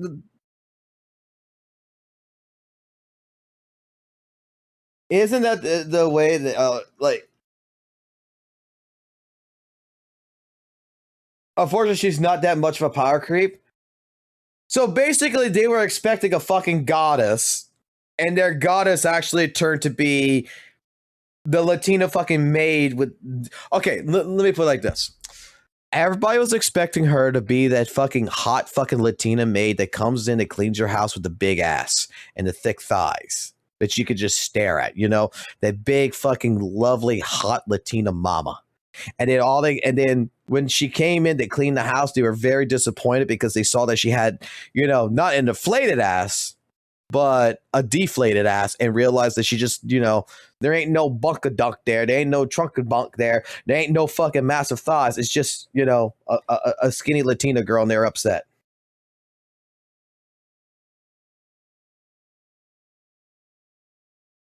Okay, let's see what Polk has to say. Aggro and Firefly back in version 2, and now the Castrish squad in version 3. Cyrene, to put it into rough terms, have been expected to be the unit that completely elevates every single Chrysosaur to the next level, because she's pretty much like the Mavueka of Netland, except it's gonna be for Amphoreus. This doesn't have anything to do with meta or power creep or HP inflation, it is simply because she is Cyrene, plain and simple. If there is a single unit in the entire Amphoreus arc that can and should be the one... I don't know who the fuck Cyrene is. I'm not sure how important she fucking is or anything like that. If she was an HSR story, I don't fucking recognize her. She looks mid as fuck to me. That's my take. The roster, it must be Cyrene. If no other units are gonna make it past 1 year, Cyrene has to be the universal support that has infinite shelf life. If I'm committing into any version 3 DPS and EA vertical investment, Cyrene must be the one to take them to the next level into version 4, just like how Sunday brought so many of the older units into version 3. Except, players are realizing she might not be what they expected in the first place. You know what they say, the higher the expectations, the higher the disappointment. And again, I'm not covering leakers here, but Cyrene is probably not as what people expected, which in turn made people lead to all of these posts saying that she's literally unplayable, the worst support, the first mass skip unit in HSR history. Worst of all, people are saying the only fix to Cyrene's entire kit is to pull for her by E1 Tribi, and Hoyogri has essentially ruined my waifu. Now for context, I've never personally played with Cyrene myself, so I will not say if their opinions are valid or invalid, but again, that's not the main point. The main point is, regardless if Cyrene is truly deserving of getting Doom posted or if she's overhated, this still led to a situation where we have today with hundreds if not thousands of Cyrene memes flooding social media, essentially making her one of if not the most Doom posted unit in HSR history, having millions of views in Cyrene main subreddit literally begging CN players to complain and voice up hoping that she can receive any changes before the live version. And even taking a look at Bilibili, the voices are also starting to rise up from the CN community as well. So in summary, the majority of HSR's community opinion over Cyrene is rather negative to say the least, and this is the part where I come in. So to tackle this question, is this fair? And let's just get down to the uncomfortable truth. Gacha players are driven by emotion, not by logic. Cyrene as a unit being broken on mid as well as the overall responses players have is ultimately the representation of how HSR players perceive meta in their own biases. Plain and simple. You cannot objectively say there is no bias for Cyrene compared to other units and Euphorias because her... Repeat that again. Repeat this again. Rather negative to say that. And this is the part where I come in. So to tackle this question, is this fair? And let's just get down to the uncomfortable truth. Gacha players are driven by emotion, not by logic. Cyrene as...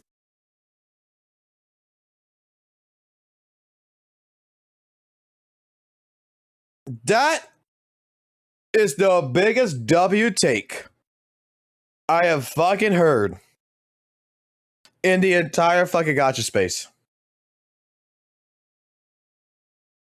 That is 100% accurate. The mass majority of almost every single fucking gacha player is driven by fucking emotion and not by fucking logic. They automatically doom post shit. They automatically think something is going to be the worst of the worst. They automatically are assuming the mass destruction, the end of the fucking world, when certain things happen before they even fucking try it.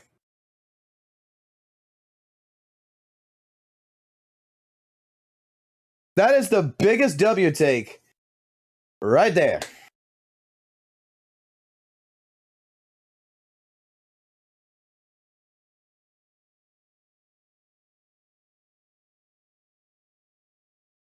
Holy shit. As a unit being broken on mid as well as the overall responses players have is ultimately the representation of how HSR players perceive meta in their own biases. Plain and simple. You cannot objectively say there is no bias for Cyrene compared to other units and Euphorias because her entire character development has been written with that much more effort and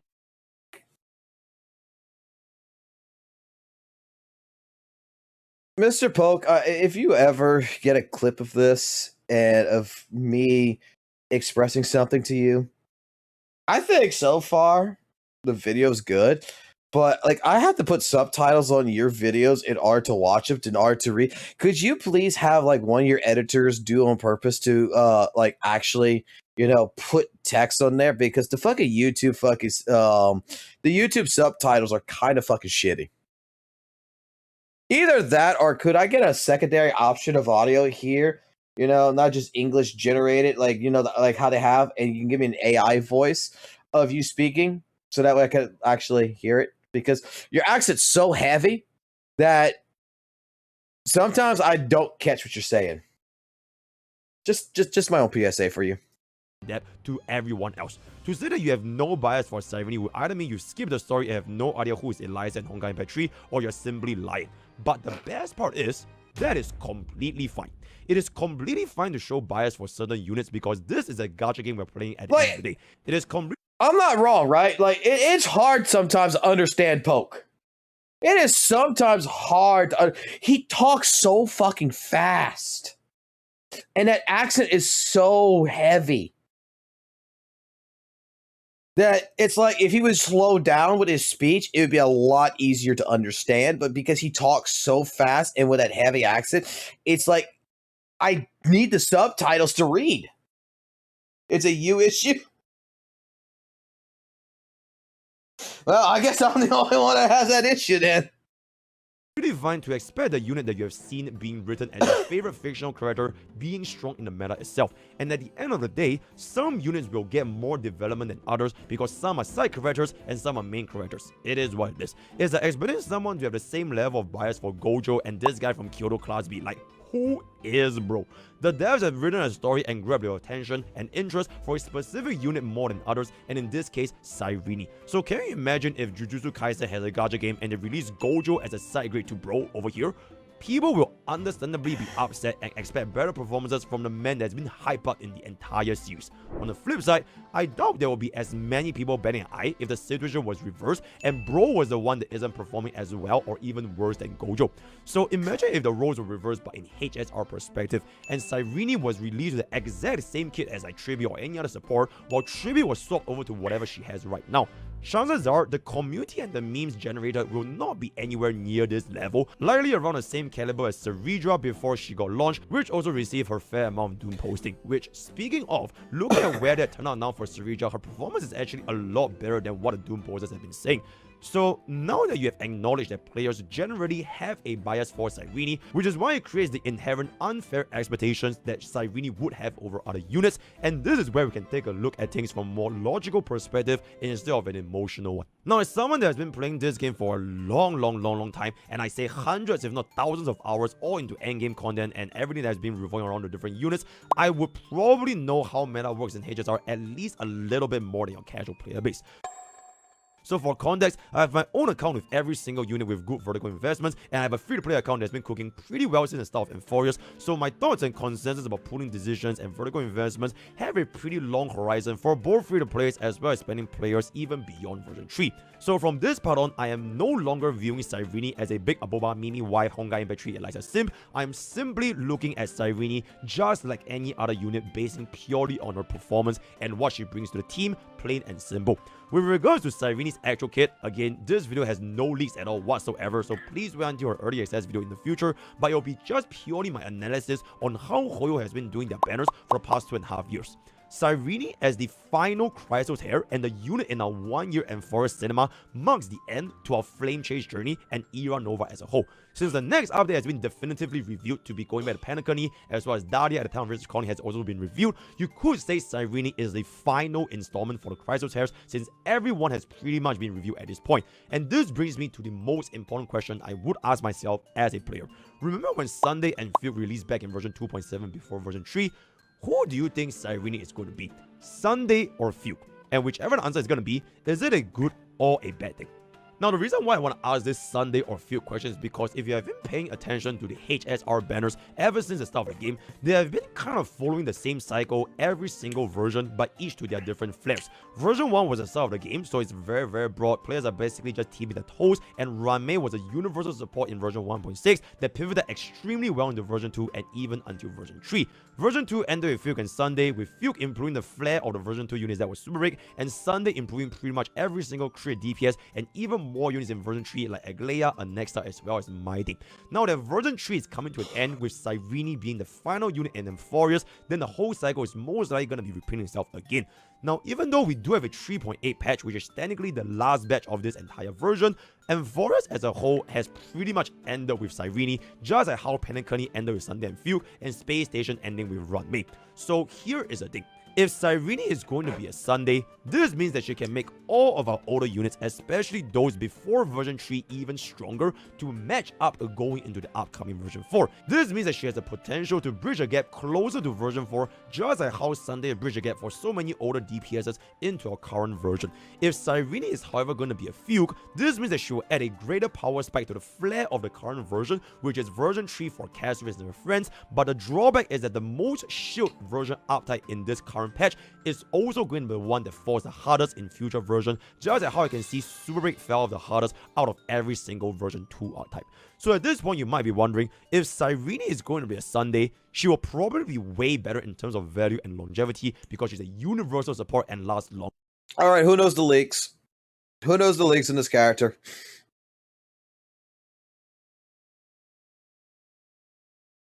I'm gonna ask the fucking question right now. There is someone in this goddamn fucking chat who already knows everything about Cyrene. And what is it? What's the answer? Is it going to fucking boost up the old characters or is it going to boost up the new characters? Which one?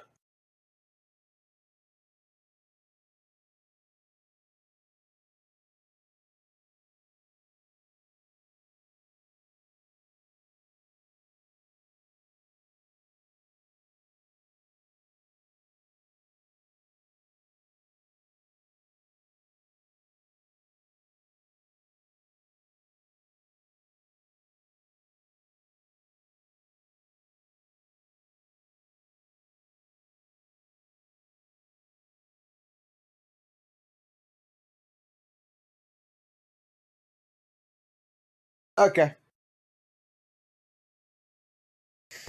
Well, actually, not exactly the case. Even though Fuke and Super Break as a whole has fell off the most important thing to note is this.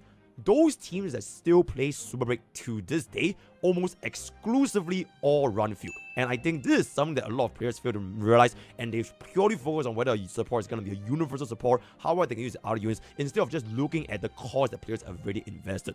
Even though you could say that Sunday aged way better than Fuke since he integrated seamlessly with the version 3 units, all of the Super Break teams that you're going to be seeing now are pretty much on Fuke at the same time. Whether or not Super Break as an archetype has fell off isn't part of Fuke's concern, and neither is it the player's concern. It is purely based on the rotating endgame environment, and frankly speaking, that's pretty much up to HSR. What players can control, however, is how to make the right investments for the teams that they have already put to make the strongest version of themselves going forward into the future version, considering the strategies they have spent in the gacha game is never going to come back. So if let's say that someone has already invested into a E2 Firefly and an E1 Wait, hold on, I gotta ask a question here. let's say that someone has already invested in... Isn't this bitch dead? This Fuke? Isn't this bitch dead? Wasn't this the one that got her neck snapped? I remember seeing the cutscene. I'm nowhere in that story. I'm nowhere near that fucking part of the story. I know I seen a cutscene of some fucking fox-like chick like this, where she turns her head, looks at you, and the fucking guy just fucking snaps the fucking neck.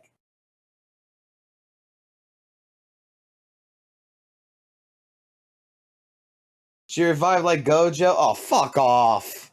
To a That's stupid. stupid. Rame, would you really tell them to skip Fuke and restart from scratch all over for 0 Stellar Jades and build a brand new team in version 3, or in this case version 4? The moment you want to invest in anything for HSR, one of, if not the most important thing, is to stick to the end, especially as a free-to-play. You cannot be pulling for every single DPS and expect them to last without vertical investments, because that is literally how you run out of Stellar Jades the moment you lose 50-50 or you get tempted by a brand new DPS archetype. And that's also how your accounts gets bricked up, and that's when power creep in this game is going to be a problem for you, yada yada yada, and I cannot stress this enough for all the free-to-plays. As such, the exact same situation can be deduced onto Cyrene herself. If let's say she is really going to be the version 3 Fuke, where she has a hyper-specialized role limited to only select teams, would you really skip her and completely start a fresh team in version 4 if you already invested in set teams? Now, there's no right answer for every single player because it will ultimately depend on your box. So if you want a little bit more answer for that, join our Discord, leave a comment on that kind of stuff. I'll try to help whenever I can, but we will get there once the entire kit is revealed. But my bottom line is pretty much going to be this. For someone that's already invested into multiple cores, like 4 cores, 5 cores, 6 cores into a version 3 team, are you okay with letting go of version 3 completely and starting fresh from scratch in version 4 again? Because at that point, you're going to be investing in another, I would dare say, 3, 4, 5, or maybe even 6 cores for a new version all over again. Instead of pulling for this key unit that would have the potential to bring your version 3 team a lot more powerful going into version 4. Because the strategy you spend, it is pretty much not going to be coming back. So at the end of the day, opportunity cost, opportunity cost. Now, another question I kind of want to tackle is going to be this 3B side grade comparison. Players are saying she's at best a 3B side grade and at worst a 3B downgrade, especially with E1 3B. So now that we have discussed why Fuke isn't necessarily a worse pool than Sunday for longevity, what if it turns out that this Fuke in question might not even be better than the other Fuke? So imagine if you pull Fuke back then and you couldn't even outperform Rame, but luckily for Super Breakers, you can just run both at the same time. But for Cyrene, this might not be the case depending on the teams you're running her with. But let's just use Kazris as an example because she's pretty much version 3's Firefly as we've seen by now. Kazris right now has Evernight, Shribi, and Hyacinth as her current best in slot. So in this scenario, who would you remove for Cyrene? Or do you even add Cyrene in the first place? Hyacinth and Kazris are pretty much perma-fixed, so it's basically just Evernight and Shribi over here. Now, I personally don't see Evernight getting replaced due to Remember's flagship with more movement spreads or more effective HP as well as the overall synergy, so it is almost definitively going to be Shribi. Now, at this point, can an E0 Cyrene compete with an E0 or even a E1 Shribi? Once again, no leakers, but the way I see it, if she is better than the Tribi, then Cyrene's pool value will 100% be there for you if you decide to main Kazris because it is an upgrade, plain and simple. If she is side grade or even potentially worse than E1 Tribi, it will still have a really good amount of value because you can now open your Tribi to Team 2 or even Team 3, especially with anomaly arbitration. And one thing to consider is everyone has been hoping for Tribi's second rerun to get another second Tribi on account of stuff, and now there is a chance that Cyrene might actually be the one. As of right now, Shribi's value is extremely high because of all of our endgame content with the ability to scale well into AoE, but there's ironically a potential massive flaw in Shribi's kit that hasn't really been exposed up until recently. Tribi's utility, especially with her E1, is to convert all of the damage from your mobs into the one with the highest effective HP, which is where a smart damage distribution comes in to always ensure the highest HP target will receive the highest amount of damage. But what if there's gonna be a scenario when there's an untargetable or infinite HP mod that's gonna be introduced, effectively directing Tribi's damage away from the boss itself? Now, another scenario which is going to be a little bit more likely is to simply make a single or dual target environment, which greatly reduces Tribi's utility and energy charge as a whole. Now remember, HSR's meta is not defined by units, it is defined by environments. Repeat after me, HSR's meta is not defined by units, it is defined by the environment. Mr. Bogey, 2024 PS. I've been saying this ever since Super Break has been a thing.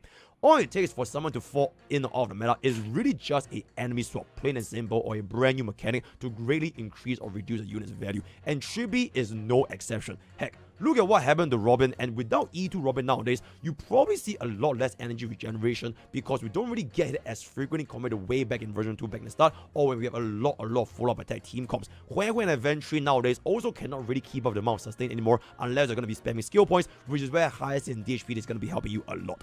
Ultimately, this question isn't a matter of Cyrene being better or worse than Tribi, it is a matter of if your box needs Tribi and Cyrene at the same time. You aren't just pulling for Cyrene, you are pulling for the option of opening up team building for other units, which is why HSR is a team building game and players who look down at HSR's difficulty often fall short at the very first step, which is knowing which units do you even want to pull in the first place.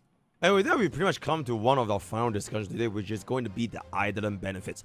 If you know what units to pull, what about their respective Eidolons? Because at the end of the day, they are pretty much just +1 unit or +2 unit. And this is also another huge reason why Cyrene is getting a backlash this much, because her kit is getting massive upgrades from her potential early Eidolons, a little bit similar to Aglaia when she first launched back in version 3.0 without her E1 S1.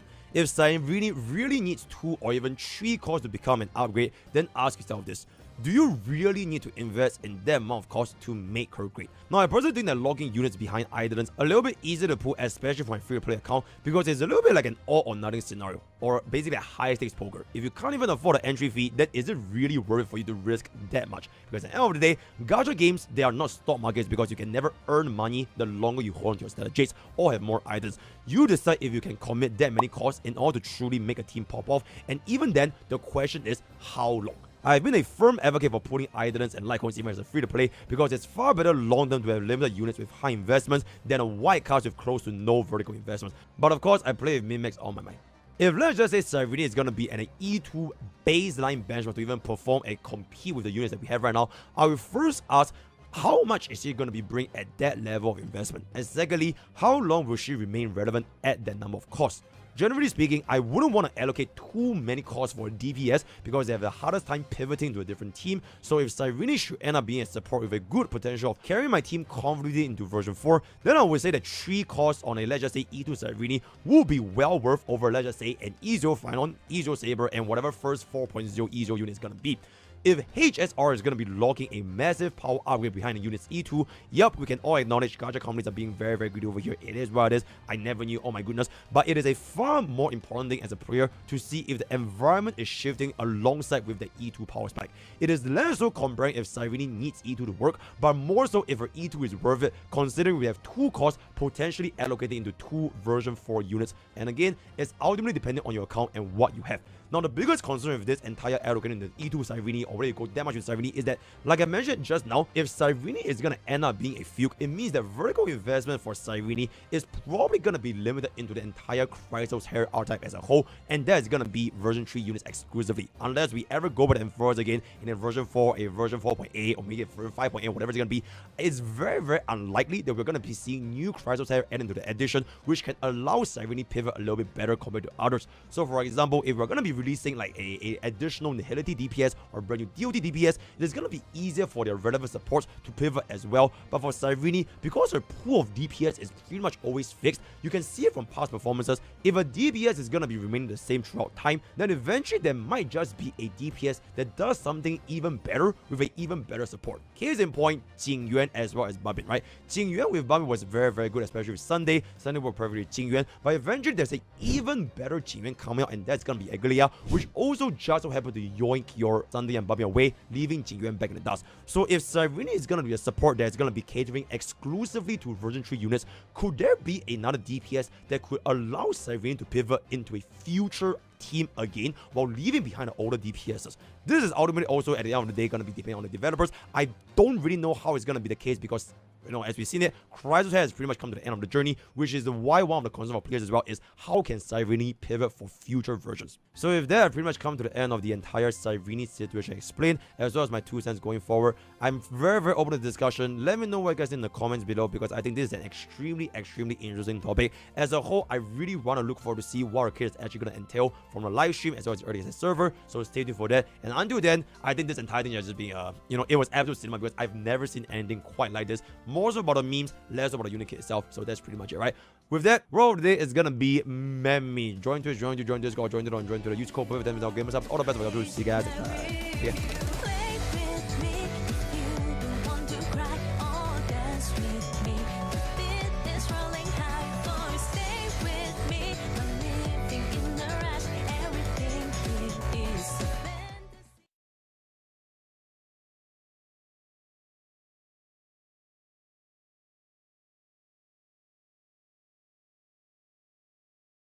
Huh. Okay. Let's go look at Garbimaru. I'm sure Garbimaru's just come in. Ladies and gentlemen, we have received joyous news. A game-changing V5 beta for Cyrene that completely blindsided all of us and saved the entirety of her kit.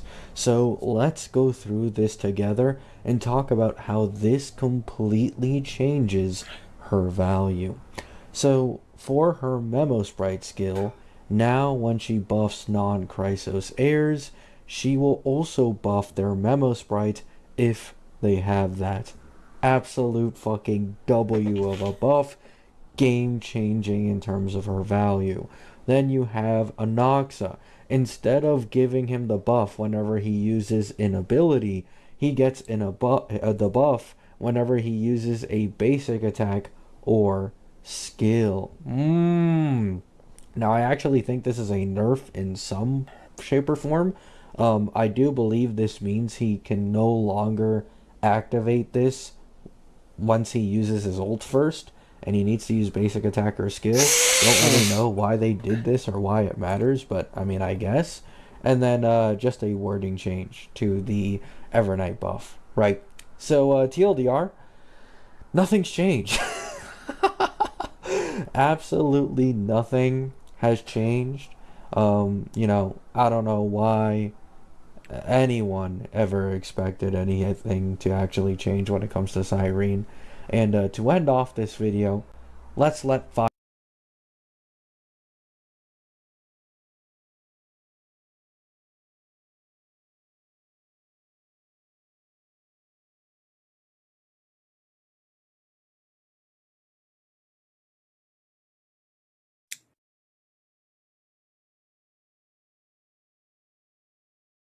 Okay. I don't know shit. Don't care.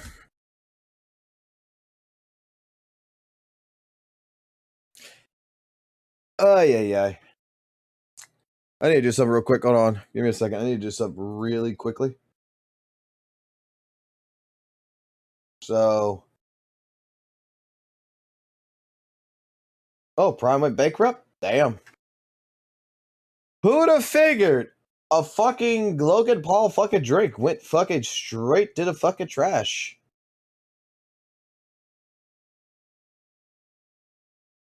I wouldn't know about that.